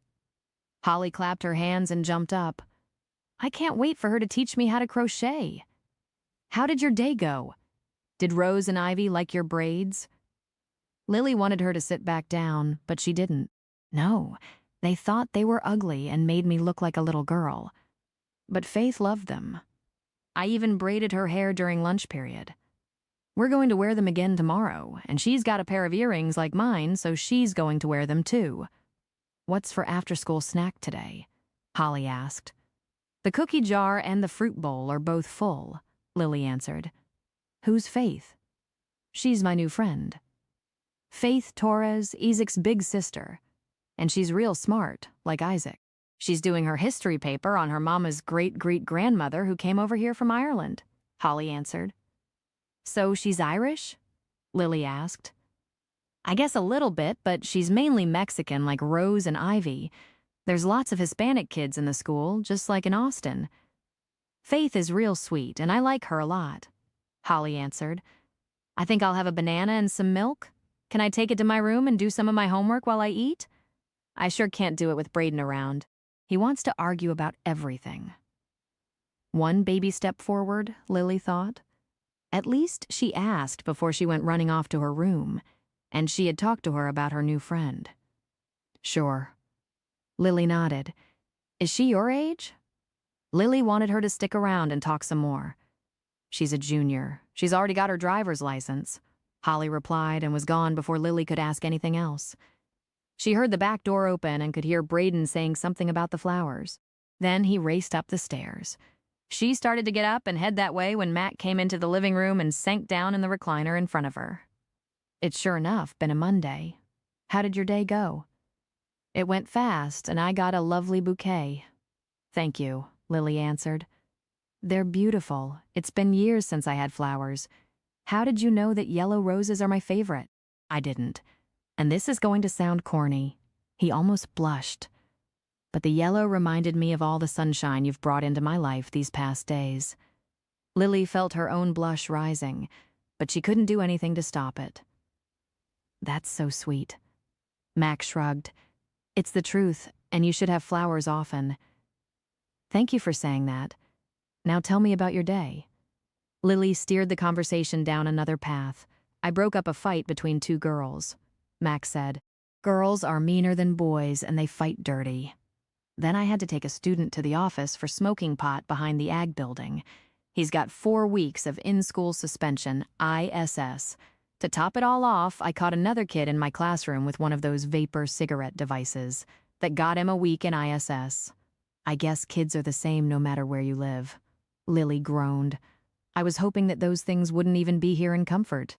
Honey, that sort of thing is everywhere, but we have fewer students, so we can control it a little better than they can in the big schools, he said.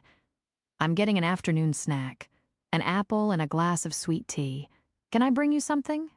Just tea. I've been nibbling all day, she answered. Prop your feet up and rest a few minutes, Mac told her. Lily swung her feet around so that she was stretched out with her back against the arm of the sofa. When Mac returned, he brought a tray with 2 glasses of tea and a plate with an apple and 4 cookies on it. He sat back down on the recliner and picked up the apple first. What do you know about Faith Torres?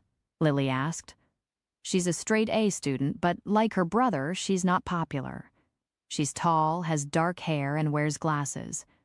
She drives a flatbed pickup truck and brings her brother to school every day.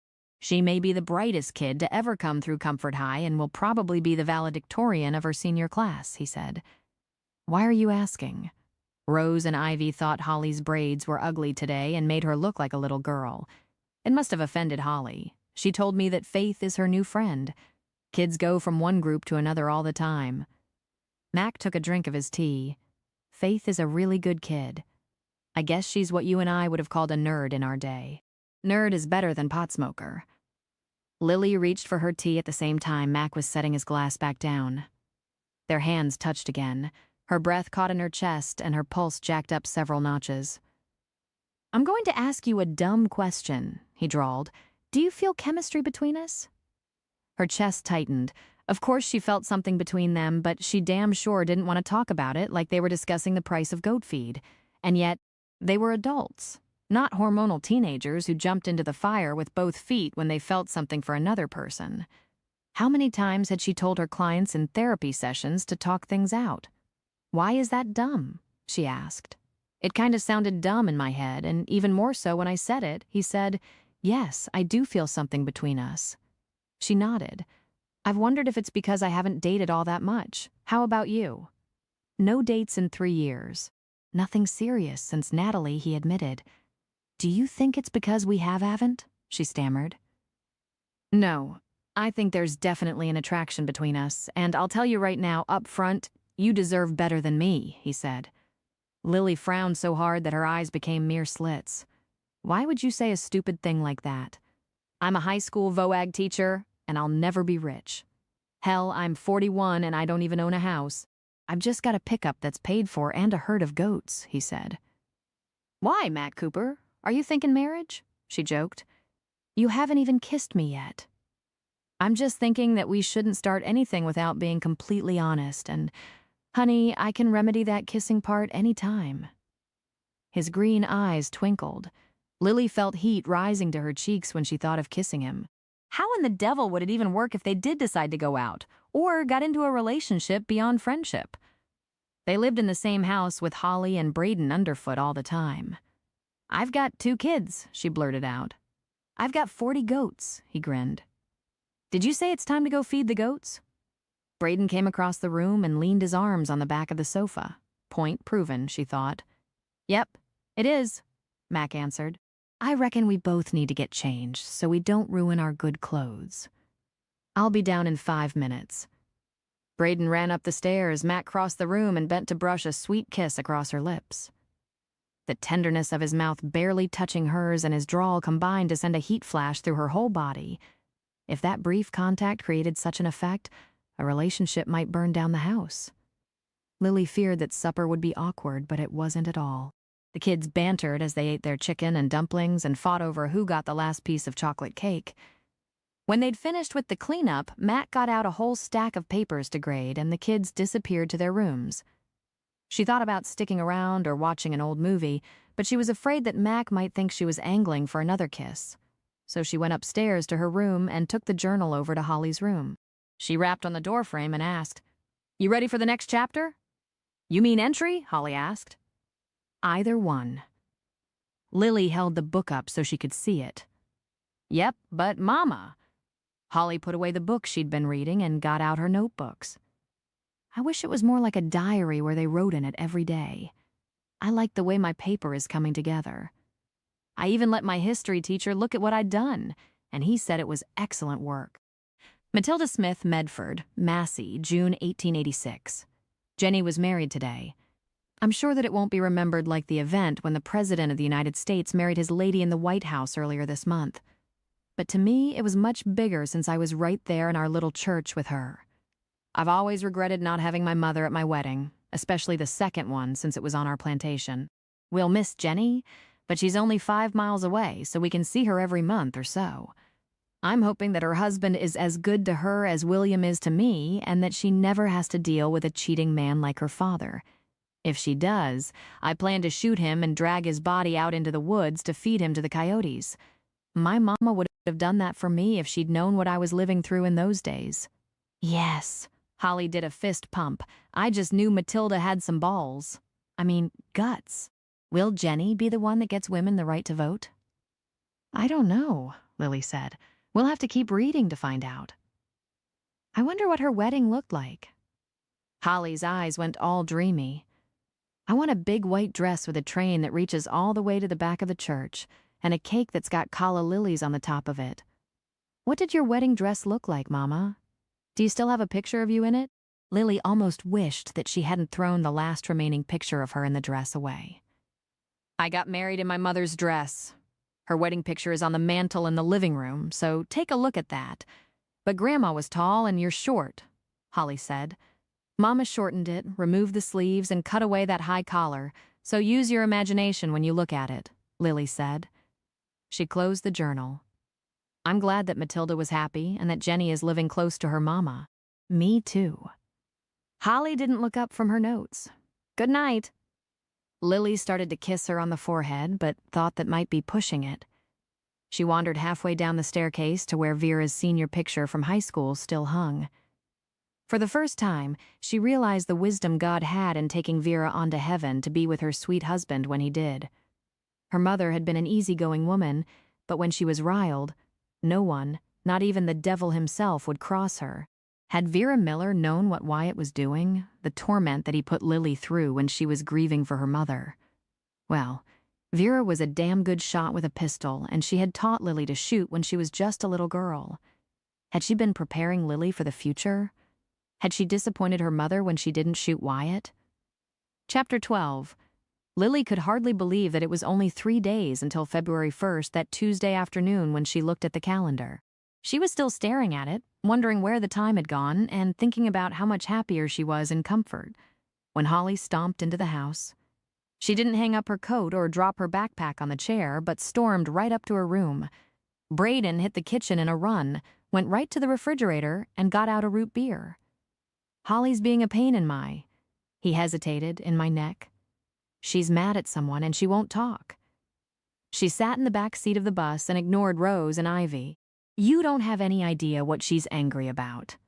Lily handed him a banana. He laid it on the table and opened the cookie jar. Kids were whispering on the bus about how she and Rose and Ivy were yelling at each other at lunch hour. Something about a Quincy? What is that, Mama? Where is everyone? Mac called out from the foyer. In the kitchen, Braden yelled. Lily rushed into the foyer and met Mac coming her way. What is a Quincy, and why would Rose and Ivy argue with Holly over it? I heard the twins and their friends talking about celebrating their 15th birthday in a couple of weeks with a quinceañera. That's kind of like a debutante party. In the old days, it meant they were old enough for marriage, but these days it's changed to a time when they can date. The girls get all dressed up and there's something to do with a waltz, Mac explained. Didn't they invite Holly to it? I have no idea, Lily replied. I know what those events are, but didn't associate it with the word Quincy. Holly's never been to one? Mama. Holly's tone left no doubt that she'd been crying. I'll be right there, Lily yelled up the staircase. Thank you, she mouthed to Mac. The door to Holly's room was open. Holly was sitting cross-legged in the middle of her bed. Her arms were wrapped around a teddy bear almost as big as she was, and she was sobbing into his shoulder. Lily's first instinct was to rush in and gather her weeping child into her arms. Instead, she gave Holly her space and asked, "Need someone to talk to?" "Oh, Mama." Holly tossed the stuffed animal aside and opened her arms. Lily didn't waste any time getting across the room, sitting down on the bed and taking Holly in her arms. "What can I do to help?" She patted her daughter's back. "I can't be friends with Rose and Ivy anymore." Holly continued to sob into her mother's shoulder. "Why?" Lily asked. "Be." Holly hiccuped. "'Cause..." Another hiccup. "They'll kill me." 14-year-old drama was a bitch on steroids. Holly's pain was very real to her, even if someday she would look back and realize that what seemed so important now wasn't even a speed bump in her life. "Oh, honey, they won't really kill you." Lily handed her a box of tissues from the little table beside her bed. "They may not ever like you, but that's about it." Holly pushed back from Lily, pulled 3 tissues out, and blew her nose. "They might as well kill me. They said they'd tell stuff at school, and everyone will think I'm a slut. But if I did what they wanted me to, I'd really be one." Lily felt as if cold water had just been poured down her back. Finally, she asked, "And what do they want you to do?" "Sneak out of choir practice and get laid tomorrow night so I won't be a virgin. And we can talk about sex since we'll all 3 know what it's about." Holly whispered, and then her voice got stronger. "But I told them no. And they said if I didn't, they wouldn't invite me to their quinceañera party, and they'd tell the other girls that I had to move here because I was a junkie slut. I asked Faith if she was going to the party, and she said that she wouldn't be invited because everyone thinks she's a nerd. She said that when she turned 15, she told her parents she didn't want a party because she wasn't ready to date. So since she didn't have one that they could come to, then they wouldn't invite her even if she was popular. Please don't tell Rose and Ivy's mama. That would just make things worse," Holly begged. "From what I understand, they aren't supposed to be dating until they're 15, Lily said. "Do you think they're just pulling your leg?" Holly shook her head. "They don't ever go to choir practice. They sneak out and go to the river with their boyfriends who work on a ranch in Citterdale." "You mean Sisterdale?" Lily asked. "Maybe." Holly nodded. "They were so mad at me that they started talking to each other in Spanish, and I couldn't understand it. They aren't druggies, Mama. They like vodka instead. They said their mama can't smell that on their breath when they get home." "Who else goes with them?" Lily asked. "Someone has to drive them or come get them. A bunch of kids from the school go there on Wednesday and Friday nights. Someone picks Rose and Ivy up around the corner from the church and brings them back 2 hours later. I'm not ready to have sex, Mama." Holly sobbed. "And I didn't even know about the parties until this week. I promise I haven't been to one. I'm glad you've made that decision." Lily hugged her again. "Maybe Faith and you have more in common than you and the twins." Holly nodded. "Does that make me a freak?"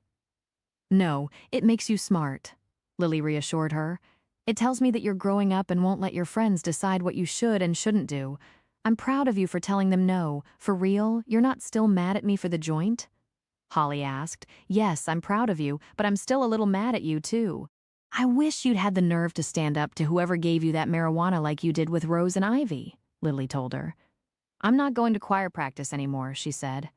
"I'm going to stay home and talk to Faith on the phone. She don't go to choir practice because she says she can't carry a tune in a milk bucket." "That's your choice," Lily said. "Are you ready to come downstairs and have a snack?" "Are Braden and Mac out of the house?" Holly asked. "My face is a mess, and I don't want my brother smarting off about it."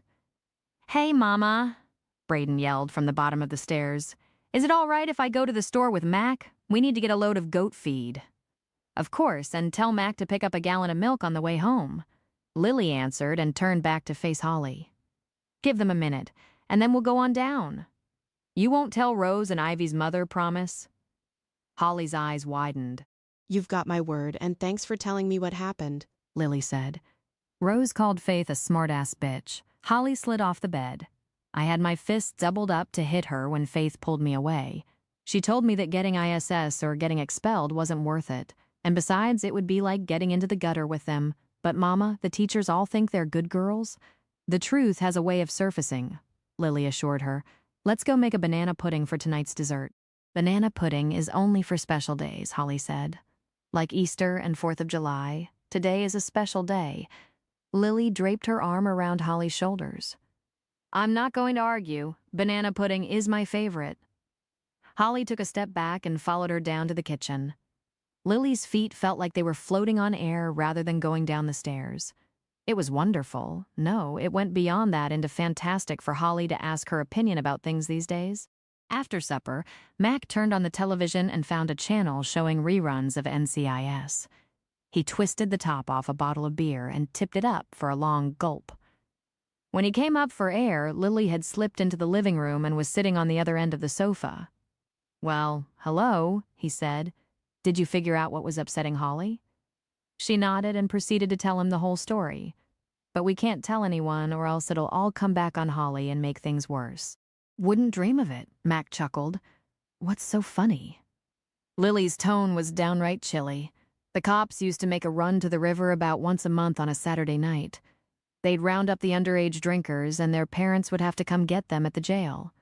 I'm friends with one of the deputies and he was bragging last week that their bus had cleaned up the situation, Mac explained. The smile on Lily's face started small, but soon she giggled. The kids just changed it to Wednesday and Friday nights and used choir practice for an excuse to get out of the house. Wonder what they do on Saturday night? Stay home. Get sober. Go to church on Sunday to make their parents think they have wings and a halo. Mac offered her his beer. To his surprise, she took it from his hands, took a drink, and handed it back. Thanks, I rarely have a beer, but I do enjoy one now and then. What's your favorite drink? Pina colada? Daiquiri? I'm not a mixed drink or wine person. I like a beer sometimes, or a shot of whiskey on special occasions, but that's only once or twice a year if that often, she told him. There's a bottle of Knob Creek smoked maple in the cabinet. It was there when I moved in, and I've had a shot on the past 5 New Year's Eves, he admitted. That was Mama's favorite. Daddy would hold up his beer bottle on New Year's Eve, and Mama would touch her shot glass to it, Lily told him. When I got married, Mama and I had a shot just before I walked down the aisle. It might be the same bottle since she only had a drink once a year. Well then, I'd say it's very well aged. Mac took a drink from the bottle and offered her another one. He loved spending time with her and listening to her husky voice confide in him. He felt as if he was really part of a family. She shook her head. 14 is way too young to be drinking or having sex. We have a sophomore who had a baby last year when she was just a freshman. And there are also 2 seniors who will be mothers before they graduate. It can't be blamed on race, color, creed, or social standing. They come from all walks of life, Max said. You are a good mother. Holly talked to you rather than listening to her friends. Most days I feel like the meanest mama in the whole state. She pulled a quilt down from the back of the sofa, stretched her legs out, and wrapped the quilt around her body. You shouldn't. Mac tucked the quilt around her feet. You've been tough on them for a reason, and it's plain as the horns on a billy goat that it's paying off. I appreciate you saying that, she said, and pointed toward the TV. I haven't seen this episode. Ziva is still on the show. I missed her when she left. If you leave this summer, I'll miss you, Lily. His drawl seemed even deeper than usual. She looked up into his eyes. I promised the kids that if they stayed out of trouble, we'd go back to Austin. I understand that, but what if they decided they wanted to stay here? He asked. Then I'd sure be willing to give up the Austin apartment, she replied. Lily woke to the sound of the NCIS theme song playing at the end of the episode. She could hardly believe that it was 10 o'clock or that her feet were now in Mac's lap. She started to pull them away, but he threw back the quilt and began to give her a foot massage. She all but purred when his big, calloused hands gently worked on her toes and then worked their way up to her ankles. He finished her left foot, covered it back up, and started on the right one. Why are you teaching school? You could make $1 million a year doing this, she moaned. I'd rather be teaching wild kids than putting up with most women. His green eyes locked with her brown ones. "You are special, Lily. I sure feel like it right now," she said. "I could lie here all night if you'd keep that up. But we've got to get up in the morning. But 5 more minutes, please. For 5 more minutes. Then I get to walk you to the end of the staircase and have a goodnight kiss," he said. Lily thought that she might just drag him up the stairs, throw him down on her bed, and make wild, passionate love with him until morning if he'd massage her feet for 10 more minutes. But she didn't say that. She simply nodded and wondered if the second kiss would affect her as much as the first one had. When the 5 minutes had passed, she stood up, folded the quilt, and laid it on the back of the sofa. Mac tucked her hand in his and led her to the bottom of the stairs. She expected a quick kiss, but he looked deeply into her eyes, ran the palm of his hand down her cheek, and traced her lips with his fingertips. "You're so beautiful," he murmured. She moistened her lips with the tip of her tongue just as his mouth closed over hers. It started out as a sweet kiss, but then his tongue touched her lower lip, asking permission to enter. She opened up to him and the kiss deepened into more. Her knees went weak, so she wrapped her arms around his neck. When the kiss ended, she leaned into him and laid her cheek on his chest. His heart was beating as wildly as her own, the two of them keeping time together. "Wow," he muttered. "How about another foot rub?" She tiptoed and kissed him on the cheek. "That might lead to more than kisses." "I'm willing if you are." "Don't tempt me," she said. "Good night, Mac." She took a step back and started up the stairs. "Good night, Lily." His deep drawl followed her up to her room. She closed the door behind her and fell backward onto the bed. The springs squeaked and the slats creaked, but she didn't care. All her hormones screamed for more than just a long, passionate kiss. Every nerve tingled, and it would take more than sucking on a lemon to wipe the smile off her face. Lily picked up the journal and went over to Holly's room. She rapped on the door and Holly yelled, "Come on in. Want to see what happens next?" "Sure," Holly said. "It'll take my mind off Rose and Ivy." Lily opened the journal and began to read. Jenny Medford O'Reilly, May 1889. No. Holly put up a palm. Matilda can't be dead. What happened to her son and to her new daughter, Lily? "I don't know, but let's keep reading," Lily said. "Mama gave me this journal when I left Georgia. She said it was possible that she'd never see me again and that I should write in it sometimes like she and her mother had done in the past, so it could be passed down through the ages and our future daughters would know us better. I've read about the grandmother I never met and Mama's struggles. So now it's my turn to write about my life. My daughter, Rachel, is 2 years old. I'm 23, as is my husband, Danny O'Reilly. We left our home and came west when we heard about the government giving away land here in Indian Territory. We were able to stake out our 160 acres last month. We're living in a tent right now, but by winter we will have enough logs cut to build us a fine cabin. At that time, we will have shown improvement on the land and it will be ours. The work is hard and we've struggled sometimes to have food on the table, but our love will carry us through these next years. When we're old and gray, we'll tell our grandchildren the stories of how we survived our first winter in Oklahoma. Although it's late for a garden, I've put one in. We have a stream not far from our tent.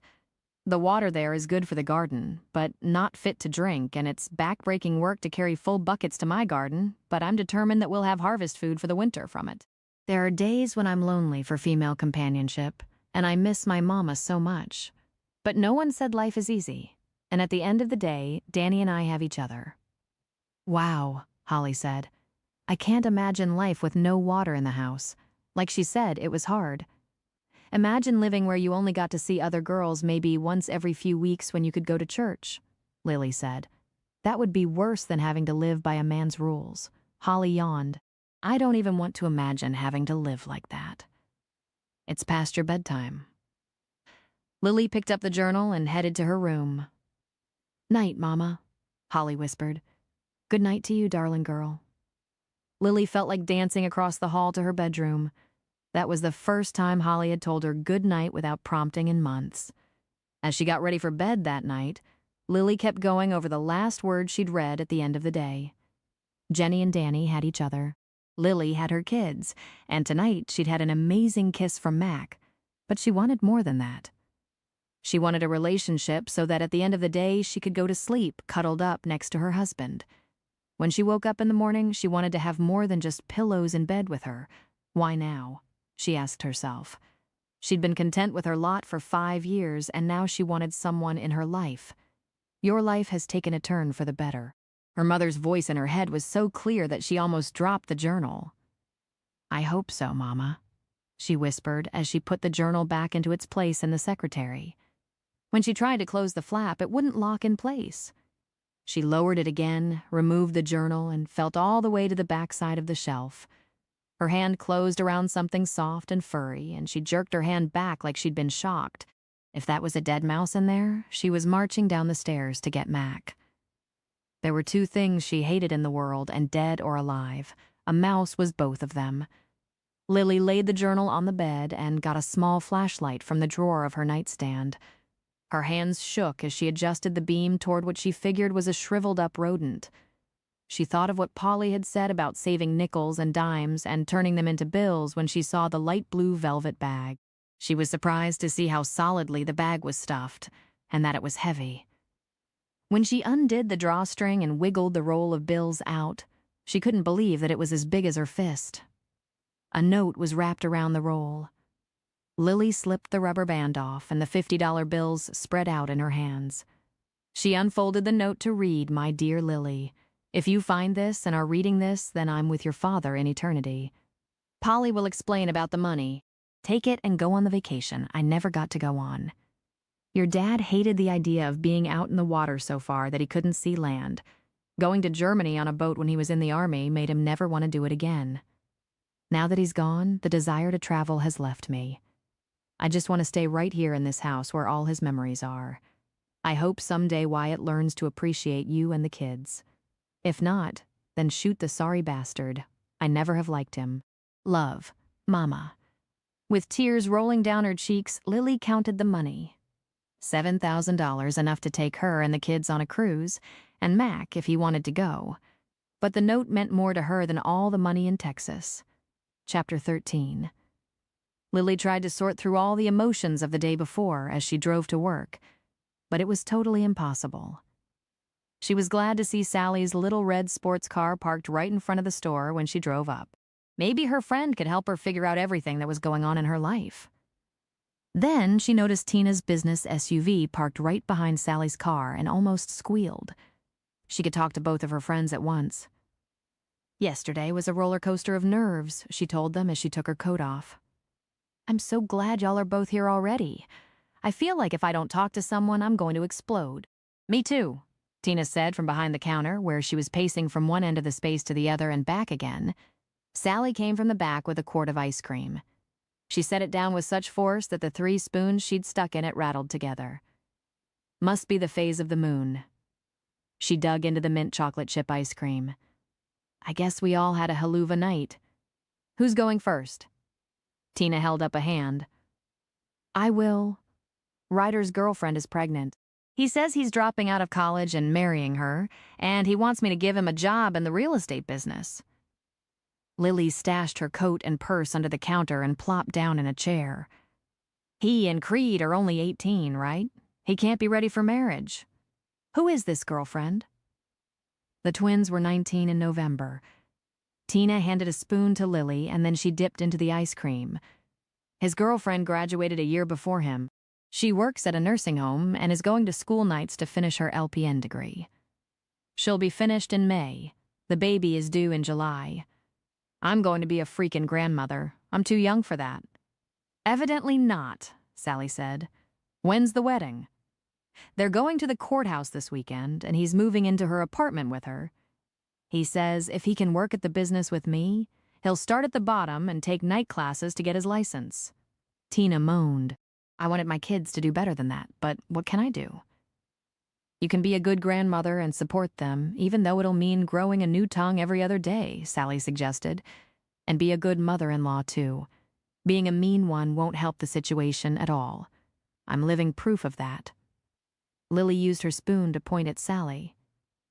You've never been a grandmother or a mother-in-law. But I've had a mother-in-law that kept throwing little digs until she convinced her son I wasn't good enough for him. Sally reminded her. Lily's good news didn't seem as important as it had when she got to the shop. Not when Tina was dealing with so much. She thought of those little soon-to-be 15-year-old twin girls having sex and hoped they were using protection. How old were the boys they were out partying with?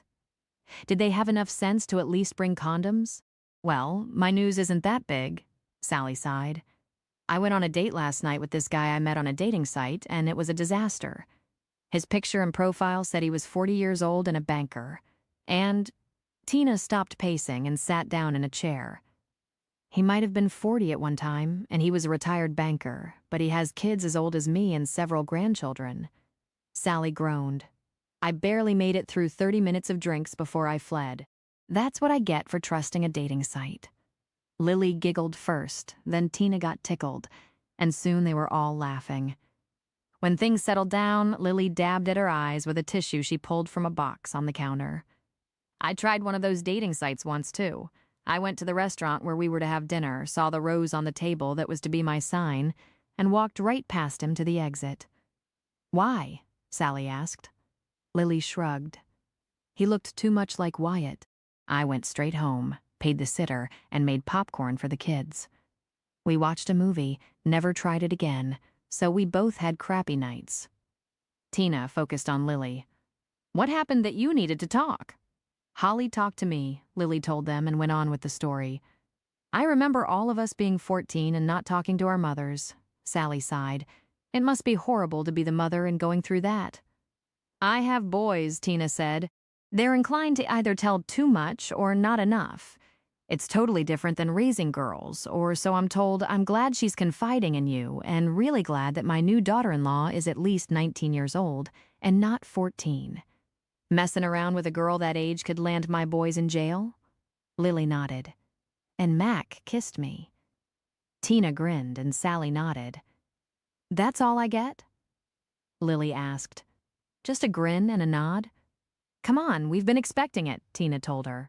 We just knew if you ever came home, even for a weekend visit, that the two of you would hit it off.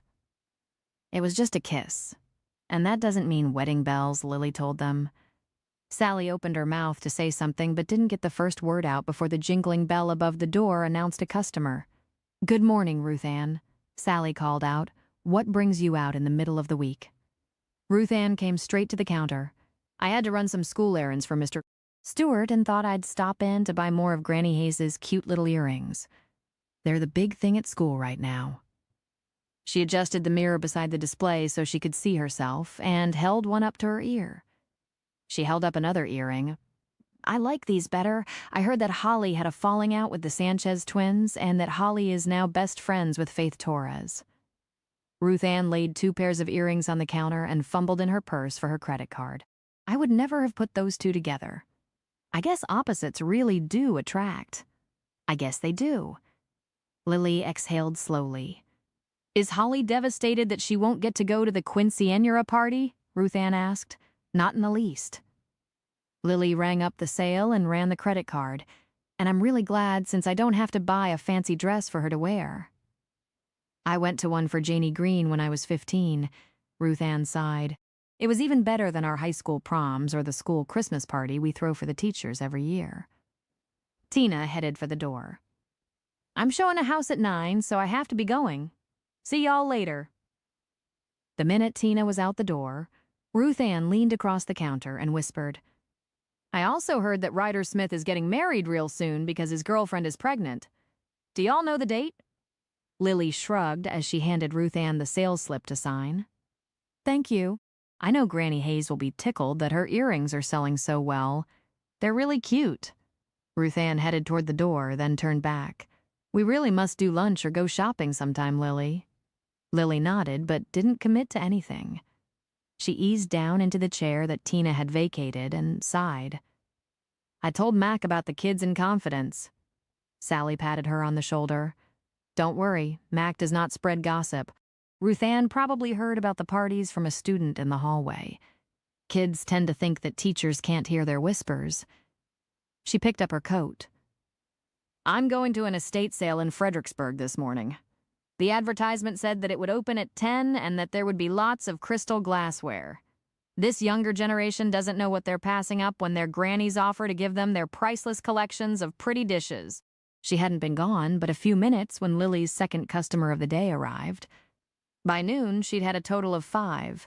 2 of them were small-time buyers and spent less than $20 each. The other 3 made up for it. They came in together and said they had a shop in San Antonio that sold only items made in Texas. Lily showed them Granny Hayes' shawls, scarves, and earrings, and they bought the entire stock for resale in their business. When they'd left, Mac arrived with a brown bag in his hands. "I brought food," he said. "Burgers and fries and root beer. Hope you haven't eaten already." He pulled 2 cans from the pockets of his denim coat. "No, but I'm hungry." She opened the bag as soon as he set it down. "Ruth Ann came by this morning." "I already heard." He got out the burgers and fries and set them on the counter. "That's one of the reasons I'm here. Did she say anything about those river parties?" "Nope." Lily unwrapped a burger and took a bite. "That's good.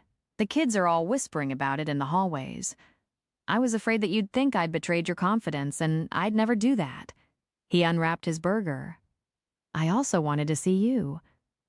"Thank you for that. Why didn't you bring enough food for Sally?" "Because she's over in Sisterdale at a sale and won't be back until after lunch," he replied. "Fredericksburg," Lily corrected him. "She went there first, but now she's in Sisterdale. There's an antique dresser over there that she's interested in buying." She sent a picture of it to the English teacher, who was all excited about it and was showing off the picture of it in the teacher's lounge. "Sally is buying it for her," Mac explained, "and Rose and Ivy have bragged too many times to too many people about those parties on Friday nights. But the older kids are moving the party out to Grandpa Opperman's vacant barn. Don't tell me that kids aren't smart these days. Devious and stupid is more like it." Lily was glad that Holly wasn't going to the party. "Grandpa Opperman has a shotgun and a temper. He died last year. His place has been cleaned out and it's up for sale. Adam thought I should buy it, but it's too big for what I need." Mac squirted ketchup over his fries. "You'd think that kids couldn't get into too much trouble in only a couple of hours. I imagine it'll go down something like this," Lily told him. "Susie will tell her parents they're spending the night with Grace. Grace will say she's staying with Amber. Then Amber will say that she's staying with Susie. The story will be that the mothers will take the girls home early on Saturday morning, and some kid who's old enough to drive will really be the one to drop them off. Boys will do the same thing, and if no one gets caught, then the parents are never the wiser." "Man, I'm glad I'm not that age anymore," Mac said. "You're right. They are devious little snots. How'd you get so smart about all this?" "Duh." Lily popped her palm against her forehead. "Smoking pot in the library bathroom not even a month ago. I'm surprised that Holly's not mixed up in the middle of it all." "Maybe," Mac chuckled. "No laptop, phone, or any electronic device has taught her a lesson. I've got to get back to school now. I've got an FFA advisor meeting after school. The teachers from several surrounding schools are gathering, so I won't be home until after dark. I'll miss having supper with y'all tonight." He dropped a kiss on her forehead and headed for the door. Damn it. She wished that she could tell him that she was already putting deep roots down in comfort and never wanted to go back to Austin. But a promise was a promise, and she'd given the kids her word. "I can pray that they'll change their minds, though, can't I?" she muttered. Lily made a right turn into the lane, and the school bus pulled in right behind her. The kids beat her into the house and were already in the kitchen by the time she'd gotten her coat hung up and her purse set on the bottom step of the staircase. "R2. She heard Braden already arguing with his sister. "Am not." Holly's voice had gone all high and squeaky. Lily crossed the foyer and went into the kitchen. She checked on the pork roast she'd put in the slow cooker that morning. "Are what?" "Holly's friends, Rose and Ivy, are going to a party tonight in some old barn. Isaac said that they want her to go with them. I told her to be careful because rats live in old barns and she's scared of little bitty mice, so she'd probably faint if a rat started chasing her." Braden said, "How'd you find out about that?" Lily asked. "Isaac told me some of the high school boys work out on the ranch for his daddy, and they were bragging about outsmarting the police. They didn't know that Isaac was in the tack room," Braden said, and then grinned. "I guess I could go with her. So if there's a rat, I could chase it away." "How would little old Biddy you take care of a damn darn rat?" Holly shivered. "And I'm not going anywhere tonight but up to my room to work on my math." If I have trouble, Faith said, I can call her and she'll walk me through the problem. You're mean, Braden smarted off. You're obnoxious, Holly told him. Both of you eat a cookie. And don't talk with food in your mouths, Lily told them. Max should be home by now, right? Braden asked. He had an after-school meeting, Lily answered. He won't be here until late. I can take care of the feeding, Braden said. You want to help me, Holly? Only if Mama goes with us, Holly answered. Why? Braden frowned. Because if there's a mouse out there, you'll get it by the tail and chase me with it, Holly replied. Get finished with your snack and we'll take care of the evening chores together. Lily figured it would be well worth her time to get Holly interested in the goats. Of course, Holly had to change her clothes, braid her hair, put on fresh lipstick, and get out her oldest boots. Not even the goats were going to see her looking like a bag lady. Lily put on a pair of jeans, a flannel shirt, and her dad's old work coat. It didn't fit her much better than it had Braden. I'll show y'all how it's done. Braden puffed up with pride on the way from the house to the barn. It's not hard, and you're going to love the new babies, Holly. They're even cuter than a cat. Not possible, Holly declared. The feeding chore only took half an hour at the most, but they spent another hour in the pen, petting and loving on the new babies. Holly was the child who begged for 5 more minutes when they had to go back to the house, and who pouted when she had to leave behind her favorite little black and white kid that was only a couple of days old. After supper, Holly and Braden hurried to the living room to watch an old movie. They'd argued all during the meal about a funny scene. Holly said that one thing happened in it. Braden swore that it didn't. That would keep them busy for a couple of hours, Lily thought. She went upstairs to take a long, soaking bath. She adjusted the water, got it just to the right warmth, and then dropped all her clothes on the floor. Her phone pinged with a text from Sally. Her boss wouldn't be in the shop until after 10 the next morning. Then there was one from Mac saying that his meeting was running longer than he'd thought. She sent a smiley face emoji back to Sally and a message to Mac telling him that they'd taken care of the chores. She immediately got a heart emoji back from him. She laid the phone on the ladder-back chair beside her towel, added some scented oil to the bath, and sank down into the warm water. When the water had gone lukewarm, she got out and wrapped a towel around her body, made sure the coast was clear, and padded down the hall to her bedroom. Once she was there, she dressed in flannel pajama pants and a faded t-shirt left over from Christmas several years before. Both kids had finished their homework and everything was quiet downstairs, which meant that the controversial scene in the movie had not played yet.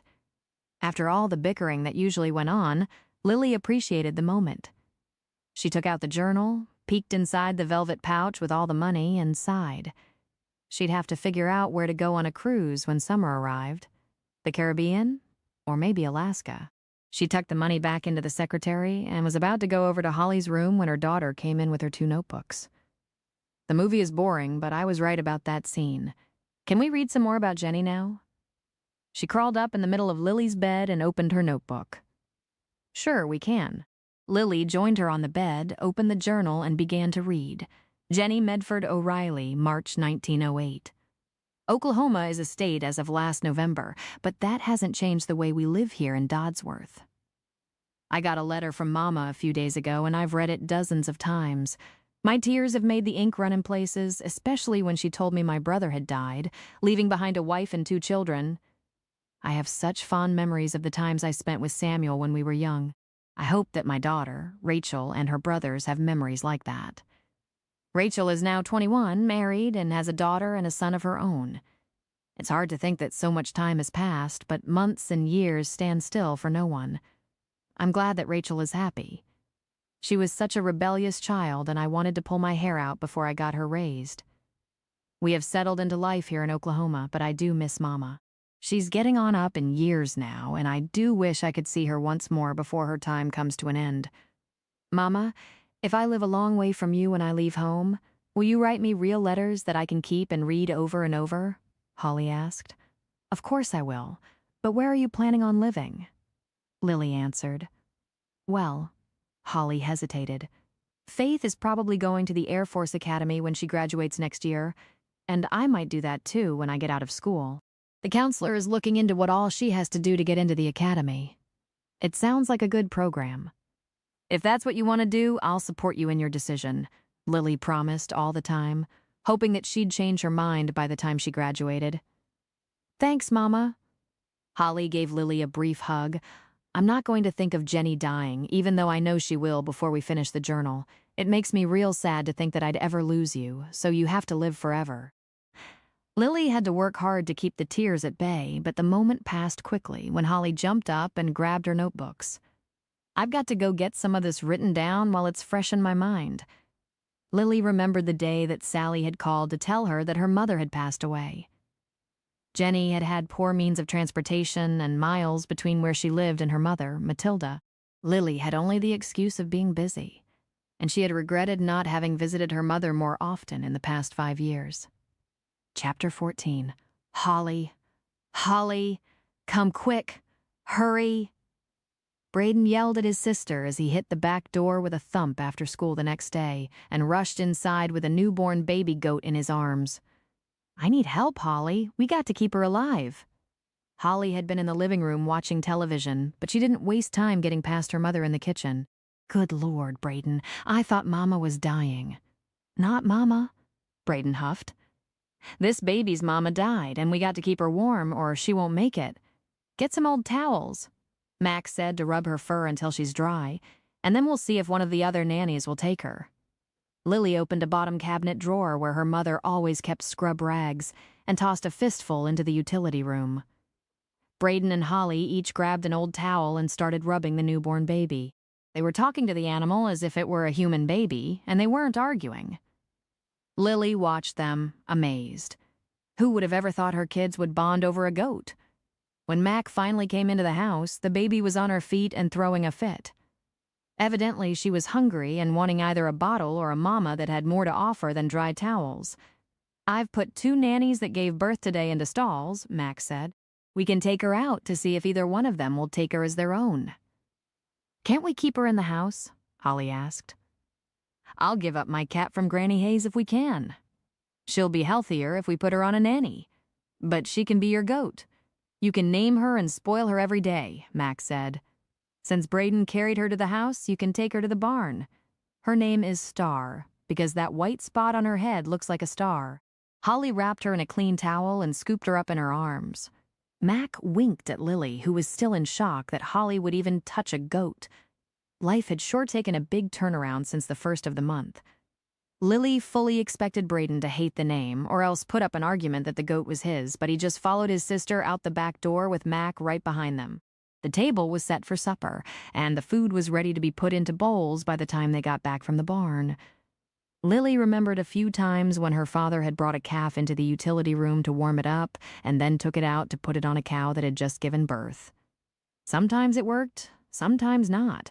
If it didn't, then they had to bottle feed the little critter until it was big enough to eat feed.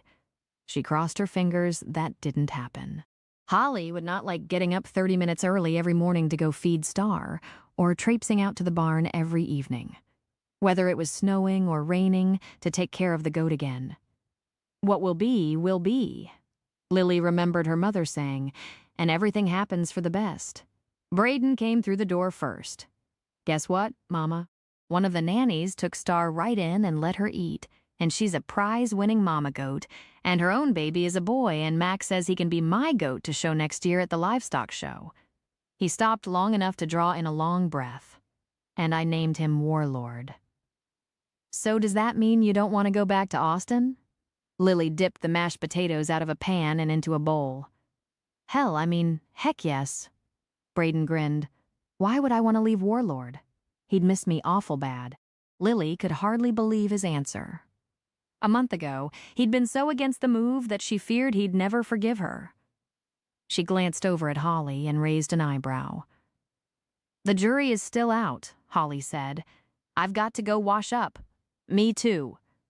Braden rushed out of the kitchen ahead of her. "I bet I beat you to the bathroom." "Don't you dare lock the door," Holly yelled. "If these old walls could talk, I wonder how many stories they could tell." Max stopped at the kitchen sink to wash his hands. Kids running through the place, first kisses on the porch swing, tears and giggles.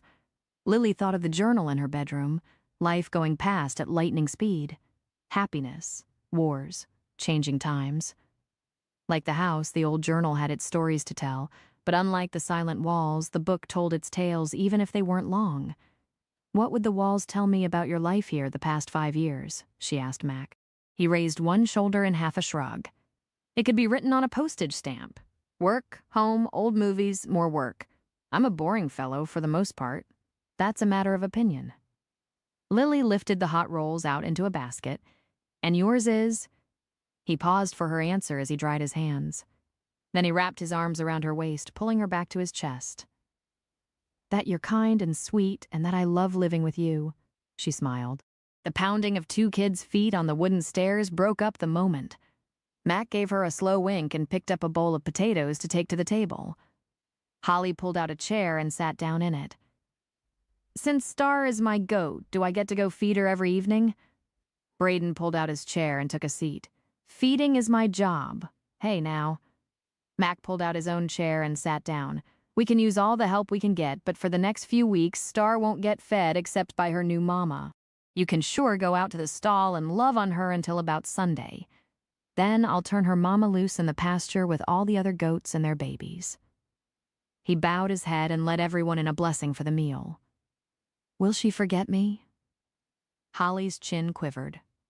"Never. She'll always be your special pet, and will probably come running to you when she hears your voice. Especially if you take time to pet her every day until Sunday." "I will," Holly said seriously. "No, you won't," Braden argued. "You'll get tired of her in 2 days." He turned to Mac. "When she does, can I have her?" "No, I won't," Holly said. "And you can't have her. Eat your supper and hush." "You're not the boss of me," Braden said. The house phone rang and everyone froze for a couple of seconds, and then Holly jumped up and ran to answer it. "It's probably Faith. She said she'd call, and we're having supper late," and she grabbed the phone on the 3rd ring. "Hello, Faith. I was going to call you in a few minutes." Oh. She stopped. "Hi, Daddy. Guess what? I got my very own goat today, and her name is Star, and she's going to be my special pet." The kids hadn't heard a word from him since the move, so why was he calling now? Lily began to worry. Had he been thinking about the kids moving in with him? Would they leave her if he gave them the chance? "Sorry, Daddy. I have to be here over the weekend to pet my new goat, or she won't know me when she goes out to pasture," Holly said. Then there was a long silence while she listened to him. "Well, if it's only one night and I can pet her before we leave and you'll have us back home before 4 on Saturday, that would be all right, I guess. But you better talk to Mama before you reserve a hotel room for us." She laid the phone down on the counter and went back to the table. "It's Daddy, and he wants to talk to you," she told Lily, and then nudged Braden with her elbow. "I told him we could only be gone from tomorrow evening until Saturday. If you don't back me up, I'm going to strangle you." "I don't want to go at all," Braden said. "I'd rather be here." Lily took her time pushing away from the table and going to the phone. "Hello, Wyatt," she said. "We haven't heard from you in a month. Did you lose the number to the house here in Comfort? I've been too busy to call, but I want the kids for the weekend. I'll pick them up tomorrow and bring them home Sunday evening." "Have them ready at 4, he said. She turned toward the table. "Sure, you don't want to stay over until Sunday?" Both kids shook their heads. "The kids have projects they're working on, so they'll have to be home Saturday evening fairly early," she said in a businesslike tone. "Victoria and I want to take them to a couple of museums on Saturday, and then to the Alamo on Sunday. From what Holly just told me, they could use some culture." He almost growled. She relayed the message to the kids. Braden pretended to gag. Holly shook her head. "I'm not even going if Victoria's going to be there." Braden raised his hand in agreement. "They'll go, but for 1 day only," Lily said. "How about if you go to the Alamo and then to the shopping mall?" "No museums," Braden said. "Only if we get to go to the mall." Holly got up for the 2nd time and held out her hand for the phone. "It's me again, Daddy. Here's the deal. We'll go if you pick us up tomorrow, and we can go to the Alamo and the shopping mall Saturday. We want to eat at the barbecue place in the food court, not some fancy place with cloth napkins, and then we want to be home before 4 so we can take care of our goats deal." She listened for a few minutes and then hung up. "We got the deal, brother, and to make it sweeter, Victoria doesn't want to go to either place. She's spending the day in a spa." Braden held up his hand for a high five, and Holly slapped it. Then they went back to their food as if nothing had happened. Lily couldn't help but wonder how Wyatt must have felt. This was the first time the kids hadn't fallen all over themselves to get to spend time with him. He must have thought they would jump at the chance for a weekend away from the boonies. Well, now maybe he would think again. Thank God for goats, Lily muttered. What was that? Mac unloaded the dishwasher so they could put the supper dishes inside. Lily repeated what she'd said, continuing. This is the first time that Holly or Braden haven't gotten excited to get to spend time with their dad. It's about time that he realizes they're growing up and away from him. It breaks my heart the way he throws a relationship with them away for Victoria. Why does he do that? Mac asked. She's very wealthy, and she doesn't like children. She's about 10 years older than Wyatt. I don't know if she loves him or the fact that he's so pretty and looks good in a $5,000 suit. Of course, I also don't know if he loves her or the lifestyle she affords him. He has always liked being a big shot, Lily told him. Is she the reason he doesn't get the kids every other weekend and a month in the summer? Mac asked. Lily shrugged. He gave me sole custody in the divorce and said that he'd spend time with them when he could. It's been 6 months since he's even seen them. Not even at Christmas? Mac's face was a study in pure shock. He sent a few expensive gifts, but not even at Christmas, Lily replied. They called him and wanted to move in with him when I told them we were moving to Comfort. He said no way, and I kind of felt sorry for the kids even though I was upset with them, she explained. Man, he's a fool. Mac slowly shook his head. He has no idea the fun he's missing. Hey, Braden yelled, bounding down the stairs and into the living room. Me and Holly want to know if y'all old people want to watch a movie with us? I brought the whole Harry Potter series with me, but we ain't got a TV in either of our rooms. They want to spend time with us? It's a miracle, Lily whispered. Well, let's don't waste a single minute. Mac grinned and led her from the kitchen to the living room with his hand on her lower back. Even through her shirt, she could feel the heat starting at the place where his hand was touching her and going all the way through her body. Holly met them in the foyer and raced ahead to argue with her brother about who got to sit in the recliner. For the first time, Lily was glad they were arguing and didn't notice that she was practically blushing. First come, first served, Braden taunted his sister. Oh, yeah. Holly wiggled her way into the chair beside him and put her arm around his shoulders. You're my itsy-bitsy brother, so we can share the chair. Yuck. Braden jumped up, grabbed a quilt and throw pillow from the sofa and stretched out on the floor. Want me to put the first one in the DVD player, Mama? He pointed toward the TV. I'll do it. Max started toward the TV. I've never seen Harry Potter or read the books. Which is better, movies or books? Books, both kids said at the same time. Then I'll have to read them later after we see the movies. Mac put the first one into the player and handed the remote to Braden. Lily sat on the sofa and Mac sat on the other end. Lily found herself wishing that Mac was beside her with his arm draped around her shoulders. But getting to spend time with her kids, even if it was watching Harry Potter, was pretty dang special, too. As soon as the movie ended, Mac asked, So is going to Universal Studios and seeing the Harry Potter place on your list of things to see someday? Nah, Braden said. I'd rather go to the beach and just do nothing but play in the sand and collect seashells. Me too. Braden can find seashells while I work on getting a tan. Holly yawned and headed out of the room. I'm going to bed. I'm going to read for half an hour after I get my bath, Braden said. I still think the books are better, but every time I see the movies, I can see the characters better. Mac stood up and held out a hand to Lily. Walk you to your bedroom door? No, but you can walk me to the bottom of the stairs. That would be really nice. She laced her fingers in his. He stopped just before they made it to the bottom of the steps, wrapped Lily up in his arms and hugged her tightly.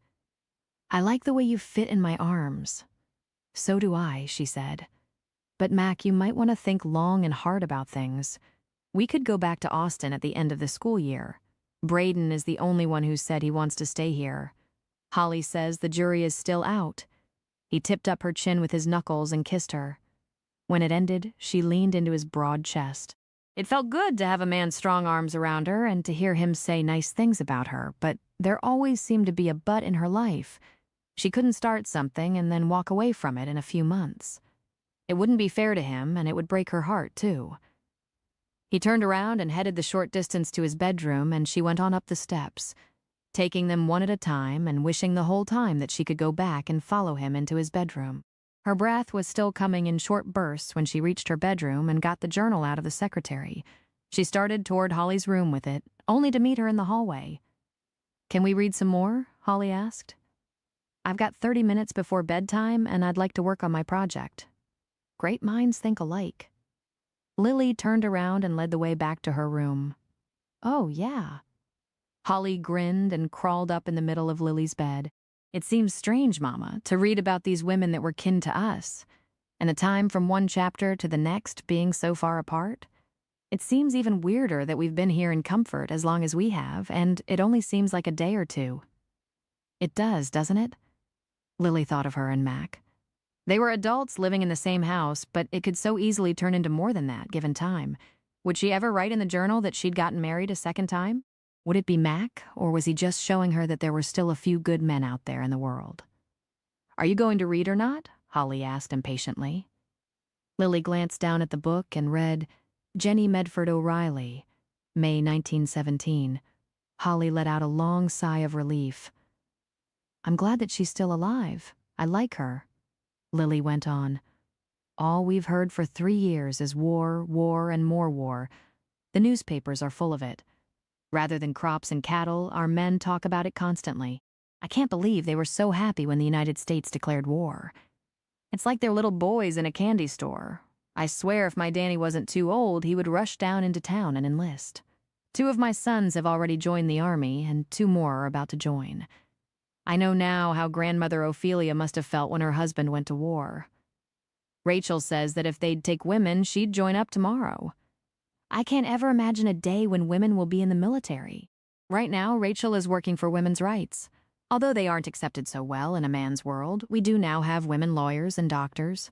So we've come a long way, and some states are allowing women to vote. My stepfather died last year, and with Samuel gone and Lily moved off to Savannah, Mama was all alone, so she's come to live with us. I love having her here, and she really enjoys having her great-grandchildren around her. She's 71 years old now, but she's still in good health." Lily closed the book and looked straight at Holly. "Are you going to vote when you're 18? "Of course I am, Faith, and I take our lunch to the library most days and do research. Tomorrow I'm going to look up World War I and women's voting so I can write a little about it in my journal." Holly slung her legs off the bed. She didn't hug Lily that night, but she did stop at the door and say, "Thanks, Mama, for sharing this with me. I'm glad that our Matilda is living with Jenny now. That's where she belongs, since she's old." "Me too." A sudden cloud of guilt floated down to surround Lily like a thick fog. When her father died, she should have insisted that her mother live with her in Austin. They'd had plenty of room in the house she and Wyatt had lived in, so there was no reason Vera couldn't have stayed with them. Lord only knew, she would have loved to cook for the family, and it would have given her something to live for. "I could never leave your father's memory, not even for a week," her mother had said when Lily asked her about moving to Austin. "Besides, this is where we've always had the holidays, and I've already got the decorations up." That's what she had said. But now Lily wondered if a little more begging could have convinced her to move in with her and Wyatt. "I could have tried," Lily said out loud as she gathered up her things to take to the bathroom. "But I was so wrapped up in my own life that I didn't. And I haven't even been to her grave since I got back. Some daughter I am." When she'd finished taking her bath, she opened the door to find Braden waiting with his clean pajamas in his hands, sitting on the floor, his back against the wall. He was small for his age, but a pretty boy, Lily thought, with his big brown eyes and dark hair. She could feel that he wanted to talk about something, so she sat down beside him. "Got something on your mind?" He nodded. "Want to talk about it?" she asked. "Why can't Daddy be more like Mac?" Braden asked. "Daddy is always looking at his gold watch when we're with him, like we're not even there, or he's texting or talking to Victoria. Mac don't even wear a watch. Your dad has always worked on a busy schedule, and his job has a lot of pressure involved, and he kind of always brought it home. Now that he does a lot of work on the road, I expect it's even harder on him to forget about his work." Lily tried to explain without saying that Wyatt was a jackass. "Mac has a different kind of job and doesn't get in such a hurry. Well, I wish you would have married Mac instead of Daddy." Braden hopped up and disappeared into the bathroom. Lily got up and slowly went to her bedroom. She wondered what her life would have been like if Mac had asked her for a date when they were young and she'd gone out with him. Chapter 15. How on earth could it be Friday already? Where had the whole month of January gone? Lily wondered as she went to work that morning. The month had gone by so fast, and she had enjoyed her work so much more than she had listening to people's problems all day. She hummed a country song all the way to work. She couldn't remember the name of the tune until she parked her car at the back of the shop between Tina's van and Sally's cute little sports car. Getting out, she sang the lyrics she could remember to Hush, Hush by the Pistol Annies. The group had a brunette and two blondes, just like Tina, Sally, and herself, and the song reminded her of small towns with their church potluck dinners, rumors, and gossip. She'd forgotten how much she missed living here until she'd gotten back into the middle of it all. She used her key and went through the back door. At first, she thought what she was hearing was giggling, but then she realized that someone was weeping. She removed her coat as she picked up her pace until she was practically jogging through the clothing room to the front office. Surely no one had died or Sally would have called her. What's going on? Lily threw her coat and purse on the counter. Tears streamed down Sally's face. Ryder's girlfriend, Macy, had a miscarriage last night. I caused it, Tina wailed. I didn't want him to be married and be a father at 19. Lily crossed the room and hugged Tina. I'm so sorry, but this is not your fault. If we had that kind of suggestive power, then Wyatt would have dropped dead years ago and Victoria would have lost all her money. They would both be living in a cardboard box in an alley behind a beer joint. See, I told you that you didn't cause it, Sally said. Stop crying and go see Macy. Where is she right now, at her apartment? Lily asked. Tina nodded. At her place, and Ryder is with her. That's even better. Go see both of them. This was Ryder's child as much as hers. He has to be strong for her, but he needs your strength, Lily said. Did you go with them to the ER? Sally held the trash can out for Tina to throw in a fistful of tissues. Ryder didn't call me until an hour ago, and he'd already taken Macy home. Tina pulled more tissues from the box. I came straight here. I didn't want to be a grandmother, and now I feel like I've lost a part of me. It's confusing as hell. And crazy, but you're right, Lily. I need to go see them both, but not with my face a mess. Lily handed her the whole box of tissues. Don't do one thing to your face. Go just as you are and let them see that you're grieving with them. Remember how you felt when you lost that baby when the twins were a year old? You were on a guilt trip then, too, Sally reminded her. You were devastated when you learned you were pregnant again, and then when you had the miscarriage, you thought it was your fault. What's that got to do with now? Tina asked. You're reliving the guilt? Lily answered. Tina took the box of tissues from Lily. Should I take anything? Flowers? Food? I don't know what to do. Just take that box and give them both a hug, Lily said. The rest will take care of itself. Tina stood to her feet, put on her coat, and picked up her purse. I've taken the day off work. I'll be back after a while. We'll be right here, Sally said. Thanks. Tina took a step toward the door and then turned around to get the tissues. For everything, I'm so glad that we're back together. Me too, Lily said, and she meant it. Sally slumped down in one of the chairs behind the counter. I feel drained and so sorry for her. I wonder if Ryder and Macy will still get married, or if they'll grow apart now when he goes back to school. Lily dropped into the other chair. How long have they been dating? Since they were in the 9th grade, Sally answered. Lily vaguely remembered Tina being concerned about Ryder getting too serious about a girl when he was a sophomore. It must have been Macy. That's what happened when Lily only saw her friends for a couple of hours once a month. She heard the stories, forgot them in the midst of all her own problems, and never got the full emotional impact of being a true friend. The last customer Sally and Lily wanted to see that morning was Ruth Ann, but the doorbell jingled, and there she was. Sally sighed. Lily groaned. Did y'all hear that Macy Jones had a miscarriage last night? Ruth Ann went to the counter and frowned. Where are the new earrings? We heard. Sally nodded. Of course you did. Tina and y'all two were joined at the hip in high school. She pointed to the empty space. A customer bought all of them, plus all the crocheted scarves and shawls, Lily told her. Joined at the hip? Maybe not in the past several years, but lately they were getting that old closeness back again. "So is Ryder still going to marry Macy?" Ruth Ann asked. "You'll have to ask him about that," Lily answered. "I heard that you collect milk glass. Have you seen these new pieces that Sally picked up at the estate sale she was at earlier this week? They're really rare, and the price is great." She got up and moved over to the display. "I don't have time to look at those today. I only had a minute on my way to the post office to mail stuff for school. Ta-ta," she waved. "You're brilliant," Sally giggled. "That woman has never bought a single piece of glassware from me, but she hits all the garage sales looking for good buys." "Can't change a zebra's stripes," Lily said, and thinking about Granny Hayes. "What can you tell me about her past?" "She's always been Comfort's odd little person, but none of us ever knew why she lived the way she did." "I asked her how long she'd lived in that cabin, and she told me since she was born," Sally said. "When the community wanted to put up a historical marker out there, she told them no. When they persisted, she told them to go to hell.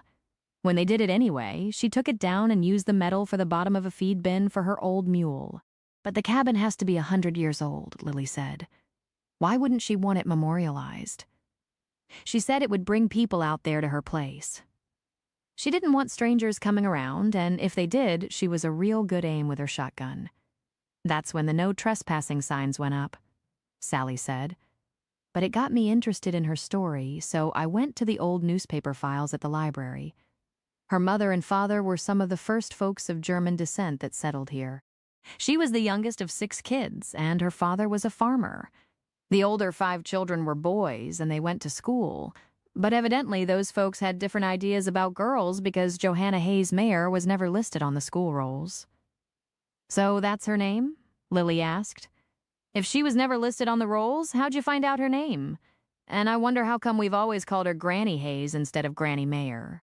"First of all, I found the record of that historical plaque, got her parents' names from it, and then went digging for birth certificates," Sally answered. "She was born in 1921. So she's 98 years old, her mother was 44, and the youngest of her sons was 18 years old when Granny Hayes came along. All of the boys were grown and had left home by then. I asked Drew to check the church rolls, and he found that Granny didn't start attending until she was past 60. But I don't remember a time when she wasn't there, or when folks didn't call her Granny Hayes. I pried a little one afternoon when I took her an order of yarn and asked her why she didn't go by Granny Mayer. She got real quiet and said that her father was a hard old German. Her mother's maiden name had been Hayes, and she liked being Irish more than German. That's all she'd say. Holy smoke." Lily gasped. "I thought she might be in her 80s, but 98? Man, she sure don't act that old. You should have seen the way she got in and out of that pickup truck. I want to grow up and have her kind of strength and energy." "Can you imagine riding a mule 5 miles to church?" Sally asked. "I wonder if any of those brothers settled around here." Lily shook her head. "Whoa, Herman Mayer is the name on the historical marker out at the end of the lane from my house. It says the place was the homestead of Herman and Lucille Mayer from their marriage in 1890 until their deaths. They were active in community affairs and raised a son, Frederick Mayer, who occupied the house when his parents were gone. The homestead includes the house, a barn, a smokehouse, and it's a significant part of the German Texas heritage of the state. I wonder if he's one of the sons. That wasn't one of the sons' names. I can't remember them all, but Herman wasn't one of them. He might have been a brother or a cousin to Granny Hayes' folks, though." Sally rubbed her hands together. "I'll have to go back to the library and see what I can find out. Maybe that's why she likes Holly so much.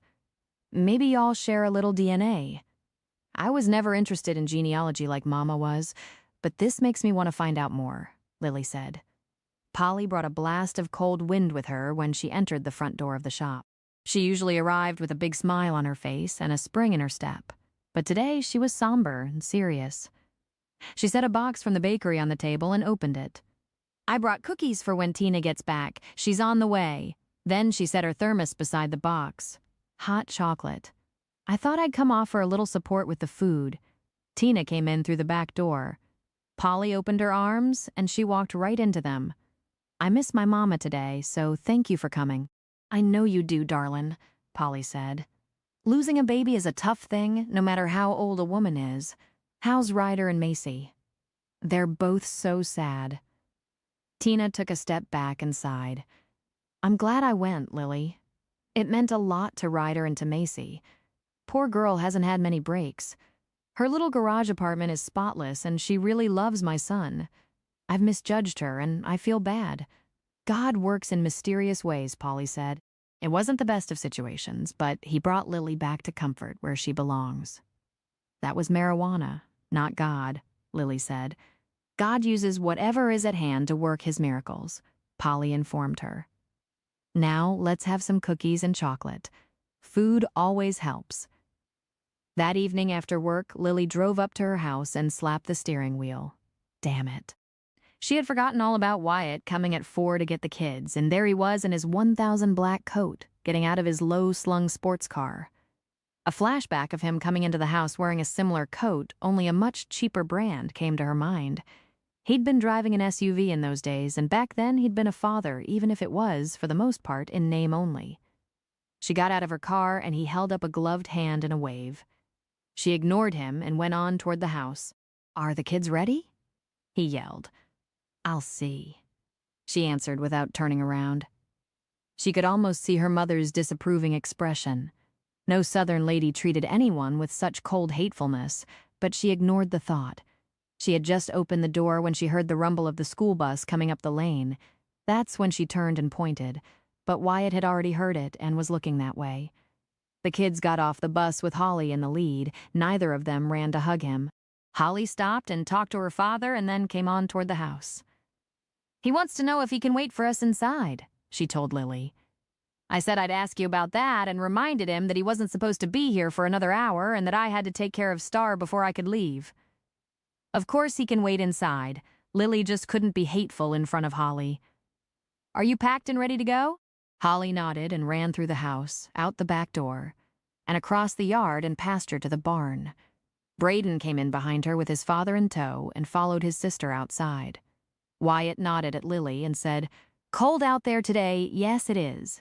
You can either sit right there, she pointed to the empty ladder-back chairs, or you can go to the barn with Braden. She glanced down at his expensive loafers. Your choice. Wyatt removed his topcoat, took a seat, and folded his coat on his lap. Are you ever going to forgive me? Can't we be friends for the kids' sake? I can be civil and let you come in out of the cold for the kids' sake. I will never be your friend. She went upstairs and left him alone in the foyer. Her hands shook with anger as she got out the journal to calm herself. Jenny Medford O'Reilly, December 1919. That surprised Lily since there hadn't been as many entries from one woman. There were usually several years between each recording, but this one was only 2 years after the last. She read through the page the first time, but Wyatt was still on her mind, and she was feeling a little guilty about reading it without Holly. She vowed that she'd backtrack when Holly got home and go over it again with her. The flu epidemic made its way to Oklahoma. We lost Mama last week, and she's been on my mind ever since. I was young when my daddy left with that other woman. We never saw him again. I'm still a little bitter, but my precious Mama used to tell me that there was no room in a heart for both love and hate. She said that hate would soon eat up its half of the heart and want more and more until soon there would be no love left for anyone. I'm in mourning still, but I'm so glad I got to be with her all the way to the end when she took that final step from this world into a better one. I only hope that the flu doesn't take any more of us. It seems like we do nothing but attend funerals these days. Okay, Mama. Lily closed the book. You might not be here to tell me in person, but you spoke loud and clear. She marched back downstairs. Wyatt was still sitting in the same place. He looked up at her with eyes the same clear blue color as Holly's. How much longer do you think they'll be? I was hoping that we could meet Victoria for dinner this evening. Lily sat down on the bottom step. Wyatt, they know that Victoria doesn't like them and hates being around them. They'd far rather spend time with you in a burger shop than eating in a fancy restaurant. They don't care about museums or the Alamo. They've been to those places on school trips at least a dozen times. What they'd rather do is play a board game with you, or watch one of Braden's collection of Harry Potter movies, again, with you. You could hole up in a hotel room, play games, watch movies, and order pizza brought to the room, and they'd be happy. And, she inhaled deeply, if you can put your phone away and not call or text Victoria every 10 minutes, they'd appreciate that too. They need your time and your love, not your money. Did they tell you to say that? Wyatt asked. She shook her head. I'm trying to help you out. They'll come home tomorrow and probably not see you again for months. You might remember to call on weekends, or you might not. They never know what to expect. And when they do spend time with you, it's like you're a tour guide, not a father. Get to know your kids and make them want to see you or talk to you. Wyatt narrowed his eyes at her. You mean they don't want to see me now? That was typical Wyatt, always and forever twisting her words. When I caught Holly smoking weed and found out that Braden was sneaking out of the house to smoke cigarettes and drink, I took a step back for a couple of days and figured some things out. You weren't around. I seldom got out of the house except for church on Sundays and buried myself in my work. I told myself that by helping others I was doing a good thing, but I didn't spend nearly enough time with the kids. It wasn't a healthy environment for either of them, so I changed that, and they're so much better now. If you'll adjust what you do with them when you have them, it'll help you and them, she tried to explain. I tell you what, Lily. Wyatt's tone was downright chilly. You do things your way and have goats and live in a miserable old house like this in the country. I'll do the cultural scene with them when I have time for them, and, darlin', I will never not answer a text or a call from my wife. You lost the right to call me darlin' a long time ago, Lily said as she left him sitting in the foyer and went to the kitchen. I tried, Mama. I really did. But he only hears what he wants to hear, she muttered under her breath. The kids arrived not long after she'd poured herself a glass of tea. They didn't burst inside arguing like always. Braden gave her a hug and said, Can we call from the hotel when we get there? Sure you can. You can call however often you want. Just use the room phone, she said. I hate hotels, Holly declared. I'm going to call and check on Star before I go to bed and before we check out in the morning. God, I hate that we have to go to the Alamo. I don't even like going to the mall with Daddy. A 10-year-old wouldn't be caught dead in what he wants to buy me. It's only 24 hours, Lily said. Maybe things will be different this time. Yeah, right. Braden's shoulders were slumped as he left the room. Holly gave Lily a quick hug. If it's not any better this time, then I'm not going again. Not even God can make me. She flounced off to get her things. You kids ready? Wyatt's voice carried to the kitchen. In 5 minutes, Holly answered. I'll go warm up the car. See you there, Holly said. Mac came through the back door so quietly that she didn't even realize he was there until he slipped his arms around her waist and pulled her back against his body. Are they gone yet? He whispered. The front door closed. There was the sound of the kids coming down the stairs, and Holly called out, We're 11, Mama. Talk to you later this evening. I thought they might tell you goodbye, she sighed. They did. Mac kissed her on the neck and took a step back. We just spent half an hour or more out in the barn with the goats. I thought maybe it would be best if I made myself scarce this time. Next time he comes around, I'll introduce myself. Braden gave me a hug before he left, and Holly patted me on the arm. I'm making progress. Mama has invited us to eat with her and Dad tonight. It's only a 40-minute drive, but I told her that I'd have to ask you. She turned around to face him. Mac, are you sure you want to take me home to meet your parents? Things didn't go well when you took Brenda and Natalie home to meet the folks, did it? I don't think I have anything to worry about. Besides, the third time's the charm. Of course, if you don't want to, that's fine. We can always grab a burger at Dairy Queen and drive down to the river and watch the fish flop out of the water. He grinned, and then gave her a sweet kiss on the lips. Or I can make supper here, she suggested. But I'd love to see Nora and Orville again. I haven't seen them since Mama's funeral, and Nora was so good to organize and help Polly in the kitchen. Mac nodded and took his phone from his pocket. I'll send her a text and tell her to expect us in about an hour. That leaves me 15 minutes to get ready. Lily started to leave the room. I thought you were ready. He took her hand in his, brought it to his lips, and kissed her knuckles. You look beautiful to me. She pulled her blonde hair from the band holding her ponytail, ran her fingers through it, and shook it loose. After a comment like that, what can I say except let's go? Got your cell phone, he asked. In my purse, she answered. I wrote my number down on a piece of paper for each of the kids, and they said they knew yours, so that's covered. He took her by the hand and led her to the foyer, helped her into her coat, and opened the door for her. She picked up her purse and headed toward his truck that was parked right beside her car. Even though it was dusty, it sure looked better than that sleek little sports car Wyatt had been driving. Taking her to his folks' house might not be called a date, but Mac chose to think of it as one anyway. He started the engine and adjusted the heater so that she would be warm. When they passed the historical marker out at the end of the lane, he asked, "So you're the third generation to live in the house?" "Sally and I were talking about that today. I think I might be the sixth," she explained what she and Sally had pieced together. "And we could be long ago kin to Granny Hayes. Small world." He didn't want to talk about ancestors and relatives. He'd rather hear something about Lily. "Did you like growing up in the old stone place, or would you have rather lived in a modern one-story house?" "It was home, so I never gave it much thought, except when tourists blocked the driveway or drove right up in the yard to take pictures of the place," she said. "How have you liked living there?"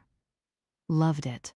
The whole place, from the house to the barn to the old smokehouse, has got personality," Max said. "It kind of reminds me of the place where I grew up. It wasn't on the historical registry, but it wasn't a newer, modern place either. Personally, I think Mama would have been better to keep Dad in his familiar surroundings, but Adam was insistent that they move closer to Dad's doctors. Now he's even more disoriented than before, and he gets angry when he can't find things. Mama says the doctors say that's part of the disease and not to argue with him." His phone rang, and he fished it out of his hip pocket, laid it on the console, and put it on speaker. "Hello, Mac. This is Braden. We're in the car on the way to the hotel, and I forgot to tell you that I left my boots in the barn. If Star gets them, she'll chew them up." "You're on speaker," Mac said. "Your mom is right here beside me. I'll take care of the boots." "Gimme that phone," Holly shouted. "This is Holly, and I'm talking now. My goat won't eat his smelly old boots. His goat might, but my sweet girl doesn't like the taste of dirty feet." "That's enough about boots," Wyatt said, "and I don't want to hear about goats while we're at dinner with Victoria." Mac tried to keep the smile off his face, but it was impossible. He glanced over at Lily and chuckled. "I guess that means y'all better not talk about kissing Star on the nose either. Or that you're getting a cat from Granny Hayes," Lily said. Holly squealed so loud that Lily could just imagine the expression on Wyatt's face. "Mama said we can have a cat, Braden. I got the phone again," Braden said. "If she gets a kitten, does that mean I can have one too?" "I imagine one would get really lonely all by itself," Lily said. "What are you going to do with goats and cats when you move back to Austin this summer?" Wyatt asked. "We're going to take them with us," Holly said in a sticky sweet voice. "And when we come to visit you, we'll bring them all along so you can get to know them." "Bye, Mama.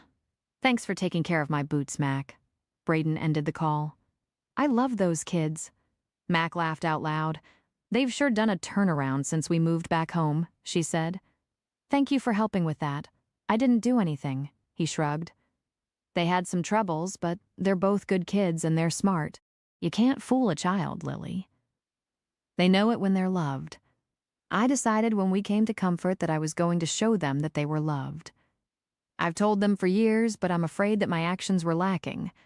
I let my work consume me, and then they spent too much time in their rooms or with unsavory friends. But you're taking steps to correct that, and it's working." After the phone call from the kids, Mac was more excited about his life at that very moment than he had been in too many years to count. He just hoped that Adam didn't choose this evening to make a surprise visit to his folks. Chapter 16. The sun had solidified into a huge orange ball sliding down on the far horizon when Mac parked his truck in front of a small brick home on the outskirts of San Antonio. The front yard was so small it could have been cut with manicure scissors. And from what Lily could see from the passenger seat, the fenced backyard couldn't have been much bigger. "I would never have thought your parents would be happy with a place like this," she said. "They aren't." Mac unfastened his seatbelt and turned to face her. "Dad hated it at first, but now he doesn't remember living anywhere else until he comes to visit me, and then he thinks he's back on his own little goat farm. He doesn't know who Mama is some of the time, and he thinks Adam and I are still teenagers. He loves it when Mama brings him up to the farm, though. That's what we call your place. He'll sit for hours and hours and watch the baby goats romp around. It's the only time I've seen him really happy lately. Just be prepared. He may not know you at all." He got out of the truck and hurried around the front end to open the door for her. "Thank you," she said, smiling. His mother, Nora, met them at the door. A tall, raw-boned woman with more salt than pepper in her hair. She looked just like she had the last time Lily had seen her. Tonight, she wore jeans and a pretty light green sweater that matched her eyes. She gave Mac the first hug, and then she hugged Lily and whispered, "Orville is having a good day. I'm so glad y'all came." Then she raised her voice. "I've got dinner ready to put on the table. I hope you still like fried chicken, Lily." "Of course she does," Orville's gruff old voice said from the living room. "I remember she always loved your fried chicken at the church potlucks. Come on in here and let me look at you, Brenda." She looked up at Mac, who shrugged. Just play along with him. The house was laid out with what real estate agents called a great room, dining room, living room, and kitchen all combined. Lily left Mac's side and went to give Orville a hug. He had always reminded her of a bulldog, a wide face with drooping jowls, broad shoulders, and big biceps. Mac had gotten the best features of both his parents, his height and those big, broad shoulders from Orville, and his face shape from his mother. Adam must have been a throwback to a past generation. Lily thought, because she couldn't see a blessed thing about him in either of his parents. Orville hugged her and then took a step back and looked down at her with a frown. "Where's Adam? I thought he was coming with you." "Why is Mac bringing you to dinner?" "I just arrived at the same time he did, and we came in together," Lily told him. "Did I hear my name?" Adam came into the room with a big smile on his face. "There he is," Orville said. "I knew he'd be along soon if you were here. Nora, is supper ready? The kids are all here now. Brenda's here too. Seems like forever since we've seen her. How'd you get here before me, darlin'?" Adam headed straight for Lily. "We always play along to keep from upsetting Dad," he whispered as he leaned in for a kiss. "Touch me, and the only thing you'll be doing is staring at a hospital room ceiling," she said in a soft voice. Orville sat down at the head of the table and motioned for everyone to take their places. Mac seated Lily while Adam pulled out a chair for his mother. Then both boys sat down across the table from each other. Orville bowed his head and said a short grace and then looked over at Lily. "I'm so glad all you kids." He frowned and cocked his head to one side. "You're not Brenda. You're Vera Miller's daughter. I've got this forgetting problem lately, so I can't remember your name." He picked up the platter of fried chicken, took 2 legs for himself, and passed it on to Adam. "Thank you for having me, and for recognizing me. My name is Lily. Mama passed away, and I'm living in her old house in comfort." "I'm sorry to hear that." Nora and Vera were good friends. "You got kids?" Orville asked. "2, she answered.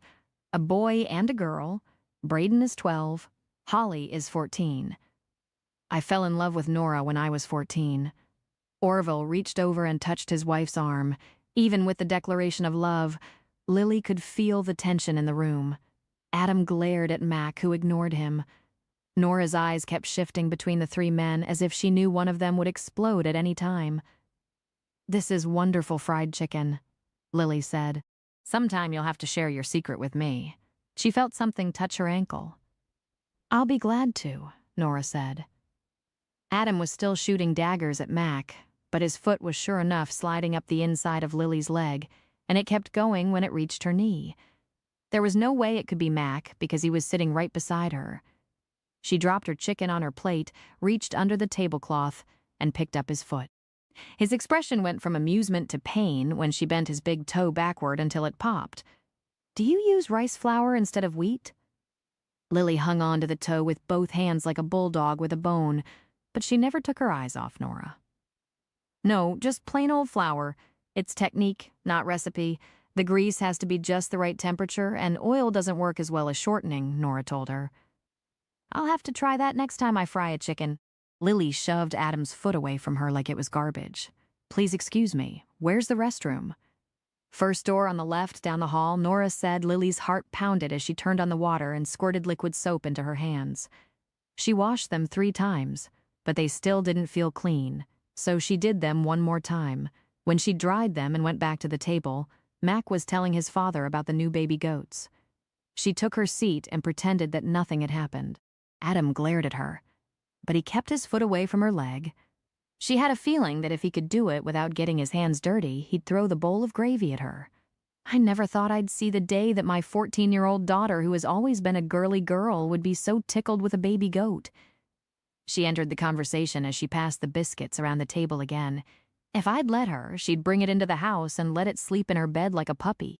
I got to meet this child, Orville said. And her brother, Braden, helps me feed every evening, Dad, Mac told him. You really should come to the farm and see the new babies while they're still young. What do you say, Mama? Can y'all come next weekend? Of course we can, Orville answered for her. We'll come on Saturday and spend the day. Nora caught Lily's eye and raised a brow. That would be wonderful, Lily said. The kids would love to get to spend the day with y'all. Then Saturday it is, Nora said. Is tomorrow Saturday? Orville asked. No, but it's real soon, Mac told him. Out of her peripheral vision, Lily caught sight of Adam's scowl. Even at his age, he didn't like not being the center of attention or not being invited to a family gathering. You could come and bring Brenda, Orville told Adam. No, thanks. Adam's tone dripped icicles. I've got better things to do than spend a day with goats. Orville looked like he might cry until Nora patted him on the arm. Maybe another day Adam can get away from his busy schedule. Orville nodded, but his expression didn't change. Lily wished she'd broken every bone in Adam's foot for treating his father like that. They'd just finished dessert, pecan pie with ice cream, when Lily's phone rang. She excused herself and rushed to the other end of the room where she'd set her purse and coat on a rocking chair. She answered just before it went to voicemail. Mama, can you come get us? Holly asked. Lily's blood felt like ice water in her veins. Are you hurt? Has there been an accident? No, we're both fine, she said. But Daddy is mad at us and he... She started crying. Gimme that phone, Braden shouted. Things had to be catastrophic for Holly to let him have it without an argument. We told Daddy that we didn't want to go to a fancy dinner, that we'd rather have pizza or burgers, and that we didn't want to go to the Alamo tomorrow. He got mad at us and said if we wanted to be little rednecks, then he'd let us. We're in a hotel at. He rattled off the address, and he said to keep the doors locked other than opening it for the pizza guy. He wasn't going to miss having dinner with Victoria or doing stuff with her tomorrow just because of ungrateful kids. He said if we changed our mind, then he'd come get us and we could join them. He ordered pizza for us, but it was cold and burned when it got here, and I had to give them $1 of my allowance money to pay the bill because Daddy didn't leave enough money. We just want to come home, Mama. This place is scary, Holly said. Remember our safe word? Lily asked. Alligator, Braden said. Don't open the door until you hear that word. Mac and I will be there in a few minutes. We're already on the outskirts of San Antonio. Now repeat that hotel address to me one more time. Lily was livid when she hung up the phone. Mac was right behind her when she turned around. Everything all right? She shook her head, almost afraid to open her mouth because of the language that would spew out. We need to go get the kids right now. I hate to do this to your folks, but... Tears of anger began to flow down her cheeks. You go get in the truck. I'll make it right with everyone and be out there in 2 minutes. He was already putting on his coat as he started back to the dining area. She'd just gotten her seatbelt fastened when Mac got behind the wheel. Are they hurt? Was there an accident? He started the engine and made a U-turn to head back toward the highway. Neither, but... She told him what had happened and then gave him the hotel address. Good God, Lily, that's a hotel in the crappiest part of town. I wonder why he didn't at least put them up in one of the nicer places on the River Walk. He slapped the steering wheel. What in the hell is he thinking? Lily held her hands tightly in her lap. I don't know, but this is the last time he gets to take them anywhere. He gave up his rights to see them at all at divorce court, so if he wants to see them again, he can come to the house. I'd like to get a hold of his sorry ass tonight, Mac growled. Those kids better be all right when we get there. They'll be fine. We have a safe word, and they won't let anyone into the room unless they hear it. How far is it from here? Lily asked. 15 minutes at the speed limit, but we'll make it in 10, he answered. Her thoughts went from strangling Wyatt to worrying that something horrible would happen before she got her kids out of that motel. Every minute lasted 2 hours, and it had only been 3 seconds short of eternity when Mac made a turn into the parking lot of a 1950s-style motel. Room 228, Lily said.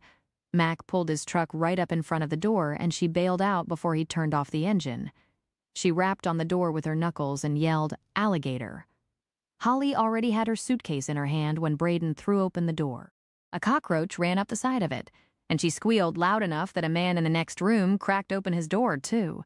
Mac had gotten out of the truck, and he quickly snapped pictures of the room and the roaches before he brushed the bug away, then stomped on it. "Just a bug," he told the man. "That ain't the first one," Braden said as he wheeled his suitcase outside. "Here's my key, Mama." Daddy kept the second one. Lily took the old-fashioned key on a fob from him and marched up to the office. The door was locked, but there was a window to the left of it with a note. "No vacancies. Leave key in slot." She dropped the room key in what looked like a mail slot and went back to the truck. Both kids were already strapped into the back seat. "We were scared, Mama," Braden said. "We ain't never stayed in a place like that. Holly wouldn't even sit down, not after a mouse ran across the bed." "Mama, I'm never going with Daddy again. If he wants to talk to us, he can come to our house or call on the phone," Holly said.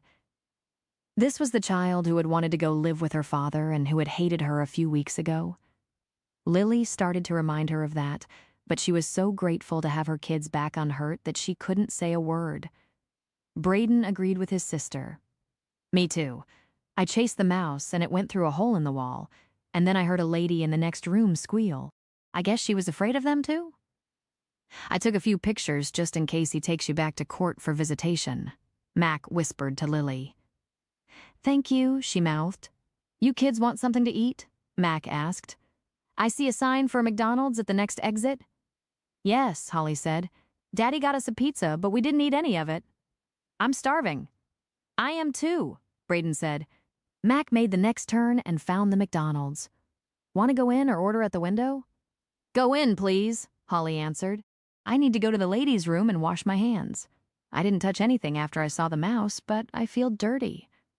Braden unfastened his seatbelt and got out of the truck. "That place wasn't even fit for us to turn our goats loose in. I'll go wash up, too." "Come with me, Mama?" Holly asked. "Sure I will," Lily answered. When they were alone in the restroom, Holly washed up and then held her hands under the hot air dryer. "Do you think they're clean now, Mama, or should I wash them again?" "I imagine that they're clean enough," Lily told her. Holly nodded. "I tried to stay brave for Braden, but I've never been so scared in my whole life. Why would Daddy do that to us? We just wanted him to know that we didn't like fancy dinners and we didn't want to go to the Alamo again. He called us ungrateful, but we weren't even mean and hateful like we were to you when you said we were moving to comfort." Tears began to stream down her face. "I'm sorry, Mama. I'm sorry that I smoked pot. I'm sorry that I yelled at you. I'm sorry that I almost said I hated you." Lily gathered her daughter into her arms. "It's all right. I forgive you. I'm just glad there was a phone in the room so you could call me. We had to charge the call to the room." Holly hiccuped. "That's just fine." Lily held her close and patted her on the back. "I'm glad you called. When did your dad say he'd be back to get you?" "If we didn't call him, then he said he'd be there by 11 tomorrow morning at checkout time, and he said that we were going to the Alamo, or he'd pay for us to stay in that place for another day, and he'd get us in time to get us back to comfort to take care of our precious goats," Holly answered. "Well, you did the right thing," Lily assured her. "Now let's go eat, and then get on home. Can I please have a bath tonight after Braden has his turn in the bathroom?" Holly asked as they went back out into the restaurant. "I know my turn is in the morning, but I can't sleep if I don't have one. I feel dirty all over, not just my hands. Yes, you can." Lily spotted Mac and Braden waiting behind an older couple who were having trouble deciding what they wanted to order. When it was their turn, Braden ordered the double meat bacon cheeseburger meal deal and a chocolate shake. Holly just nodded and said the same. "I'll have a chocolate malt," Mac said, and then nodded toward Lily. "A vanilla ice cream in a cup, please," she said. Lily took her credit card from her purse, but Mac had already laid money on the counter. "It's on me tonight," he said. "Thank you." "Seems like I keep telling you that all the time," she told him. "I like doing things for you and the kids." He grinned. "Let's go find a booth and get these starving kids fed." The kids rushed ahead to claim the bigger round booth in the corner, but they weren't arguing, which meant they still weren't over the fear. "Don't let the smile fool you," Max said out of the corner of his mouth. "I'm trying to keep my cool, but it's not easy. I'll be fuming for a week," Lily said. "Should I call him or wait and let him go crazy about where they might have gone?" "That's your decision. I think the man is already insane for treating those kids like that. But he deserves to know what happened to them. It might wake him up, Max said. When they got home, Holly went straight to the bathroom, even though she was supposed to wait for her brother to have the first turn. Braden wanted to go check on the goats, so Mac got a flashlight and took him to the barn. Lily paced the living room floor, around the sofa several times, to the window looking out over the big front yard, and back to circle the sofa again. After half an hour, Holly yelled down the stairs. "Mama, will you come up here, please?" Lily took the steps 2 at a time and found Holly sitting on the side of her bed. Her white bathrobe was belted tightly around her waist, and a towel turban was wrapped around her head. "Are you okay?" Lily asked. "No, I'm not, but I'm not scared anymore," Holly said. "Now I'm pissed. I mean, really angry. How could Daddy do that to us? You moved us here, but you never left us alone in a place like that. And you've never put anyone before us, like he does Victoria." She rolled her blue eyes toward the ceiling. "I wish Mac was my daddy. He came and rescued us and fed us and brought us home, and now he's out there in the goat pens with Braden, making him feel comfortable and not afraid. Your father was mad because you kids don't like his wife." Lily sat down on the edge of the bed beside Holly. "I'm sure that he was thinking that he'd go back to the motel by your bedtime," she checked her watch, which is in about an hour. "He thought you'd be all repentant and ready to do what he wanted you to do tomorrow." "It don't work that way," Holly said. "When we're scared, we call you and now Mac. Y'all don't throw us in a garbage can like that motel like we're trash. I felt so sorry for Braden. He was really scared." Lily moved over and put her arm around her daughter. "I'm so sorry that this happened." Holly snuggled closer to Lily. "Daddy always takes us to a fancy place with no bugs or mice, and he's never driven off and left us all alone like he did tonight. If I have a nightmare, can I come sleep with you? Of course you can." Lily hugged her even tighter. "Right now, I'm going to take a quick bath before Braden gets back from the goat pens. But I'll be right across the hall, and honey, nothing is going to hurt you. He's never taking you anywhere ever again." Holly tucked her chin against her chest. "Promise, Mama? He's going to be really mad. I promise. And he can get glad in the same britches he got mad in." Lily managed a weak laugh. Lily went to the bathroom, ran another tub full of water, and eased down into it. She knew exactly how her daughter felt. Even though Adam had had a sock on his foot when he ran it up her leg and she'd been wearing skinny jeans, her leg felt violated as much as her hands had before she washed them. She scrubbed herself clean, got out, and put on a clean pair of pajama pants and a t-shirt. Holly had gotten under the covers and her eyes were closed. Braden stormed up the stairs and Holly, roused for a second, saw that her mother was standing right there and went right back to sleep. "Shh." Lily put a finger over her lips. "Your sister is already asleep." Braden made a production of tiptoeing to his room and crooking his index finger for his mother to come over there. He'd put up his Harry Potter posters since the last time she'd peeked into his room, and now it looked more like his old room in Austin. He patted the bed and she sat down beside him. "Holly was real scared, Mama, and I mean for real scared," he whispered. "She was afraid that we wouldn't be able to use the hotel phone to call you. It was so old and had a cord like the one in the kitchen." She read all the directions about how to make a call and punched the right button when they asked for permission to charge it to the room. "I guess Daddy told those people to let us do that so we could call him." Braden hesitated and went on. "I told her to call Daddy that I'd go to the stupid old dinner with him and Victoria and to the Alamo. I didn't want to, but I didn't like seeing her that scared. It's all right with me if you give her cell back to her before summer. I don't care if you keep mine, but if we have to go with him again, she needs her phone." "You won't ever be going with him again." Lily gave him a hug. "Now go take your bath and read for a little while. If your light is still on when I go to bed, I'll turn it out." "Thanks, Mama," Braden said. "I ain't never been so glad to see anyone as I was you and Mac. I've never been so glad to find my 2 kids safe." Lily kissed him on the forehead and left the room. If there was ever a night when she really needed a shot of whiskey, this was it. She tucked her phone into her pocket and headed toward the kitchen. Mac was already there with a beer in one hand and a shot glass in the other. His broad shoulders and biceps stretched the fabric of a snowy white t-shirt. Red and black flannel pajama pants hung low on his narrow hips, and he was barefoot. What Holly said about wishing he was her daddy came back to her mind. He'd make a wonderful father because he always put other folks before himself. You read my mind? She said as she reached for the glass and Mac poured for her. This has been a double-shot night. Or a triple, Mac suggested. I got to admit, that terrified the hell out of me. I kept thinking, what if someone kidnapped the kids? What if they weren't there when we arrived? Did you call Wyatt? Lily threw back the first shot. The heat from it traveled from her throat all the way to her stomach, warming her all the way. Maybe not in the same way as much as seeing Mac in that shirt and pants did, but it calmed her frayed nerves. She held out the glass, and he filled it again. Then he took her by the hand and led her to the living room. Lily sipped on the whiskey that time, enjoying the sweet, smoky flavor. Mac sat down on the sofa, pulled her down beside him, and hugged her to his side.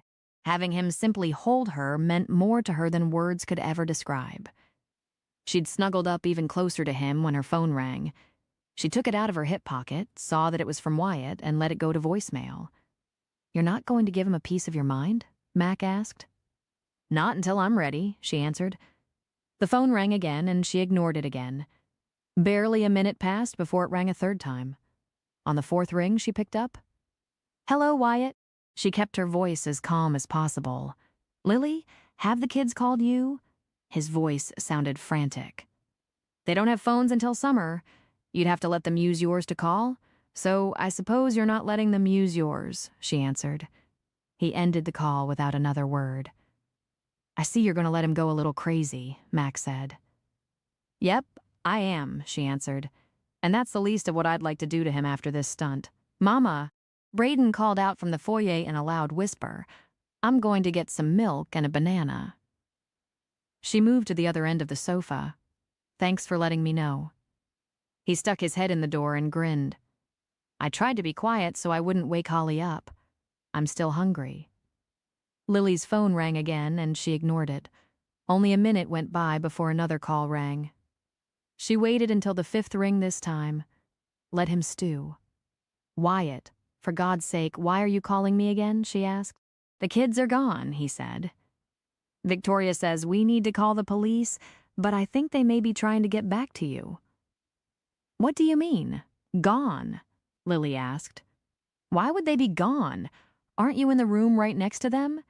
How could they leave without you even knowing it? I'm going to keep Braden company while you take care of this, Mac whispered. I'm at the hotel where they were, and they're not here. Wyatt yelled frantically. What do you mean the hotel where they were?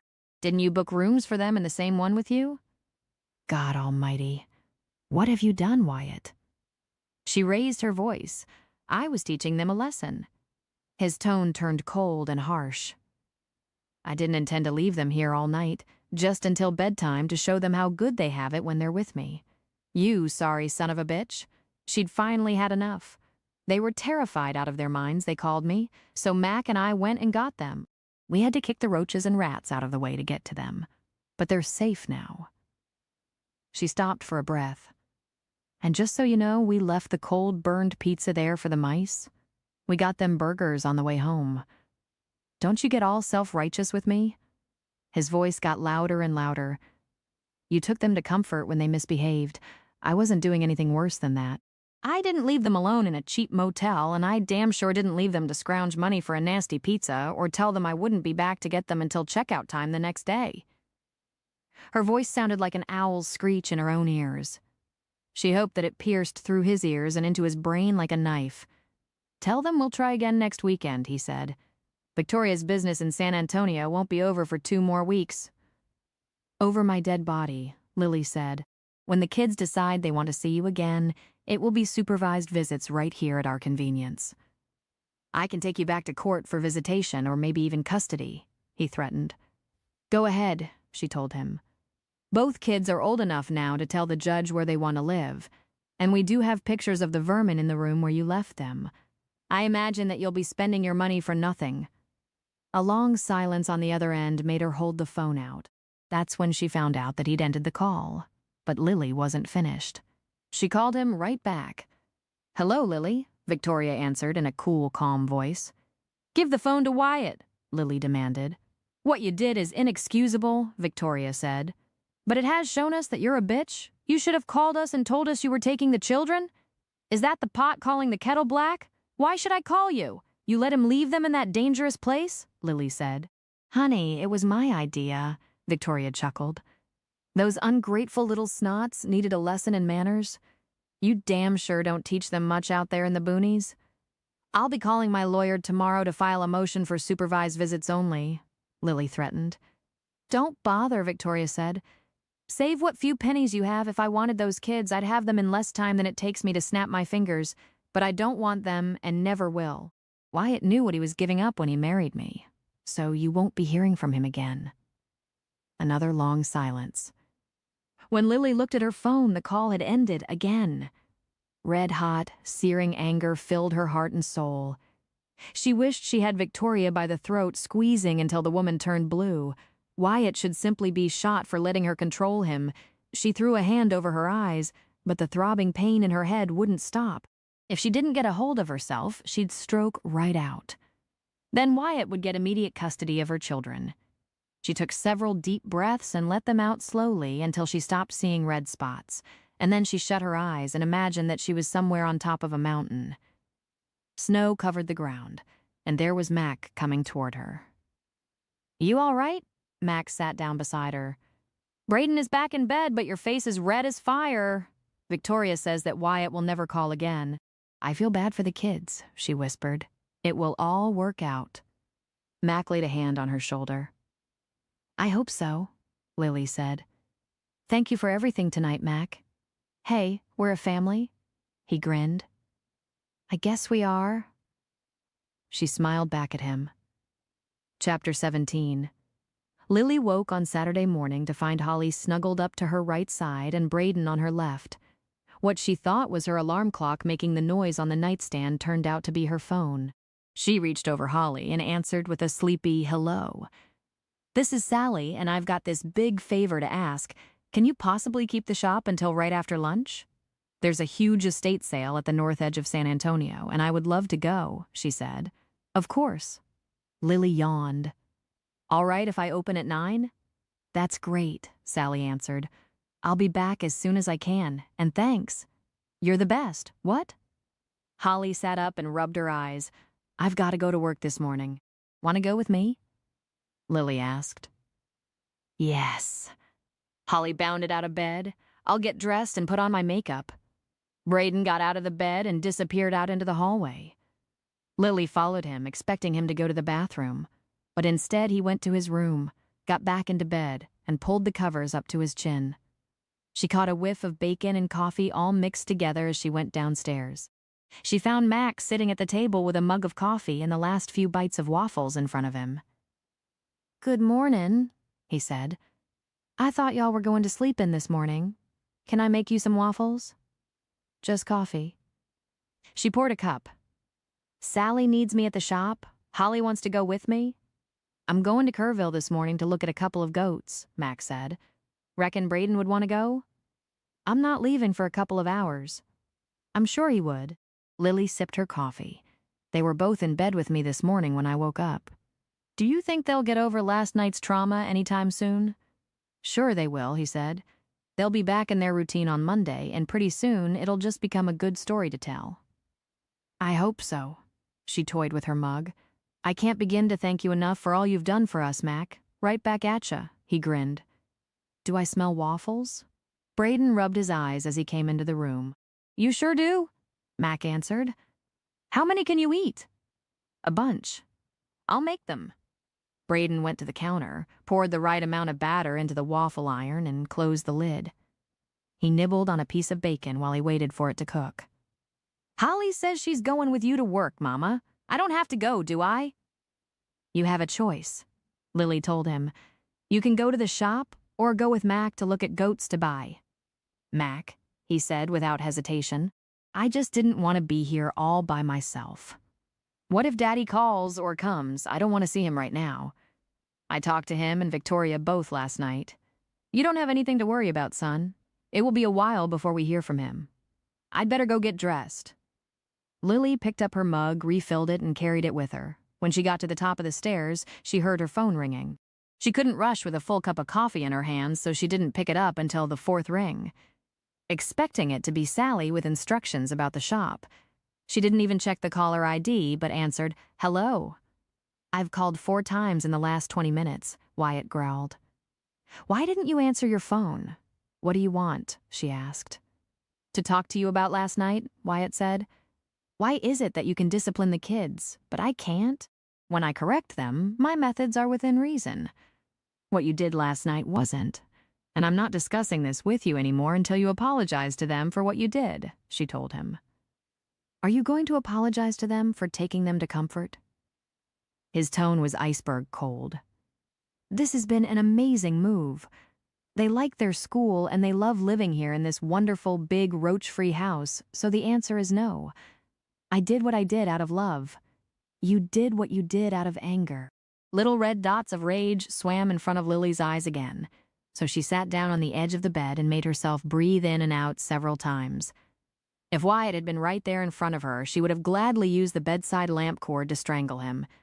How dare he compare her moving to Comfort and getting the kids out of an unhealthy environment to the stunt he'd pulled? Besides, Victoria called last night to tell me that you won't ever be seeing them again. I guess she's got your balls in a vice, doesn't she? "It will be a cold day in hell before I apologize," he said. "And Victoria does not control me. I'm not arguing with you anymore. Just remember, when you're old and alone, money makes a really poor companion. Goodbye, Wyatt." She ended the call. Her hands shook as she got out a fresh pair of jeans and a bright red sweater. Until yesterday, she had never talked to Wyatt like that, not even when he told her he was leaving her and moving in with another woman. She had always given him his way on everything and never questioned him. Looking back, she could see that Wyatt had been the problem in their marriage from day one, with his control issues. Well, those days were over, and he could just accept it. That morning, it felt damn good to finally speak her mind, and she wished that she'd stood up for herself sooner. "I'm ready, Mama," Holly said from the doorway into Lily's bedroom. "Then go on downstairs and have some waffles before we leave," Lily told her. "Is there yogurt and strawberries?" she asked. "There's strawberry yogurt." Lily removed her nightshirt and pulled the sweater down over her head. Wyatt hated for her to wear red. He said that black or dark blue looked classy, but red made her look like a hooker. Come to think of it, how did he know about that motel anyway? "Good enough," Holly said, and was gone. Lily had thought her child was strange when she smeared yogurt over her waffles instead of butter and syrup. She figured it was a phase that Holly would outgrow, but she hadn't. And the strange thing was that when Lily tried it, she liked it as well as Holly did. Her phone rang again, and this time she checked the caller ID. With a long sigh, she answered it. "What do you want now, Wyatt?" "Victoria and I are on shaky ground," he said. "I love her and want to make this marriage work. So for a little while I won't be calling or asking for the kids." "Well, honey," she said with a saccharine voice, "you're her 4th husband, and each one has gotten younger. Maybe she's got her eye on someone else already." After all, when she enters a room with a boy toy at her side, it makes her feel the same age. When you reclaim your balls, give the kids a call. I expect they'll be grown by then, so it'll be their decision whether to let you back into their lives. Don't call me again. She ended the call and dropped the phone in her purse. "And that is what you call real closure," she said out loud as she finished getting dressed for work. Mac woke on Sunday morning to the rattle of pots and pans in the kitchen. The sun had just begun to peek over the horizon, throwing a little light into his bedroom. He laced his hands behind his head and thought about where his life had been, where it was now, and where it was going. He liked the picture that had developed in his head and sent up a little prayer that the 3rd time was really the charm. He got out of bed, dressed in his old jeans and a faded shirt, and padded across the foyer and into the kitchen in his bare feet. "Good morning. You look nice, thank you," she smiled shyly. Damn that Wyatt. The expression on her face said that she sure didn't get any compliments like that very often, and Lily was the kind of woman who deserved them every day. Hell, every hour wouldn't be too often. She poured barbecue sauce over a chicken that she'd cut up and put into a deep cast-iron pan. He opened the oven door for her. "I love barbecued chicken." She slid the pan in beside a pan of biscuits that were baking. "It makes for a good Sunday dinner. Just be the 3 of us since Holly is going to Granny Hayes's again." Mac poured himself a cup of coffee, sat down at the table, and rubbed his eyes. "Guess I'm going to have to wear my glasses for a few days." Damned allergies are already starting, and nothing is pollinating or blooming yet. At least I'm not allergic to goats, so that's a blessing. He wanted to slap himself. He should be complimenting her again, not talking about his stupid allergies. I rather like a fellow in glasses who makes waffles on Sunday morning and tells me I'm pretty when I look like hammered owl shit. He chuckled. Been years since I heard that old saying, but you are pretty. Mornin'. Braden grumbled as he sat down at the table. Holly slid into a chair beside him. Can we have sausage gravy and biscuits for breakfast? Already have the biscuits in the oven and the sausage is browned, Lily replied. I was just waiting on you two sleepyheads to get down here before I made the gravy. I have a request. Mac was more than a little nervous, but he really wanted the kids to know that he was there for them. If you're going to ask for scrambled eggs too, then I'll take some, Braden said. No, it's a little more serious than that, Mac told him.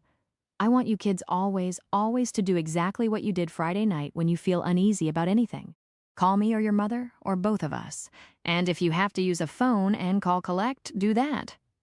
What's collect? Braden asked. It's when, if you don't have a cell phone and all you can get to is a landline, that you call the operator by pushing 0 and tell her that you want to make a collect call. It means that we'll pay for the call on our end and is easy for you, Mac explained. I promise I'll do it, Holly said. You don't have to worry about me. Braden got out the milk. I don't never want to be in a scary place like that again. You can bet I'll call you for sure. So this is what being a real father would feel like. Chapter 18. Lily could hardly believe that more than a whole week had passed since the incident with Wyatt leaving the kids at the motel. She still got mad when she thought about it, but that morning when they went to Sunday school and church, she tried her best to get rid of all that negativity and enjoy the beautiful sunshine.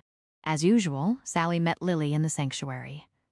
Does that invitation to eat dinner at your house still stand? Of course, Lily said. But dinner isn't at the house today. We're going to the pizza place. Want to join us? Sure. Sally nodded. When Sunday school and church services had ended and the benediction had been given, Holly hurried to the back pew to talk to Granny Hayes. Braden took off toward the center aisle to talk to Isaac, leaving Lily and Mac alone. She was putting the hymnals back in the right spots when she giggled.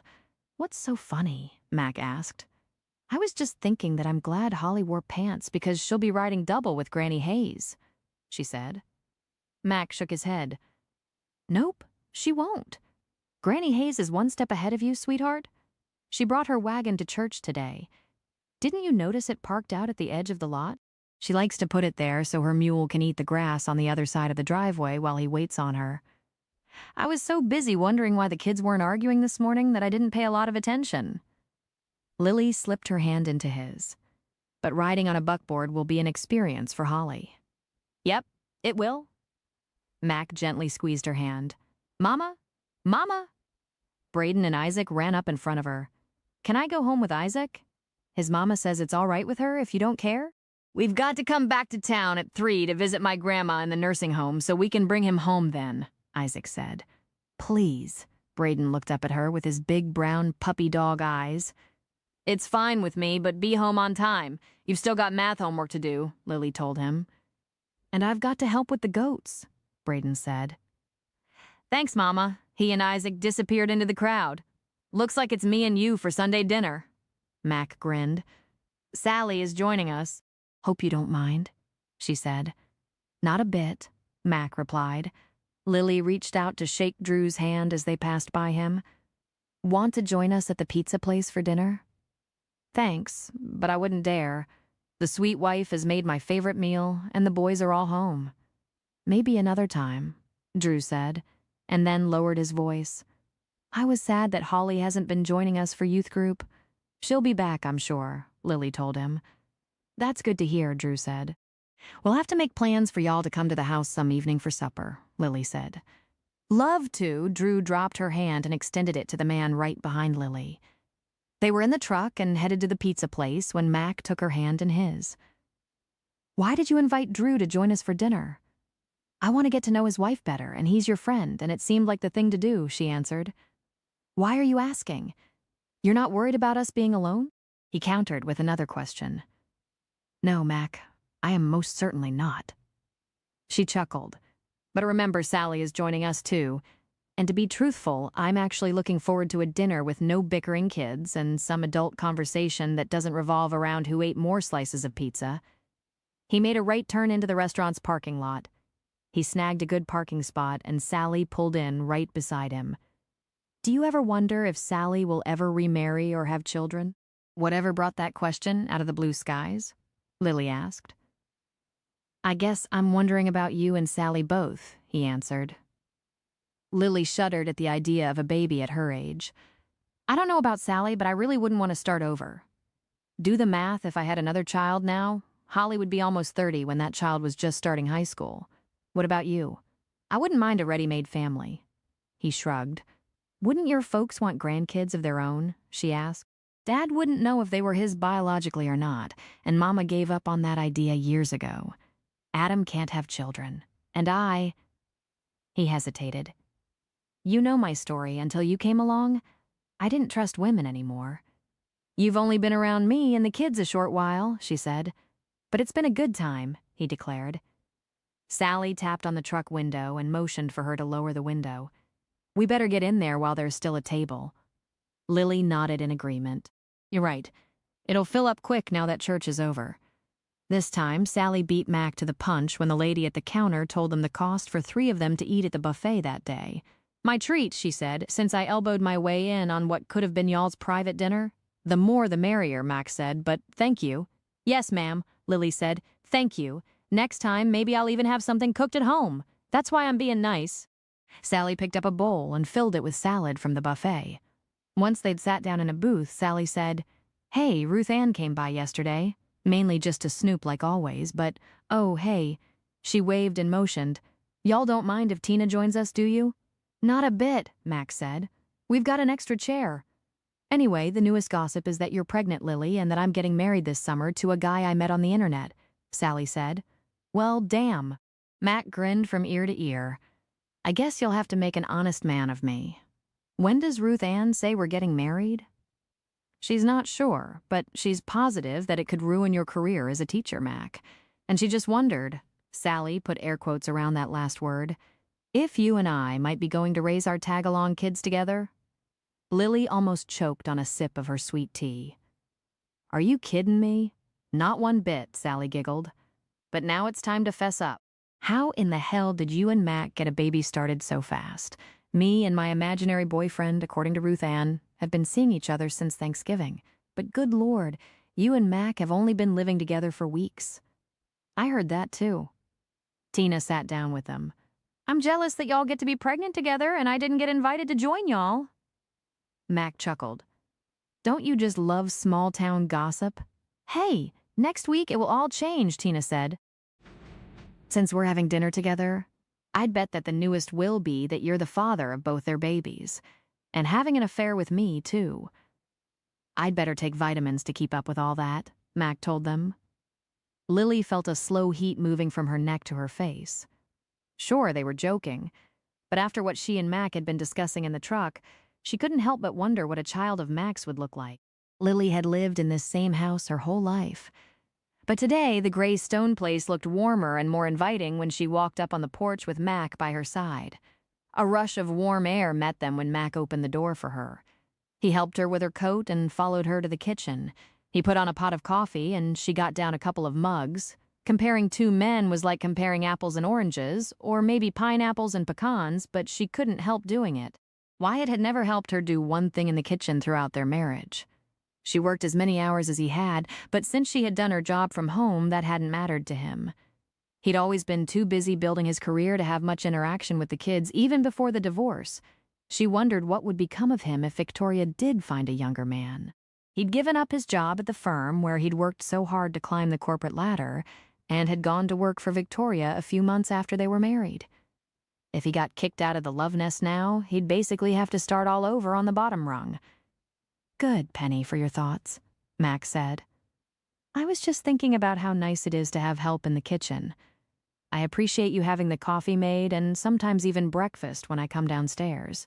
That was the truth, even if it wasn't the whole truth and nothing but the truth. Mama used to tell me that you get to know someone best when you work beside them, and I love any time we can spend together. He took down 2 plates and got the cutlery from a drawer.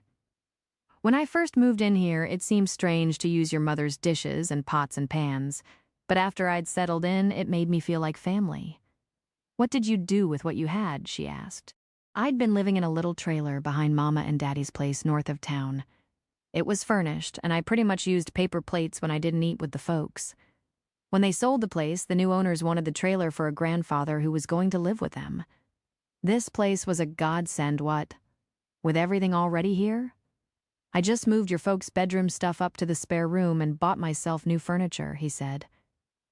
Did you unload that old secretary before you moved it? She asked. Nope, he answered. I collected up 4 of my FFA boys and they helped me. Lily decided right then that she wasn't bringing a single bit of her furniture from Austin. She'd sell it all and put the money in the velvet bag for a vacation next summer. The past was going to be left in the past. Her future was in comfort in her old 2-story stone home, and hopefully Holly's jury would come in with a positive verdict. After dinner, she and Mac cuddled together in front of the TV to watch episodes of Justified. Her head was on his shoulder, and being there with him on a buttery soft leather sofa that her parents had bought 20 years ago felt right. Having his arm around her as they talked was comfortable and yet exciting at the same time. Her thoughts wandered back to the journal, to the last entry that Jenny had written about her father leaving the family for another woman. Someday, like Lily had told him, Wyatt was going to wake up and realize what he had given up for Victoria. Maybe it would take until he never met his grandchildren, but he'd realize it. She snuggled down closer to Mac and fell asleep with his arm around her. Mac, guess what? Braden came into the house yelling loud enough to wake the dead over in the next county. What? Lily opened her eyes but didn't move away from Mac. We're in here, and what happened? This time he said, Mac, not Mama. Mac whispered the last part. Lily glanced over at the grandfather clock just as it chimed 3 times. Braden rushed into the room. It's snowing, look! He bent forward. It's still in my hair. Mac pointed toward the window. Well, would you look at that? Maybe we'll have enough to make a snowman tomorrow after school. Braden threw up a hand to high-five with Mac and then with his mother. We've never got to build a snowman before. Where's Holly? I got to tell her. Mac stood up and stretched. It's time to go get her. Want to go with me?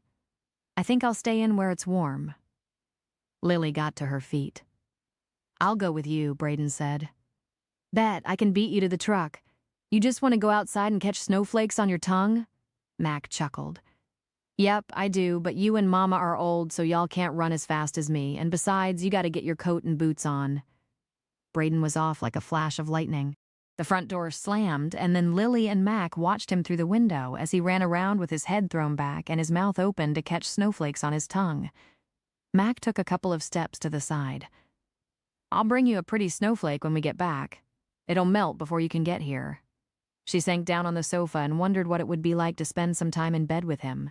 Like that's gonna happen anytime soon, with 2 kids in the house, she whispered to herself. They were gone all afternoon. The pesky voice in her head replied, today was too soon anyway. She popped up off the sofa and went up to her bedroom. She had about half an hour before Mac would be back with the kids, so she got out the journal and reread the first several pages. She left the book on the bed and went to the window. The skies were completely gray, and the snow was coming down harder than it had been when Braden came into the house. Mac pulled up into his normal parking spot in front of the house, and the kids jumped out. Small blades of grass peeked out from under the smooth white cover. But in only a few minutes, it had been stomped through. Or else Braden and Holly had rolled up snowballs to throw at each other. She heard the front door hinges squeak as the door opened, so she made her way downstairs. She met Mac taking off his coat in the foyer. Did you bring me a snowflake? She teased. He held out a perfectly round snowball. I brought you 1,000,000 because you deserve more than one. She took the snowball from him. It's beautiful, thank you. I'm going to put it in the freezer and keep it. For real, for absolute real, she said. This could be the most romantic present anyone's ever given me. Aw, shucks, ma'am. Mac pretended to kick at imaginary dirt. That's just a snowball. I can do better. We'll see about that, she told him as she took the snowball to the kitchen, put it in a plastic bag, and stuck it in the freezer. Roses and candlelight dinners can't compare to a million perfect snowflakes. He followed her and sat down at the table. I'm glad that you like it. Mama, I'm freezing. Holly rushed into the kitchen. Will you please make us some hot chocolate, and then can we read more in the journal? Sure thing. Lily got out a pan. So tell me more about this journal. I know you and Holly have been reading it for a school project. Mac opened the refrigerator and handed her the milk, then brought out the sugar bin and cocoa from the pantry. I'll show it to you while they have their chocolate, Lily said. She'd just poured up 2 mugs of hot chocolate when Braden came through the back door. Now that's good timin', he said as he removed his coat and hat. Y'all help yourselves to more if you want it, Lily said. I made extra. Mac and I are going upstairs to see the journal. What's that? Braden asked. I'll explain to him, Holly offered. Lily told Mac about it as she climbed the stairs with him right behind her. I found it in the secretary. It's all handwritten and the first pages are really brittle. It probably belongs in a museum somewhere. At first, I couldn't understand why Mama had the thing. I sure didn't recognize the first person who wrote in it. Name of Ophelia Smith. She started writing in it during the Civil War. She took it out and laid it on the bed. Good grief, Lily. He stepped back and stared at the leather-bound book. That thing really should be in a museum. Maybe, but Holly should have it next, so it'll kind of be up to her what to do with it when I'm gone. She carefully closed the journal. That's really impressive that you've got something like that, Mac said. Mama, are you ready to read yet? Holly yelled from the foyer. Yes, I am, Lily hollered, and then looked at Mac. We're reading an entry at a time for her history paper. Her assignment is to write about someone in her family. Well, it's amazing, Mac said. I should go now and let y'all get on with the lesson. We wouldn't want our daughter to get bad grades on a history assignment. It wasn't until he'd passed Holly on the stairs that she realized he'd said, our daughter, not your daughter. Somehow it sounded kind of nice. Holly brought her notebooks and spread them out on the bed like she always did, and then looked up at her mother. Lily sat down and opened the journal. Look, Mama, the new page isn't as yellow as the ones Ophelia wrote on, Holly noticed. Darlin' girl, more than half a century has passed since we first started reading, Lily told her. Just like that, she thought, in a twinkling of an eye, or rather in the time and comfort, history had been changed. Lily's breath caught in her chest when she saw that a new person had started writing. Rachel O'Reilly Callahan, August 1920, Lily said. But I wanted to hear more about Jenny. Holly moaned. Evidently, it's been passed down, Lily said, and then went on. Mama gave me this journal last week.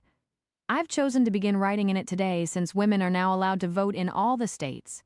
In Oklahoma, we have had that right for almost 2 years. I was the first one in line to vote when the law was passed here in our state. I'm glad that I helped fight for the right. Hopefully, it will teach my daughter to stand up for herself and be independent. I'm 33 years old and have a wonderful, understanding husband who has never held me back. We've been married 13 years, and my daughter went with me on the first day I could vote. I hope she remembers that day forever. Mama still lives on the original homestead, 2 miles down the road from me, and loves her grandchildren. She misses Granny Matilda, but then we all do. We buried her here in Dodsworth, and we visit her grave often. Mama says it makes her feel closer to Granny Matilda. I hate to think of the day that I lose my mother. She's been a rock to me my whole life and always encouraged me to take up for myself and never let anyone run over me. Tears rolled down Holly's cheeks. I didn't want Matilda to die. Lily wrapped her up in her arms.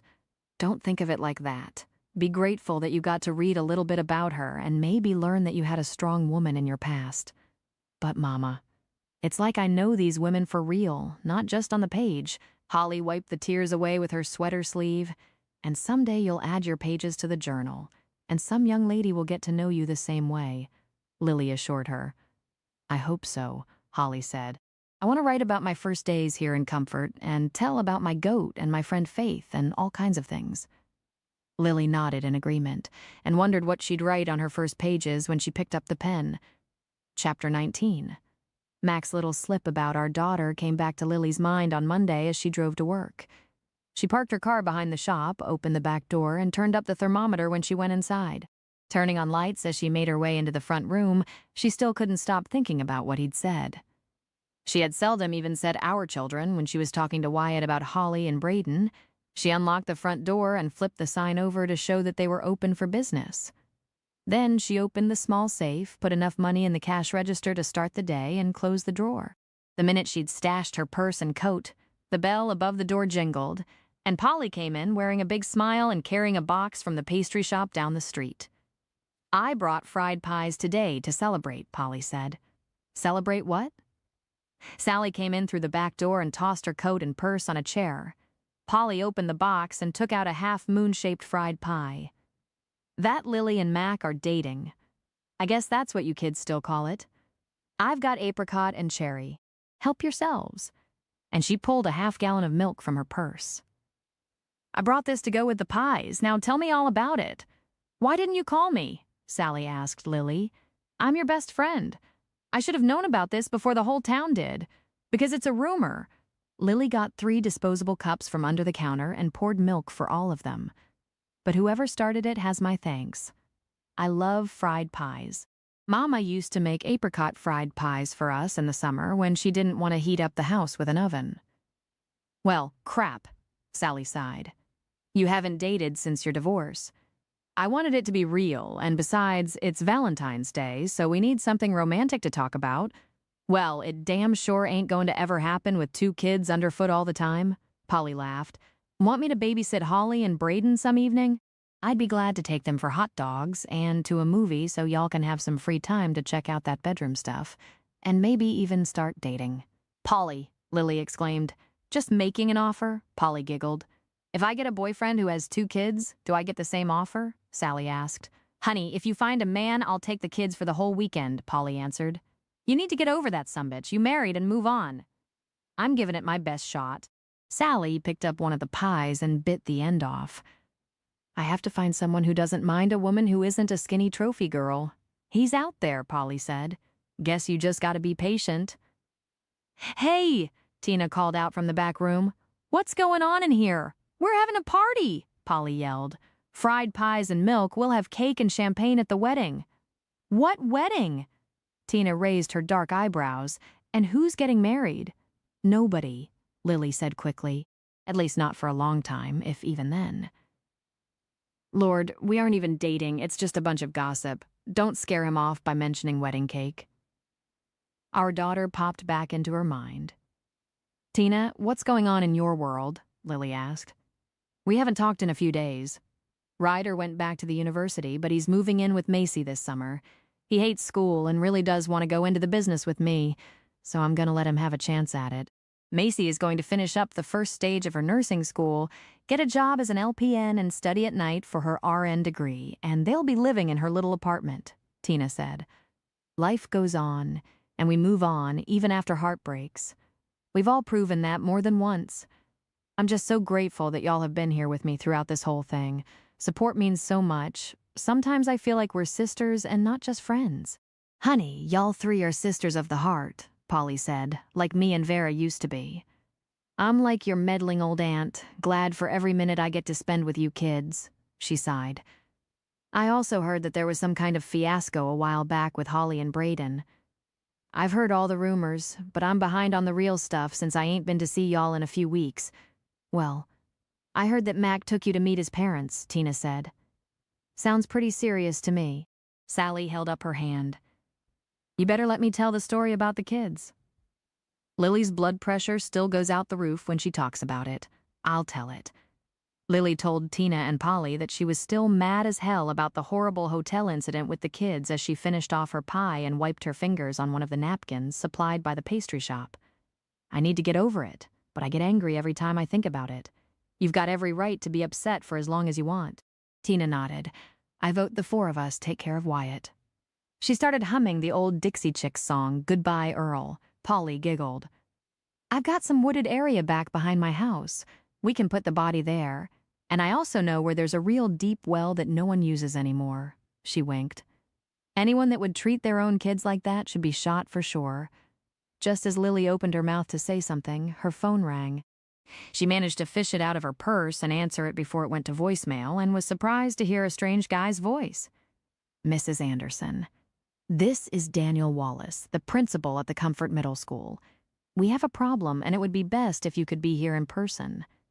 It took a minute to register the name with the face of the man who'd been in a hurry at the school on the day she enrolled Braden. Is my son hurt or in trouble? She asked. Both. But there are no broken bones, Mr. Wallace told her. I'll be there in 5 minutes, Lily said, and ended the call. When she turned around, all 3 women had stunned expressions. You heard? Daniel's a loud talker, Polly said. Go, Sally said. We'll all be right here when you get back, and if you need support, just call us and we'll come running. Lily's blood pressure must have shot up because she could hear her heartbeat thumping in her ears as she drove toward the school way too fast. Braden had never been in trouble at school. Sure, he might have engaged in quite a bit of mischief outside of it, but Lily had never been called to come take care of a problem. Not once in all of his school days. She burned a few miles off her tires when she braked hard and slid into the parking lot, then again when she whipped into a spot. When she reached the principal's office and saw Braden sitting in a chair in front of his desk, she felt all the blood drain from her face. He had a black eye and a blood smear across his nose. He was holding a bloody tissue and his lip was cut. What in the hell happened to my child? She demanded as she clamped a hand on Braden's shoulder. Are you all right, son? Who did this to you? Then she whipped her head back around to glare at the principal. What are you doing to the kid who hit my son? Braden patted Lily on the arm and said, I kinda got into a fight and the other 2 look worse than I do, Mama. They're over there in another room. Isaac Dunn told his story and he's gone back to class. You were fighting with Isaac? Lily's eyebrows shot up. He's your best friend. No, it was kind of because of Isaac. Braden started to explain. Mac pushed through the door before he could say anything else. His expression reminded Lily of a violent Texas tornado tearing up everything in its path. If he was that angry at Braden without even letting him explain, then he could damn well pack up his goats and get off her property. Mac dropped down on one knee in front of Braden and gently touched his eye. Who did this to you, son? We had a dust-up out front just before school, the principal answered for Braden. He wouldn't say a word to defend himself until both of you got here. We've been waiting. Both? Why would her son want both of them there?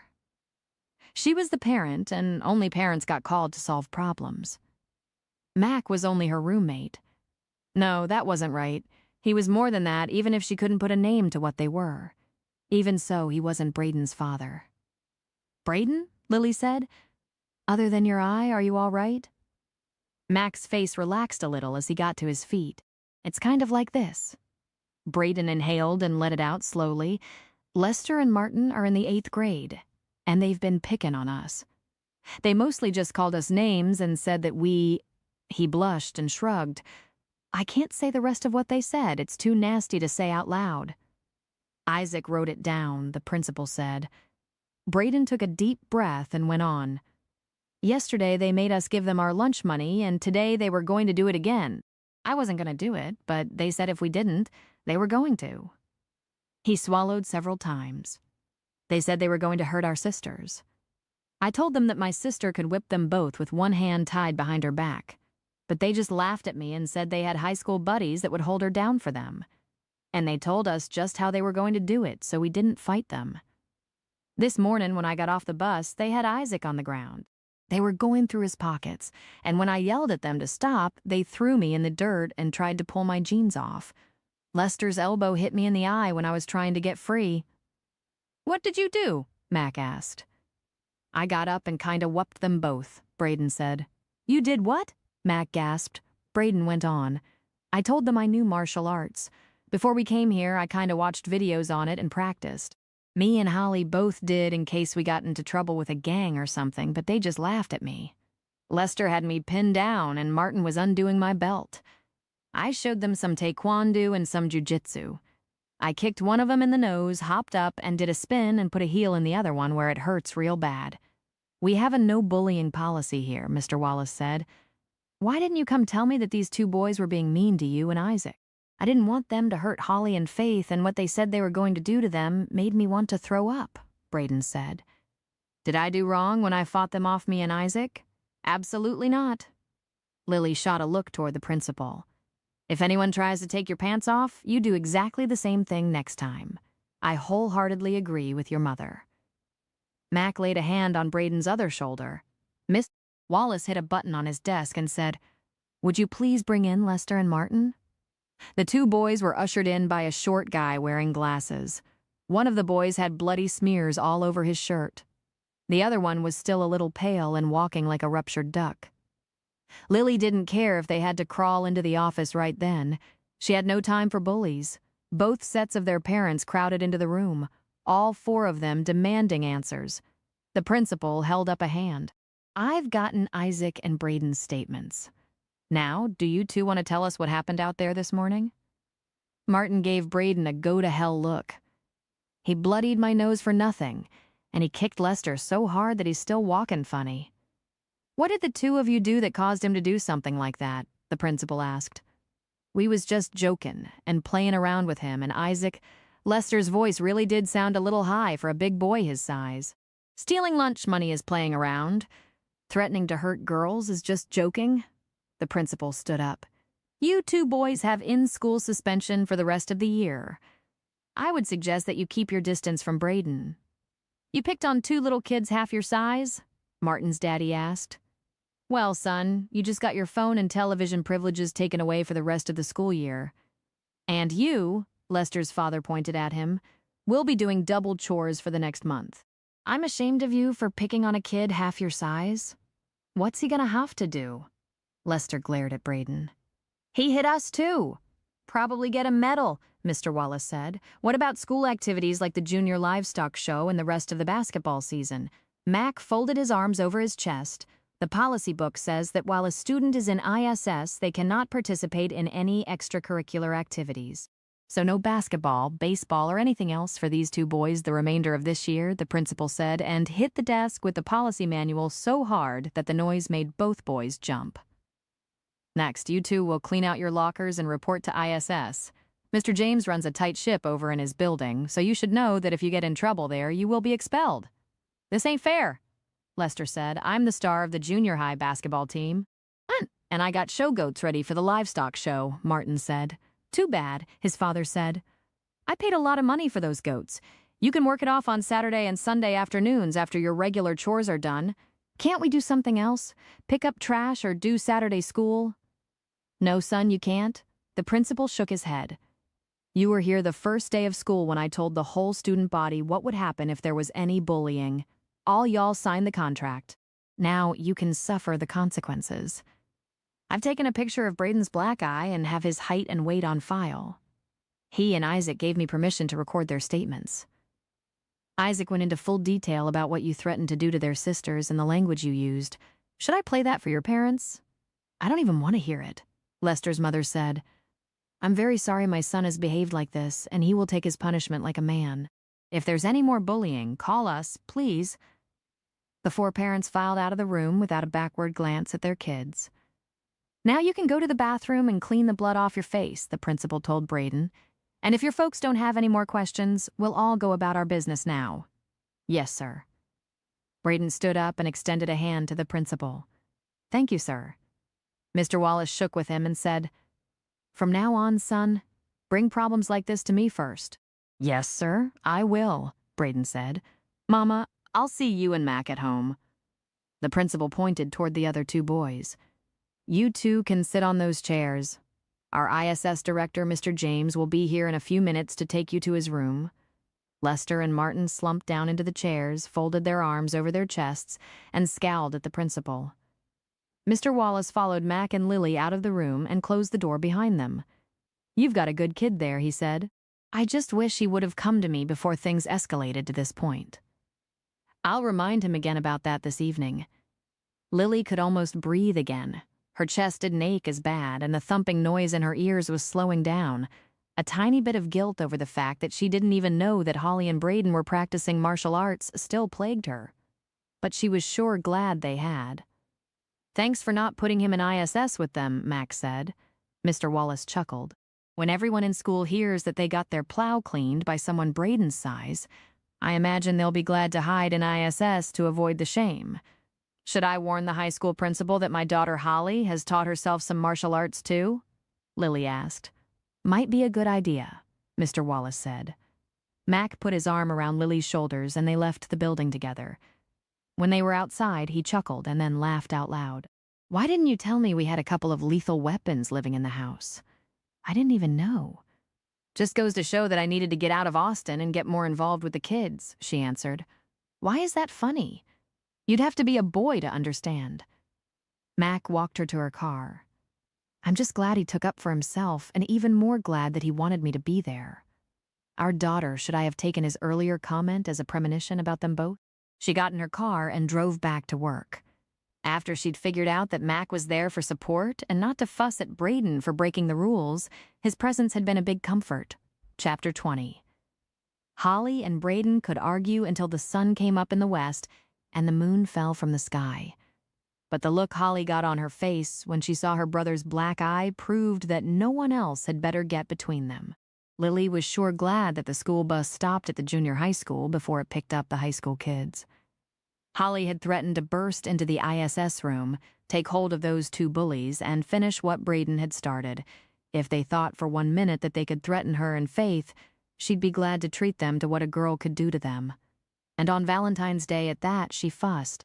Me and Braden were going to take selfies of us together this evening and print them for your present, Mama. We rescued a frame from the trash when we first moved in to put it in and everything. I'll take it anyway. Braden grinned and then winced. It'll be proof that I got in a fight and won. Mac arrived before Holly could say anything. He held 3 pretty boxes of chocolates, handed one to each of them, saving the biggest one for Lily.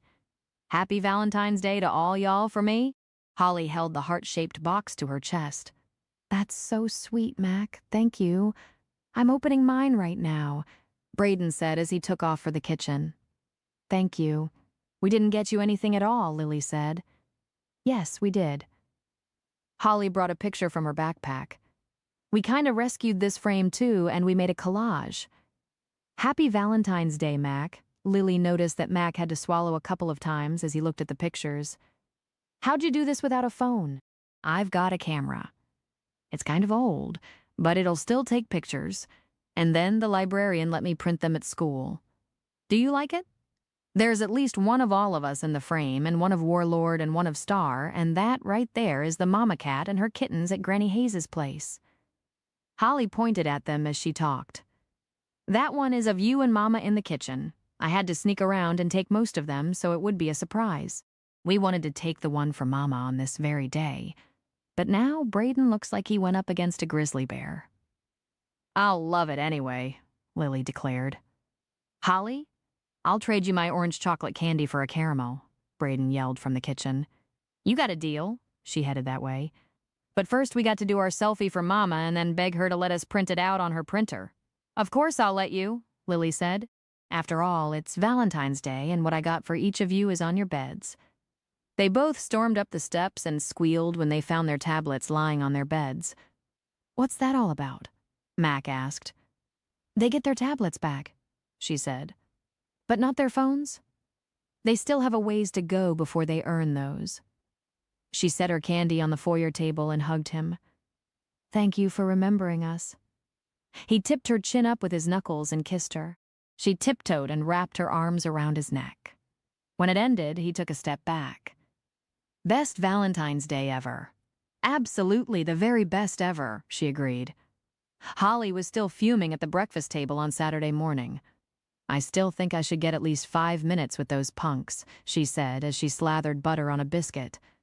Lily was reminded of what she'd read in the journal about Rachel's temper and determination. If Holly had lived in those days, the law to let women vote might have been passed a lot sooner than it had. You don't need to take up for me, Braden said. I can take care of myself. I'm not taking up for you, raccoon boy, she smarted off. I need to teach those sorry punks not to threaten me and Faith. If a girl whips their butts, they'll sure know to leave everyone alone. She fussed about it all weekend, but by Monday afternoon she had settled down a little bit. When she got off the bus, she and Braden dropped their school things in their usual places and rushed into the kitchen, both of them talking at once. Lily held up a hand. One at a time, please. Isaac and Faith want us to come to their house Saturday night for snacks and a movie. Braden blurted out. Their parents said it would be okay, and we really want to go, Holly said. and we won't go to their house until after supper, like around 6. Braden butted in. We'll be home by 10, Holly said. That's fine with me, but we'll have to plan a night for them to come here real soon, Lily answered. Are you going to marry Mac? Holly asked out of the clear blue sky. Lily's mouth went dry and her hands got clammy. Why would you ask that? You went to meet his parents and they're coming here to meet us, Braden chimed in. Me and Holly talked about it and we really like Mac, but what if his mama and daddy don't like us? I mean, they canceled the last time when they were supposed to come, and now they're really coming, and, his voice trailed off. Why wouldn't they like you? Lily set a bowl of fresh fruit on the table and poured 2 glasses of milk. I smoked pot, Braden's still sporting an eye that says he got in trouble at school. Holly sighed as she took a banana from the bowl. What if they don't like us, and Mac moves out? I'm sure that isn't going to happen, Lily reassured them. But we do need to talk about something here. Mac's dad is Orville, and he has Alzheimer's. Do either of you know what that is? Nope, Braden said. Is that when a person gets old and their hands start to shake? Holly asked. No, that's Parkinson's. What I'm talking about is when people begin to get something known as dementia, and they don't remember things very well. Sometimes they get mad because they can't remember, or they think you're someone else. Other times, they're better at remembering, so y'all need to keep that in mind. Lily tried to explain. Is Mac going to get like that someday? Holly's eyes were wide. We've been studying a little about genetics in science class. We kind of learned why some of us are short and some are tall, and some have blue eyes and others have brown ones. Is this something Mac might get? I don't want him to not know me. I don't think so, Lily answered. Good, Holly said. I'll have to do some research on it when I get back to the library. Does his mama have it too? Braden asked. No, she doesn't. Her name is Nora, and she reminds me a lot of your Granny Vera. I would appreciate it very much if you spent some time with them. All right, Holly nodded. But you didn't answer our question? Are you going to marry Mac? Lily said honestly. I can't answer your question very well. We haven't even been on a real date. And, for God's sake, Mama, Holly butted in before Lily could finish. We aren't living in caveman days. Holly's tone was full of dramatic exasperation. You can ask him out if he don't ask you. We've only been here a short while, Lily countered. But we've lived together in one house for like what? 6 weeks now? Braden rolled his big brown eyes toward the ceiling. So if you were dating him, it would be like a gazillion dates. The only answer I can give you right now is that we'll have to wait and see what the future holds. We can't rush time, Lily told them. Well, I'd be all right with it. Holly finished her banana and milk. So you're ready to stay in comfort and not move back to Austin? Lily asked. Duh. Holly rolled her eyes. Of course I want to stay here. This is way better than Austin, and besides, Sally said I can work in her store when I get 16, and who'd have Sunday dinner with Granny Hayes if I wasn't here? She did a head bob and then changed the subject. Hey, when I get my homework done, would you and Mac play a game of Scrabble with us after supper? Where'd you get a Scrabble game? Lily asked. She was snooping in the old buffet in the dining room and found a whole bunch of board games. Braden tattled. I told her I could beat her because I used to play online on my tablet back when we had Wi-Fi. Are we ever going to get it here?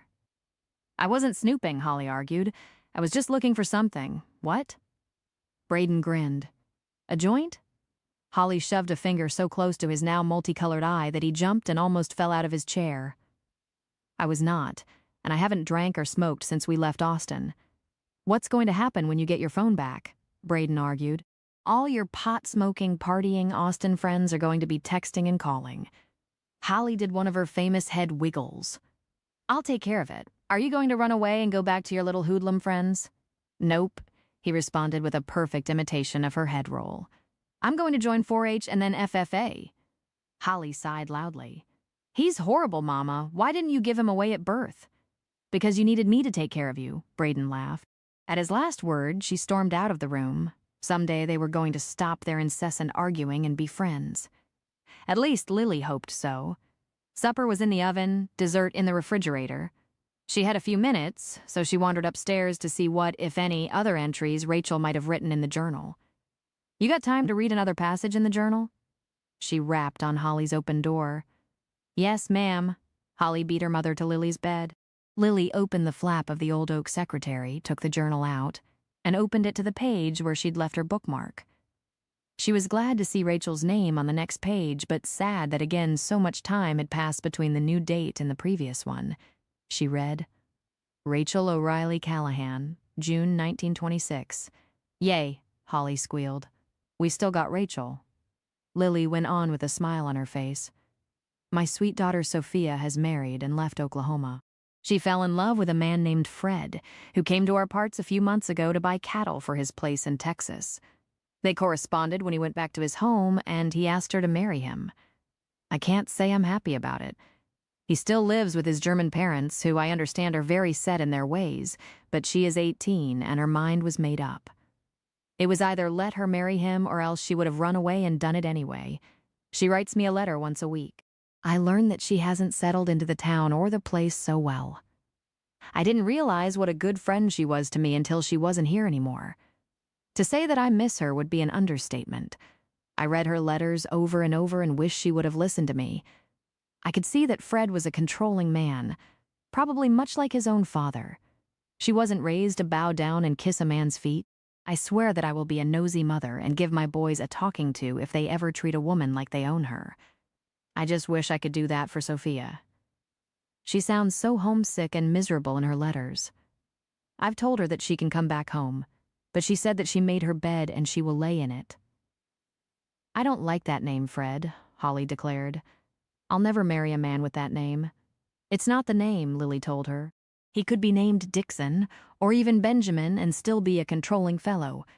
Lily could hardly believe that a daughter of Rachel's would take that kind of treatment. To think of a man controlling a woman like that fired up a mad spell in her. She closed the journal, wishing that she hadn't even read that page. Then she realized that her anger was directed not just at Fred, but at herself too. She'd let Wyatt control her. He'd wanted a son to carry on the Anderson name since he was an only child, and his father had been one too. To him, having a son had been very important, and he wanted one immediately. Even though Lily had wanted to wait a couple of years, she'd thrown away her birth control pills on their wedding day. A year later, she'd given birth to Holly. Wyatt had been very disappointed, and childcare had been expensive, so he'd talked her into giving up her job and working from home. He'd been so good at manipulating her that she had actually thought for years that the idea had been hers. Then Braden was born, and she thought Wyatt would be happy. He was for a little while, but then he began to work more and more, spend less and less time with her and the kids, and their marriage had simply died in its sleep. "Mama, what are you reading?" Braden asked from the doorway. "An old journal I found in your grandmother's secretary," Lily answered. He came on into the room and touched the book's leather binding. "It looks really old. What's in it?" Holly Ayre slapped him on the arm. "I told you about the journal days ago. It's a family journal," Lily said. "The first entry was made in 1862 during the Civil War, and it seems to have been passed down from mother to daughter. So far, what I've read has been about the lives of our ancestors. Holly and I have been reading it for her history project." "Hey, Mama!" Holly joined her brother right outside her mother's door. "I'm going out to the goat pens with Braden and Mac to check on the goats. Can I please have a pair of rubber boots?" she asked. "I've been wearing the ones that belong to Granny Vera, but they're getting cracks in the soles." "I imagine we can get you a pair tomorrow," Lily said. "Maybe I'll go with y'all out to the barn and pens. That'd be great." Holly's eyes lit up. You haven't seen Star in a couple of days, and she's growing more and more all the time. Lily said a silent prayer as she followed her daughter downstairs. "Please, God, don't ever let her walk in Sophia's shoes. Give her the courage to stand up for her rights, and don't let what she thinks is love shade her judgment." Lily was glad to see sunshine on Saturday morning. The week had gone by fast, like most of the time had since they'd been in comfort. She put a pot roast in the slow cooker before she even made breakfast, and then she stirred up a rising of hot yeast rolls. By getting things organized and ready before time, she and the Coopers could spend more time visiting and less time in the kitchen. She remembered that Nora was friends with Polly as well as her mother, so she invited them over for mid-afternoon snacks. She just made a run up to her bedroom to freshen up a little when someone rapped on the front door. She finished brushing out her dark hair, checked her makeup one more time, and was hurrying downstairs when she heard Holly talking. "Come in," Holly said. "You must be Mrs. Cooper. I'm Holly. Where's Mr. Cooper?" "I left him at the barn with Mac and your brother," Nora answered. "Hello?" Lily said when she made it to the foyer. "Just hang your coat there on the hall tree and come on into the kitchen. I'm going to take out the dinner rolls so they can rise. Can I get you a glass of sweet tea? That would be wonderful." Nora removed her long coat to reveal jeans and a sweatshirt. "I didn't get dressed up. Sometimes Orville insists that I stay out at the goat pens with him, but he's having a pretty good day today. No need to dress up to come visit here." Lily looked down at her own jeans and t-shirt. "Your family. Thank you for that." Nora followed them into the kitchen. "I'll get us all a glass of tea." Holly made her way around them. "Except for that blonde hair, she sure reminds me of Vera. Your grandmother, Vera's mama, was a blonde. Maybe that's where Holly got that pretty hair." Nora followed Lily into the kitchen and sat down at the table. "We never knew Mama's granny, did you?" Holly asked as she poured tea into glasses and set one in front of Nora. "She died before I was born, but Mama had a picture of her," Lily interjected. "It's probably in one of the albums stored up in the attic. Can we go up there and bring them down?" Holly asked. "Sure, but not today. We'll probably have to fight the dust bunnies to even find the albums." Lily punched down the bread and pinched off pieces for rolls. "Mama talked about her a lot. What do you remember about her, Nora?" "Well, she lived here with your folks when your mama and I were little girls. She was the sweetest lady I ever met, and she loved to cook. This was one of the bigger houses in Comfort at that time, so she'd let Vera invite me and Polly over here to spend the weekend whenever we wanted. She had this big garden out back. Your grandpa had cattle, but no goats. I remember that he worked right here on the ranch." Nora stopped and took a long drink of her tea. "Seems like I heard he'd been a foreman here for years. And she had blonde hair." Holly pressed her for more. "Oh, yes."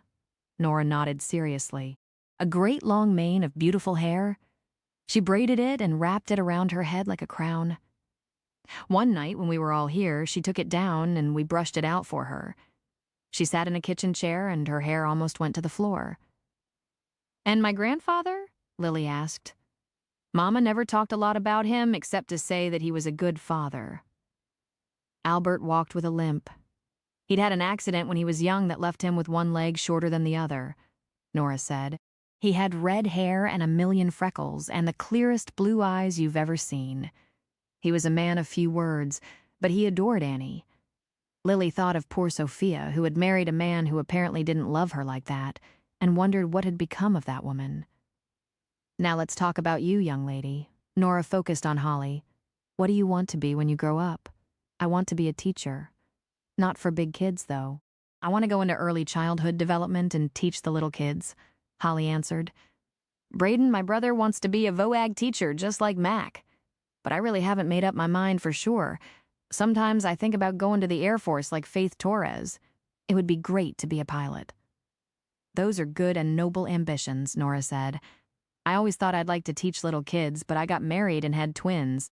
Orville was a bank president here in Comfort, but he had the goat farm on the side, and I took care of it a lot of the time." "I'm not getting married until I'm 30, Holly declared. "That's smart," Nora agreed. Lily remembered when Holly wanted to be a rock singer, and Braden declared he was going to be a fireman. They would probably change their minds 100 times before they graduated high school, but it was good to hear that their goals were a little more grounded and realistic. Mac had set 3 chairs up on the south side of the barn so his father would be sitting in the warm sunshine that morning. Orville was wearing his rubber boots and his old work coat, and he was having a good day. Could it be, Mac wondered, because he felt at home in the presence of goats and was dressed in old familiar clothes? "What makes you like goats?" Orville had asked Braden first thing when he'd sat down. "They're cute and they're little," Braden answered honestly. "Cows and horses kind of scare me. My mama is short and so is my dad, so I'm probably not ever going to grow up to be tall like Mac. I can hold my own with a goat. I might not ever be able to do that with a big animal." "Where'd you get that black eye?" Orville asked. "Well, sir, it was like this. Braden started telling the story of the day before the fight when the two bullies had taken his lunch money and ended with, "I guess I had just had enough of them." Orville chuckled. "Boy, I don't reckon you'd have a bit of trouble with a big animal." "Thank you." "Why'd you raise goats?" Braden asked. "I raised premium goats and I sold them to kids from all over Oklahoma and Texas for their livestock shows. What I didn't sell went to the market once a year and paid for two boys' college educations. See that one out there with the star on her face? She'll be a prime show goat next spring. And that young ram over there that you call Warlord could take the prize home when you show him." "My son." It was evident he was trying hard to remember a name. "My son Adam." "No, that's not right. Aaron is the one that likes to go with me to take care of the goats." Mac nodded in agreement. "That's right, Dad. Now tell me about the rest of my new herd. Which ones should I sell as premium stock, and which ones will bring less money?" "Aaron?" Braden asked. "Aaron Matthew Cooper is my birth name," Mac explained. "They started out calling me Matt, but my brother could only say Mac, and that's what I've answered to ever since." "Adam is at college. He's coming home this weekend," Orville said. "But he doesn't like to do anything that gets his hands dirty. See that black and white one over there, Mac? The one that looks like a Holstein cow, that's your best one of the lot. I hear you're stepping out with that Miller girl. She comes from good people. You should marry her?" Mac felt the heat rising from his neck to his cheeks. Of all the things for his father to say in front of Braden, that dang sure wasn't what he wanted Orville to get started about. "Yes, she does, and she's a good woman. Now how about that brown goat out there? The one jumping up on the hay bale, you think she's top-notch? She's a grade below the black and white one, but still ain't too bad? Have you moved in with the Miller girl? You moved in with Brenda, and Adam married her. Maybe you better not live with Vera's daughter." "Maybe not," Mac agreed. "But he already lives with my mama. Only he lives downstairs and we all live upstairs," Braden told him. Orville acted like he hadn't heard. "I'm getting hungry. You reckon your mama has dinner ready yet?" "Maybe," Mac answered, glad that his dad was getting away from the subject of Lily and marriage. "Why don't we go see? And if she doesn't, I know that she keeps the cookie jar filled." Orville stood up and started walking straight out from the barn. Mac stood up and hurried to catch up with him. "We'd better go this way, or we'll have to climb a fence." Orville chuckled. "I got turned around a little." Lily leaned her head back on the sofa that evening and let out a long whoosh of air, something way beyond a sigh. Mac had taken Holly and Braden over to the Torres place, and now he was out doing the evening chores. Thank God she had thought to invite Polly over for the afternoon. Orville had gone to Mac's room for a nap, and Polly had caught Nora up on all the town gossip. It had been years since she'd had an all-day event with anyone, including her two best friends, Sally and Tina, or even Mac. On Saturdays, he was usually in and out of the house, doing one thing or another out around the place. Lily closed her eyes and had started to doze off when her phone rang. She fumbled across the end table for it, barely opened one eye a slit to find the right icon to answer it, and said, "Hello." She halfway expected it to be one of the kids wanting to know if she'd bring them the Harry Potter collection of movies. "Is that you, Lily?" Wyatt asked. "Your voice is even huskier than usual." Her eyes popped wide open. "What? It's me! Why are you calling?" "Victoria kicked me out and moved a younger man into her house and into her life," he said flatly. "I'm in a hotel in San Antonio with no job and no place to live. I lived on room service and paced the floor for 2 days before I decided to go to a therapist. After 2 sessions, I figure I owe you an apology." "Accepted," she said. "Goodbye." "Wait a minute," he almost shouted. "Give me a little time here. I want to come clean. Victoria wasn't my first affair. I started cheating on you right after Holly was born. I tried to straighten up after Braden came, but he hesitated. I couldn't do it. I liked the thrill." Lily closed her eyes and counted to 10. "Are you trying to torture me by telling me this crap?" "No, I just want you to know so you can move on with your life too. I was smart enough to save my paychecks for the last year so I can survive and won't be begging off you. Evidently, I got my comeuppance with Victoria. I've been faithful to her, but she prefers younger men. I'm sorry for the things I did, and you deserved better than you got from me, and I hope you find it. I'm interviewing Monday for a job, and when I get my life in order, I want to be a better father and have a better relationship with the kids." Well, I guess you'd better get started because that's going to take a while after that motel stunt, Lily said. Probably so, he relented. Now, a question, and you don't have to give me an answer right now. You can think about it. If you aren't coming back to Austin, will you sublet your apartment to me? The kids told me that their furniture is another long pause. Still there, and when I do get things right in my life, maybe they'd feel more comfortable coming to visit me there than in hotels. I'll understand if you say no, but would you think about it? I will, she agreed. Anything else? You have my number. When you make a decision about the apartment, give me a call. Good night, Lily. The line went dead, and she sat there in stunned silence until Mac joined her. Smelling like soap and shaving lotion and wearing pajama bottoms and a snug-fitting tank top, he eased down on the sofa beside her. It's been a day. Dad was having a fairly decent day, and I loved having him and my mother here. He slipped an arm around her shoulders. But now I'm glad to have some time alone with you to unwind. Wyatt called, she said, and then she told him what the man had said. It's your decision about the apartment, he said. I hope he will straighten up. He's got 2 beautiful kids, and he's sure missing out on a lot of their lives. They'll be grown in a few years, and they won't even know him. Dad asked me today why I didn't marry you. Lily appreciated that Mac had said whether or not to sublet her apartment was her choice.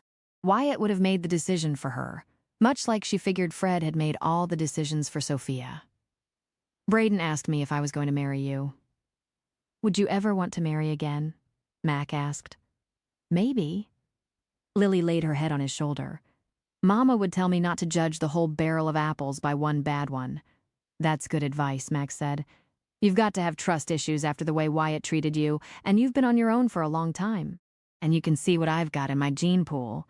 The possibility of Alzheimer's like my dad and a stupid ass for a brother. I'd trust you with my life and with my kids as well, Mac. Besides, my mother died at 70, my dad at the same age a year before her. Mama said that my Granny Annie only lived to be 70, so... She trailed off. I've learned to never look that far ahead. He tipped up her chin with his forefinger. She barely had time to moisten her lips before his mouth covered hers in a kiss that held so much promise that it made her forget everything and everyone. Like 2 love-starved teenagers, they made out on the sofa for a while, their hands moving over each other's bodies. Finally, she pulled away and locked gazes with him. We're headed to a place in this relationship that will be far more comfortable in the bedroom, she whispered. Your place or mine?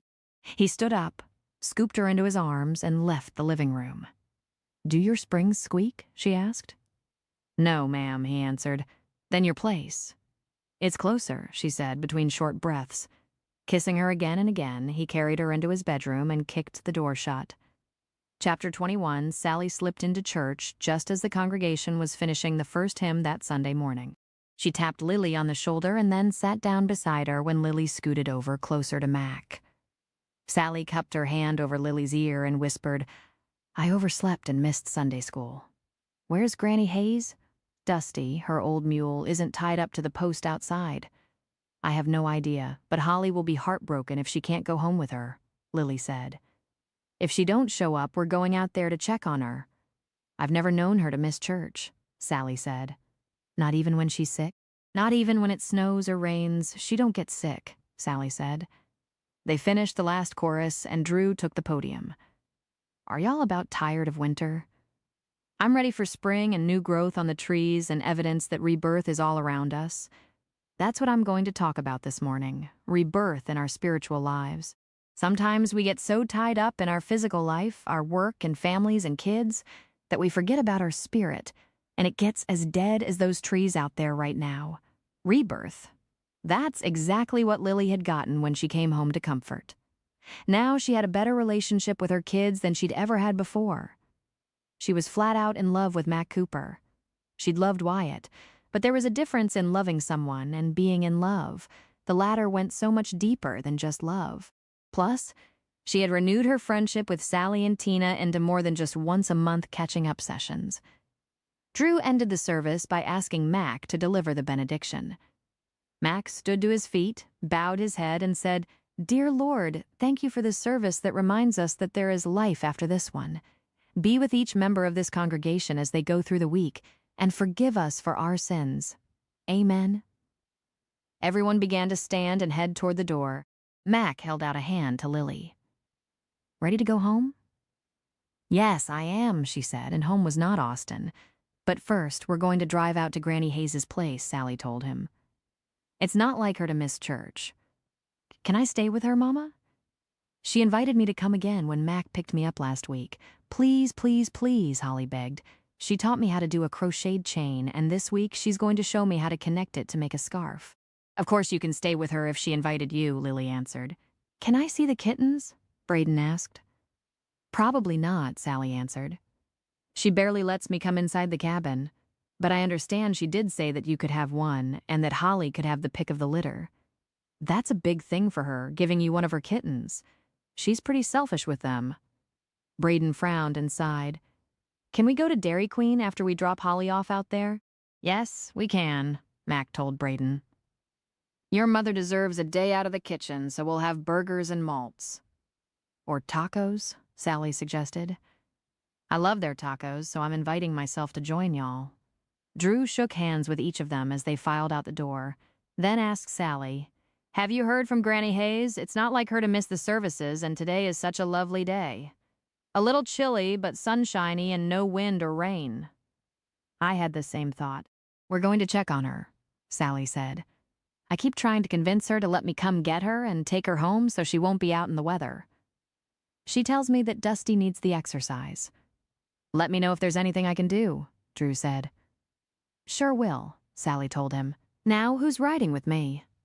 "I'm going with Mac," Braden said. "So am I." Holly had run on ahead and was already getting into the back seat. "I'll ride out there with you." Lily got into the passenger seat of Sally's business van. "Why'd you drive this today? My car is in the shop getting new tires and a tune-up." Sally got in and turned the key to start the engine. "I get it back tomorrow. So we've got about 5 or 10 minutes at the most. Tell me how the day went yesterday with Nora and Orville." It went fine. Nora was so happy to meet Holly and Braden. Orville and Braden really struck up a friendship, and Holly visited with Nora until it was time for her to go to Faith's house that evening. I was so damned. Oops, forgive me, Lord, for cussin' right after church, proud of her that I could have shouted. "That's great," Sally said. "Things are working out just like they should. How are things between you and Mac?" "I keep waiting for the other shoe to drop. I know something will go wrong because nothing can be so right," Lily said. "The kids like him. His dad asked him if he was going to marry me." "Oh, and Wyatt called last night."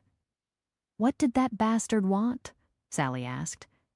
"Victoria kicked him out for a younger man, and he wants to sublet my apartment. Allegedly, when he gets his life straightened out, he wants another chance at being a father," Lily told her. "We'll see." Sally drove up to Granny Hayes' yard. Chickens squawked and ran around the house. The ducks on the porch eyed the two vehicles cautiously. "He doesn't deserve it, but you're going to say, for the kids' sake, aren't you?" "What is that?" Lily pointed to a huge pile of dirt with rocks laid all around it. "Sweet Jesus," Sally groaned. "Dusty must have died, and she's buried that big ol' mule. That's why she wasn't in church this morning. He died, and that's his grave. See that little cross propped up with rocks? It's got his name on it." Sally was out of her van and running toward the cabin before Lily even got her seatbelt undone. "Keep everyone outside until," she yelled as she cleared the porch and knocked on the door several times. When there was no answer, she tried the knob and the door swung open. Holly slid out of the front seat of Mac's truck and was on the porch when Sally came out and closed the door behind her. Lily stopped in her tracks and knew what had happened before Sally said a word. Granny Hayes was dead and Holly was going to be devastated. "We can't go in there, not until the doctor comes." Sally's voice cracked, and tears dripped onto the collar of her coat. "Is Granny Hayes sick? Is she going to be all right?" Holly asked. Mac pulled a clean white handkerchief from his pocket and handed it to Sally. "I'll call Doc Green. He usually goes to the Comfort Cafe for lunch on Sunday, so maybe I'll catch him there. She's gone and probably has been for days, maybe since the night after she got old Dusty buried." Sally dabbed at her eyes. "No, Mama, she can't be dead. She's my friend, and she can't." Holly threw herself into Lily's arms and wet the front of her mother's sweater with tears. Sally passed the hanky over to Lily, and she wiped Holly's cheeks with it as she held her and let her cry as long as she wanted. Braden got out of the truck and walked out to the mound of dirt with Mac right behind him. Lily watched from the corner of her eye as Mac made the phone call and then draped his arm around Braden's shaking shoulders. She left a sealed letter with me last month, and then in church last week she handed me another one. Sally said between sobs. I wasn't to open them until she was gone. She said they had all her wishes in them. I laughed after she'd walked away because I thought she'd live to be 100 for sure. She was always secretive about everything, but the one thing she told me was that we weren't to take her off her property. No embalming and no big funeral at the church. The rest I'll have to read when I get back to the shop. The letters are in the safe. Holly plopped down on the top porch step. We would have helped her bury that old mule. All she had to do was call us. Honey, she didn't have a telephone. Sally sat down beside her. I tried to buy her a simple one, but she wouldn't have it. She lived the way she wanted. Lily took a place on the other side of her daughter. It was her time to go, and now she's with her brothers and her parents. She didn't like any of them except her mother. Holly took the handkerchief from her mother and wiped her face with it. Granny Hayes said her mother was an angel for putting up with her daddy. She said he was a hard man that demanded a lot from his wife and daughter. They were still sitting there 15 minutes later when Dr. Green pulled in beside Sally's van. He nodded at them, went inside, and came back out in just a few seconds. She probably went in her sleep last night. Rigor has come and gone. Should I call the undertaker? Sally told him what Granny Hayes had set out. Well then, you should abide by her wishes. Let me know if you need me for anything else. I'll get a death certificate ready and file it since she didn't want to go to the funeral home. I can't leave her, Holly said. She was my friend. Is it all right if we go inside now? Sally asked Dr. Green. Don't see why not. She was a strange little bird. I only saw her once about a month ago. She'd never been to a doctor in her life, he said, but she marched into my office without an appointment. She wouldn't go for tests, but I was pretty sure from her coloring and what she told me about her symptoms that she had pancreatic cancer. I told her if she didn't get treatment, she probably wouldn't make it 6 weeks. She told me she'd lived a long life and lived it the way she wanted, and she wasn't doing anything but getting her affairs in order. She put you. He nodded toward Sally, down as her emergency contact person, and gave us permission to tell you anything about her condition if you asked. I'll go right now and get that letter. Then I'll tell the cemetery folks what we need to do, Sally said. I've never been in charge of anything like this, so I'm flying blind. Dr. Green patted her on the shoulder as he started down the stairs. I'm sure Granny Hayes has it all lined up from A to Z. She might have been an odd duck, but she took care of her own business. Sally got to her feet. Y'all can go inside where it's warmer. Holly didn't waste a second. She jumped to her feet, crossed the porch, and opened the door. Lily didn't know how her daughter would react to seeing a dead person or what condition Granny Hayes might be in, so she rushed inside right behind Holly. To Lily's surprise, Holly pulled a rocking chair up to the bed and sat down. Granny Hayes looked smaller than usual in her flannel nightgown buttoned up to her wrinkled and thin neck. She was lying on her back with the covers pulled up to her chest. Her arms were stretched out beside her body on top of the piecework quilt, and her braids lay down across her breasts and to her waist. Are you sure she's not just asleep? Holly whispered. Positive. The doctor has pronounced her dead. Lily brought a ladder-back chair across the floor and sat down beside Holly. Mac and Braden came into the one-room cabin. Mac crossed the room and stood behind Holly and Lily. Braden sat down on the floor and gathered the mama cat and all 3 kittens into his lap. I ain't never seen a dead person except Granny Vera, and she was in a casket. Granny Hayes don't look dead. She looks like she's asleep. Are you ladies all right? Can I get you anything? Lily reached over her shoulder for his hand, and he laced his fingers in hers. Not a thing. We'll just sit here with her until Sally gets back and tells us what to do. The touch of his hand brought comfort to the strange but peaceful turn of events that morning. It seemed like time stood still until Sally came through the door with 2 envelopes in her hand. She dragged a second chair over to the other side of the bed and opened the first one, scanned through it, broke the wax seal on the second one, and read out loud, My dear Sally, if you're reading this, I'm gone on to whatever eternity God has planned for me. Don't weep for me. But be happy that I've had a long life and a happy one for the past near 40 years. I've lived exactly the way I wanted, and God blessed me with a dear friend like you, and now a little friend in Holly Anderson. I've gone back into all the births and deaths recorded in my grandmother Mayer's Bible and found that she and I are very distant cousins. That's the only thing that I like about having Mayer blood in me. This cabin and everything in it are yours. Do with it what you will. Give it to the historical museum if you want. The money in the coffee cans lined up on the mantel is to be given to Lily to use for Holly's education. I always wanted to go to school and maybe even on to college to study, but my father wouldn't allow it. In his eyes, a girl was to be a wife and a mother. If I couldn't do what I wanted, then I refused to be what he wanted me to be. The rest of the things I want done are in the first letter that I gave to you. Please tell Holly that the days I spent with her were special to me, too.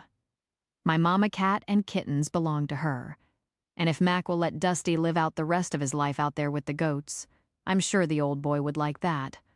Also, the 2 steers I'm raising for next winter's beef can go with Mac. Anyone who can catch the chickens and ducks can have them. Live your lives to the fullest and the way you want. Sincerely, Johanna Hayes Mayer. Sally laid that single sheet of paper to the side and picked up the first one. She says in this one that when she dies, I am to call the funeral home. She's already picked out her casket, which is a plain wooden box like her mother was buried in, and that they have their orders already. She is to be taken to the cemetery from here in her old wagon, and if Dusty is still alive, he is to pull the wagon. If not, then I'm to make arrangements for another mule, but not a horse, to do the job. She does not want to be embalmed, and she'd like to be buried beside her mother at sunset on the day after her death if the ground isn't too hard or wet for the grave diggers to get her space ready. She only wants one song sung, and that's to be I'll Fly Away. The headstone is already in place at the Comfort Cemetery right beside her mama, but I'm to let the people know that it's time to put her death date on it. She pulled her phone from her pocket. I'll call the funeral home right now. Do you think they can get things arranged by tomorrow evening? Mac asked. I sure hope so, Sally said, and then talked to the funeral home director. He says they will be out here in 15 minutes and that we probably should leave while they take care of things. Can we just stay until they get here? Holly asked. I don't want her to be lonely.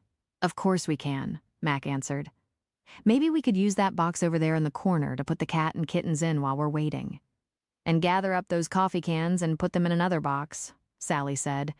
You might as well take them on home with you, too, since that's what she wanted. I'll hitch up the trailer and come get those 2 calves out there in the corral this afternoon, Mac said. It's sad, Holly sniffled. Everything that she loved her whole life and everything she loved is all over and gone in just a day or two. Mac laid his spare hand on Holly's shoulder and gave it a gentle squeeze. It's a lesson to us to live every day like it was our last. Holly patted his hand and then stood up. I can't believe she was our cousin or that she's giving her cats to us.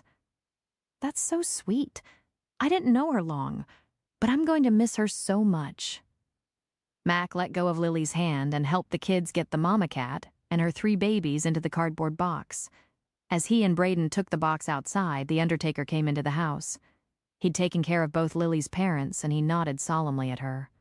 This will be an unusual one, but we'll do our best to abide by her wishes. Her wooden casket is out there in the hearse, and we'll get her into it. She told me that Sally and your family are the only ones to be at the private burial service, and that once she is in the casket, we are to shut it and not open it again, he said. Do you want to change any of that? Sally and Lily both shook their heads. Do whatever she wanted. I called Mr. Stewart on the way over here. He'll be here tomorrow afternoon with his old mule to pull the wagon to the cemetery. The service will be at 6:30. I think that's about sunset at this time of year. Do you want to tell her goodbye one more time before we get started? He asked. Mac came back and picked up the box that had about a dozen old metal coffee cans packed inside it. Are we about ready to go? Holly went to the bed, leaned down, and kissed Granny Hayes on the forehead. Goodbye, Granny. I loved you, and I should have told you so, she said, and then turned around and, with a fresh batch of tears running down her cheeks, left the cabin. Sally, Lily, and Mac fell in behind her, and the solemn little parade crossed the porch. Shall we stop by the? Max started and then shook his head. We have the cats. We'll have to go home and come back. I'll call in a couple of pizzas, some pasta, and breadsticks on the way, pick it up, and bring it all to the house, Lily said. Holly and Braden aren't going to want to leave those cats alone today. While they're getting the pizza ready, I'll dash into the dollar store and get litter, a pan to put it in, and a small bag of food, Sally said. Thank God for cats. Lily thought several times that afternoon. Holly informed them that Mama Cat really was the mother cat's name, and then she and Braden discussed what they'd name the other three all afternoon. Every so often, Holly would sigh and dab her eyes, but for the most part, she took Granny Hayes's death better than Lily had thought she would. Neither of the kids asked about the coffee cans, which seemed strange to Lily, but then what was money when they had 3 frisky kittens in the house? Sally left in the middle of the afternoon to make some phone calls about the chickens and ducks, and Mac hitched up the trailer to go get the Angus steers. By evening, they were in their new home in the pasture on the north side of the lane, and the goats were all in the one on the south side. The whole day seemed surreal that evening, but it got even stranger when Lily and Mac opened the box with the coffee cans. She figured they'd be full of change, dimes, nickels, and maybe some quarters, but each can was filled with neatly rolled $100 bills. 20 bills to each roll, 10 rolls to each can. Lily tried to do the math in her head. 7 times $20,000 was mind-boggling. The total was well over $100,000, and Granny Hayes had kept it in her cabin, right there on the shelf, where anyone could have broken in and stolen it. Where had she gotten that kind of money, anyway? She certainly didn't make that much selling earrings, scarves, and shawls. I'd say that Holly's college fund just took one giant step forward, Mac said. Where did she get that kind of money? Lily finally asked. Was she growing pot out there on her land? I would imagine that her father had no time for banks and her mother never used them either, Mac said. This is probably her inheritance from them. She probably added to it every year when she sold a steer or two that she didn't need for meat. Did you see that rifle hanging above her fireplace? I wouldn't be surprised if she had done some hunting. Maybe deer, quail, rabbits. She would raise the steers, but then when she didn't need them, she'd sell them and put the money in the coffee cans. Should we really keep all this money? Lily asked.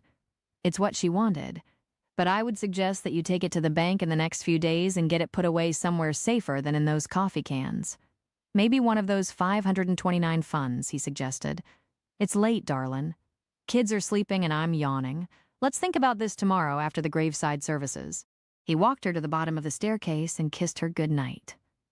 I'd like to spend the night in your bedroom and wake up cuddled up next to you, she whispered. But I don't think that would be a good example for Holly and Braden. No, it wouldn't. Mac drew her close to his chest and raised her chin with his knuckles. His dark lashes rested on his high cheekbones and he found her lips with his eyes closed. When the kiss ended, she turned and went right up to her bedroom. But she was too wound up after the whole day's events to ever go to sleep. So she got out the journal and opened it to the next entry. Holly eased into her room and said, Mama, I'm still awake. Can we please read some more in the journal? I've already got it out, and it looks like Sophia has gotten married again. This will be my grandmother that's writing now, and your great-grandmother, Lily said, and began to read. Sophia Ann Callahan Mayer, Johnston, July 1946. Mama gave me this journal to add my story to hers and my grandmother's when Fred died and I went home for the first time since I left Oklahoma and moved to Texas. It didn't take me long to figure out that he wasn't the same man I dated once we were married. He was as controlling and mean to me as his father. Herman was to Fred's mother. I hated living in this house with him and them, and the only bright spot in my life was my mother's letters and getting to visit with Albert, the foreman, on my daily walk around the place. If Albert hadn't been there to talk to me for all those years, I might have taken a whole bottle of my mother-in-law's sleeping pills and simply gone to sleep forever. I thought things might change when his parents passed, but they only got worse. I wasn't allowed to go anywhere without him, not even to church. He blamed me for us not having children, and then when I did get pregnant after years and years of marriage and was almost past childbearing age, he said the baby didn't belong to him. Fred drank too much one evening and fell down the stairs. He died when I was 3 months pregnant. Albert declared his love for me, and we were married when my daughter was 2 years old and he adopted Vera. He'd always called me Annie, not Sophia, and I liked that. So when Fred was gone, that was the name I adopted. I think it was more of an effort to draw the line between the horrible life I had with Fred and the wonderful life Albert and I started, rather than an effort on my part to be someone else. Someday I'll pass this journal on down to Vera Ann, and she'll understand why she lives in this house and why I didn't want her to be a mayor. I'm confused, Mama, Holly said. So Grandma Vera was really a mayor, and that made her kind of kin to Granny Hayes. Yes, it did, Lily answered. Shall we go on? Holly nodded. I like that I'm kinda kin to Granny Hayes. Me too, Lily agreed. She was a wonderful woman. Lily flipped to the next page to read, Annie Callahan Johnston, August 1950. Vera is now 5 years old and will go to school next year. She reminds me of my mother, Rachel, who passed away last summer, but she has Albert's kind and sweetheart. Life goes on here on the place, and as the saying goes, the seasons come and the seasons go, but I'm happy in my lot. I have Vera and Albert. We were both 42 this year on our birthdays, which are only 3 weeks apart. We are at war again, this time with Korea. The newspapers call our involvement a police action, not a war. I'm glad that Vera was a girl and not a boy who could be drafted. That's selfish, I know, but the thought of sending my child to war terrifies me. One more, please, Mama. We're to the part now when Granny Vera will start writing in the journal, right? Holly begged. I think there's only one more, so we'll read it and then you've got to get to bed, Lily told her. I promise I will, Holly said. Vera Johnston Miller, December 1990. I found this in an old trunk in the attic when I was cleaning it out last week. I don't know why Mama never mentioned having it. I would have loved to have read all this before now. It's strange to think that I am biologically related to the people on the historical plaque out in front of this house. Even stranger to think of all the women in the family who have written in this journal for more than 100 years already. I feel an obligation to write my story in this book, but I'm not sure where I should begin. Mother and Daddy are both gone now. They passed away within 6 months of each other. Like my mother, I was married several years before I had a child. Then I had 2 beautiful daughters within 2 years. Rosemary Ann was born first and then Lily Joanne. We lost Rosemary before her 8th birthday to a rare form of cancer, but Lily is now 9 years old. I held my breath until she passed her 8th birthday, always fearing that I might lose her too. Mother passed away when Rosemary was only a few months old, but she told me often that she had finally gotten her official badge of honor and was really a grandmother, so her life was complete. Lily couldn't put the journal down, though it was getting late. She turned the page and continued to read. Vera Johnston Miller, June 20th, 2004. Today is Lily's wedding day. I worry about her so much. She has finished college and has a good job, but Wyatt Anderson, her fiancé, is controlling like Mama's first husband, Fred. He's not as blatant about it as I imagined Fred was, but the wedding is basically what he wanted, not the small, intimate event that Lily had in mind. She assures me that she loves him, and I only hope that he will change. He's a very handsome and charismatic young man, but he has a wandering eye when it comes to pretty women. I hate to think of him breaking her heart. It's time for me to set the veil on her head so the photographer can take a picture. With motherhood comes worry and fears. That's just life, and it can't be changed. My mama, Annie, always said once a mother, always a mother, no matter the age or the era. Truer words have never been spoken. So Granny Vera didn't like Daddy so much, Holly said. Well, I don't like him so much right now either, Mama. Give it time. He could change. Lily hugged her daughter. Now, off to bed with you? I don't want the journal to end. I like reading it and talking about it with you, Holly whined. Well, someday you can have it and read what I write in it. Lily promised. Will you write about me? Holly's grin was downright impish. Most likely. Good night, Lily said. Holly hugged her tightly. Night, Mama. When Holly was gone, Lily tucked the journal into the secretary. Why didn't you write more, Mama? I want to know more. What about those years after I left home and you passed away? It's your life and your journal now, the voice in her head said bluntly. Chapter 22. The sun was still a full orange ball on the horizon that evening when 5 people gathered round the wooden casket. Holly hadn't even put on makeup because she said she'd just cry it all off. She stood between her mother and Sally, with Mac and Braden on the other end of the small crowd. Sally nodded at the funeral director, and he pushed a button on a CD player. Alan Jackson's voice, singing I'll Fly Away, floated out across the rolling hills as the sun dipped behind the bare mesquite trees. Mac handed clean white hankies to each of the 3 women when the song started. When it finished, Sally took a step forward, opened a well-worn old black Bible, and read, "To everything there is a season and a time, to every purpose under heaven, a time to be born and a time to die." She closed the Bible and handed it to Holly.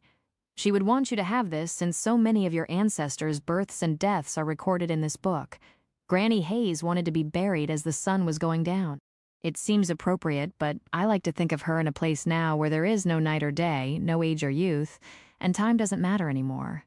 That's all I have to say. But I thought we needed a little more than a song." "Amen," Lily said. Holly laid a yellow daisy on the casket. "You weren't a rose, Granny Hayes. You were a wild daisy doing what you wanted. I really loved you." That reminded Lily of a Dolly Parton song, Wildflowers. She pulled it up on her phone and turned the volume up as high as it would go. The lyrics said that wildflowers didn't care where they grew and that she'd grown up in a different garden than other folks. There wasn't a dry eye among the bunch of them when the song ended.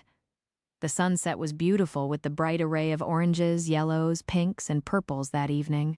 Lily was sure that God had planned it special for Granny Hayes, just as surely as she'd felt that he had answered her prayers that morning when the sun came out bright and warm. It just wouldn't have been right or fair for that particular Monday to have gray skies and rain. Holly was sobbing and wiping her eyes with the hanky Mac had given her when the song ended. "Mama, that song was perfect for Granny Hayes. Thank you for playing it for us." She wrapped her arms around Lily.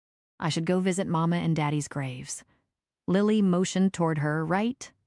They're over there, and I'll take the kids to Dairy Queen. We'll meet you there," Sally whispered. "Thank you." Lily gave her a quick hug. "I don't think Holly can take much more today, but I haven't been. I understand." Sally shushed her with a wave of her hand. "Go on, we'll get a table and be waiting for you." Mac took her hand in his, and together they walked across the brittle grass. Several of the graves still had poinsettias from Christmas on them, but the first thing she noticed when she got to her folks' grave was a lovely arrangement of yellow tulips in the vase at the end of their tombstone. "I should have been here to take care of this, rather than leaving it in Sally's hands," she said. "There is a time for all seasons," he quoted scripture. "A time to break down and a time to build up. You've had your time to break down, and now it's your time to build up. Don't punish yourself for what you didn't do. Just put all that behind you and move forward." "I love you, Mac Cooper," she said. "And I love you, Lily." He drew her closer to his side. "Times like this, when we send a person on to their eternity, or when I see my father slipping away a little at a time, those things remind me that we should say what's in our hearts more often." She'd thought that her heart would flutter if and when Mac ever said those words to her, but instead of a rush of excitement, there was simply peace and happiness. What they'd had in the bedroom had so much heat that she'd been surprised that it didn't fog the windows. She had no doubts there would be plenty of love in their lives. "You are so right," Lily said as she let go of another bit of her past. What Wyatt had done or hadn't done was on him. She had a bright future ahead of her, hopefully sharing every minute of it with Mac and her children. Something that her mother had asked her just before she walked down the aisle to be married to Wyatt came back to mind. "Do you like Wyatt?" Vera had asked. "Mother, I love him," Lily had told her mother. "I didn't ask if you loved him or even if you were in love with him. I asked if you like him. There's a difference between love and being in love, and also in liking a person. Love is akin to lust, and lasts a few minutes a day. And love is deeper than that. But honey, you better like him first and foremost, because that goes beyond all the rest. It's what's left when you're old and lust isn't there anymore for health reasons. It's the glue that holds a marriage together." Vera told her Lily didn't remember how she'd answered her mother that day, but looking back, she didn't think she'd ever liked Wyatt, with his ego and his manipulation. She'd loved him, but she had doubts that she was ever in love with him. She was in love with Mac, and even better, she really, really liked him. "I'd ask you to move in with me," he chuckled. "But you kind of already have. And besides, it wouldn't be a good example for the children for us to sleep together with them in the house. So what are we going to do about us? I guess we'll take one day at a time and do the best we can with whatever life throws at us. I'm glad you're here with me to help me with whatever that might be, she answered. I want so much more than just friendship or even this relationship we're in right now, he said. So do I, she admitted. A soft southern breeze blew her blonde hair across her face. Mac reached over and tucked it back behind her ear and then kissed her on the cheek. I'll leave the timing to you, but I do want you to know that I'm ready when you are.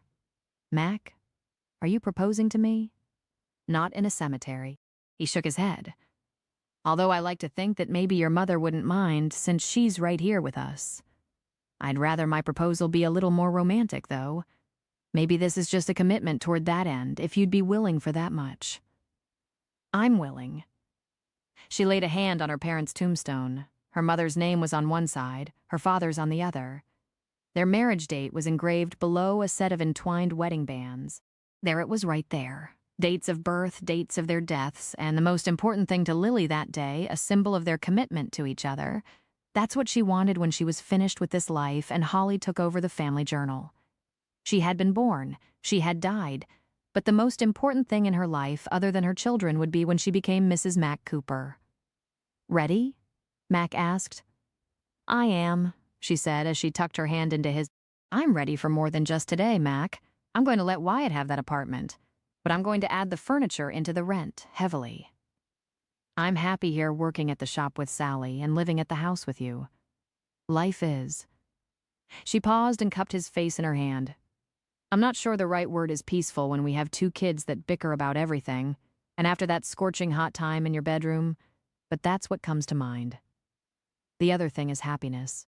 I didn't realize how much I missed that in my life until I found it again. Me too, on all of what you just said, Mac told her. But before we take another step, I want you to think long and hard about something, and that's children. We're not too old to have a child between us, but do we want to do that? We need to give it a lot of thought and maybe even pray about it, she said. Honey, we have two beautiful children. I'd just as soon not plan anymore, but if an accident should happen, we won't be upset. We'll just figure. He hesitated.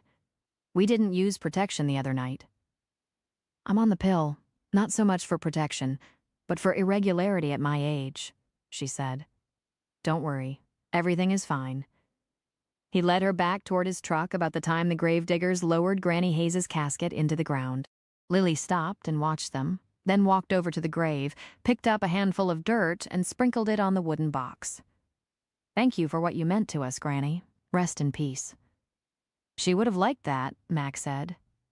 I feel like my eyes have been opened after I'd been in a deep sleep since I came home to comfort, she said as she brushed her hands together to remove the last of the dirt. First, finding the journal with all my ancestors in it, and then reuniting with my friends and realizing how much they mean to me, and then there's you. I came in last, he teased. No, I just saved the best for last, she told him. He opened the truck door for her, put his big hands around her waist, picked her up, and set her in the passenger seat. I'll take being last all the time if that's the case. Let's go home, she said, and she meant it as home permanently. Chapter 23. 13 months later, Lily took a dozen pictures of Holly that beautiful April evening before her daughter left her bedroom. With her long blonde hair all swept up in curls and wearing a lovely light blue prom dress, she looked even more like Vera's wedding picture than ever before. Preacher Drew's son, Clay, waited for her in the living room, looking all grown up in his black tuxedo with a blue vest that matched Holly's dress perfectly. He was right at home in the old stone house. But then, he'd been dating Holly for the past year and spent lots of time there. Oh my goodness. Clay stood up and his eyes widened. You are so beautiful, Holly. I'm going to have the prettiest date at the prom. She smiled, a little shyly for Holly Anderson, but then Clay brought out the best in her. Thank you. I'm going with the most handsome boy in the whole school. If y'all are through kissing up to each other, let Mama take some pictures of you putting that corsage on her wrist so me and Isaac can get back to watching our movie. Braden's voice had gone through the cracking changes. Now his drawl was even deeper than Mac's and sounded like it came from a much bigger man. Little brothers are such a nuisance, Holly fussed. I'm never having sons, I'm only having daughters. Lily snapped several more pictures and then a final one of their backs as they were walking off the porch. Mac draped an arm around her shoulders. Time kinda gets away from us, don't it? Before you know it, we'll be watching her leave with some guy. Only she'll be wearing a white dress and veil, he said. Lily shoved her phone into her hip pocket and turned around to face Mac. She put her arms around his neck and tiptoed to kiss him. When the kiss ended, she leaned her cheek against his broad chest.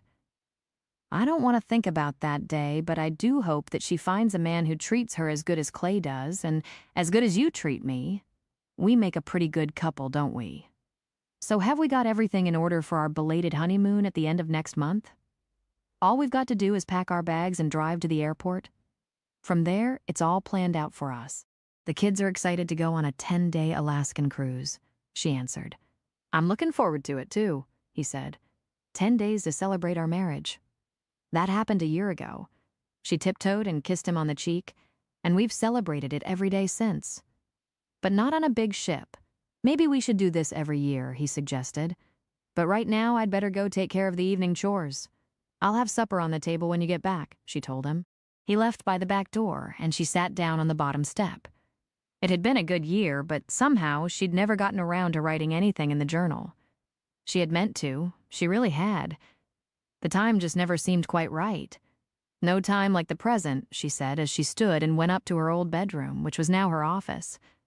She opened the oak secretary, pulled down the flap, and took out the journal. She thumbed through the pages, scanning more than 100 years of handwriting from her ancestors. Happy times, sad times, deaths, births, life in general. It was all there to show her that her life was what she made it and that her choices would have consequences. When she reached the first clean page, she reached for an ink pen and began to write. Lily Miller Anderson Cooper, April 2020. I've never been happier than I am right now. My life is not perfect by any means, but then no one ever promised it would be. I just watched my daughter Holly leave for her very first prom with Clay. He's the preacher's son and is a young man that I both admire and appreciate for his convictions and values. 6 years ago, Holly's father walked out on us. Holly, her younger brother, Braden, and me, and for 5 of those years I was little more than a zombie. Then one day circumstances made me sit up and take notice. I realized that my kids were completely out of control, and it would take drastic measures to put them back on the right track. I took them out of the environment they were in and brought them to comfort. Texas, back to my roots and the house I'd been raised in. It was during those first days that I found this journal, and it has helped me so much to understand that life is what we make it. The kid's father, Wyatt Anderson, is struggling to find his way. They see him about every 3 months for a weekend, and I have hopes that someday they'll have a decent relationship. That's up to him and them, and I try to stay out of it. I remarried after I came home. Mac Cooper and I set our vows last summer. He's a good man, a good husband, and a wonderful role model for the children. We have an amazing life here on our little goat farm. Holly knows about this journal, and she knows that someday she'll have the same responsibility that I have. Lily laid the pen down and fiddled with her wide gold wedding band. It still seemed surreal that she and Mac were married. She picked up the pen again and began to write for the second time. Mama died at the age of 70, just like her mother. She's been gone 6 years now, but if I open the bottom drawer of her old dresser and get a whiff of her rose-scented sachet, it seems like she's still here. Braden asked me once if the place was haunted, and I told him no. But I wouldn't mind if it was. I think Mama would be happy that Mac and I are married. She never really trusted Wyatt, and with good reason, but she was wise enough to let me make my own decisions, even if they weren't good ones. I pray that I can let Holly make her own path and support her, like Mama did me. Lily reread what she'd written. It wasn't good prose and didn't say as much as some of the previous women had written about, but it was from the heart. She put the journal back into the secretary and was on the way downstairs when she heard Sally yell from the front door. "Hey, where are you?" Her voice floated up the stairs. "I brought a cheesecake for dessert with hopes that you'd invite me to supper. You said when you left work you were frying chicken tonight." "I'm on my way down," Lily called out. Friends and family, and a man who loved her just the way she was. Life didn't get a bit better than that. Dear readers, as a teenager I had a little pink diary that locked. I had the only key and was glad that I could keep all my private and most personal writings locked away from prying eyes, such as those of my younger brother and sister, and even more so from my mother. In all the moves I've made since those years, the diary has long since been lost. The writings were those of a dramatic young girl, I'm sure, but I've often wondered what it would be like to read them again. Or better yet, to read something that my great-grandmother or my mother might have written. With that in mind, the idea for the family journal came to me a few years ago. Lily Anderson appeared in my virtual world with a story to tell me that went along with the inspiration. She was still in pain from a messy divorce after 5 years and needed a change in her life. She and her young daughter bonded over an old family journal she found in her mother's antique secretary. Having these characters in my head for all the weeks I worked on this book was truly an experience, and like so many of my other books, it became a book of my heart. As always, it takes a village to produce a book, and I have folks to thank who abide in that village with me. My agent, Erin Neomata, and my agency, Folio Management, are amazing, and I can't thank them enough for continuing to be there for me. My editors, Angie Schloop and Krista Struver, y'all are simply the best, and I love working with you both. All the folks on my Montlake team who proofread, copy edit, and design my awesome covers and do a fabulous job of promotion. I bow to all your expertise, my husband, Mr. B, who is my biggest supporter, who doesn't mind having takeout so I can finish one more chapter. I love you, and here's to another 53 years together. And to my readers, y'all are the icing on the cupcake. You are all worth every bit of the work that goes into producing a book. I love your notes, your reviews, and your encouragement.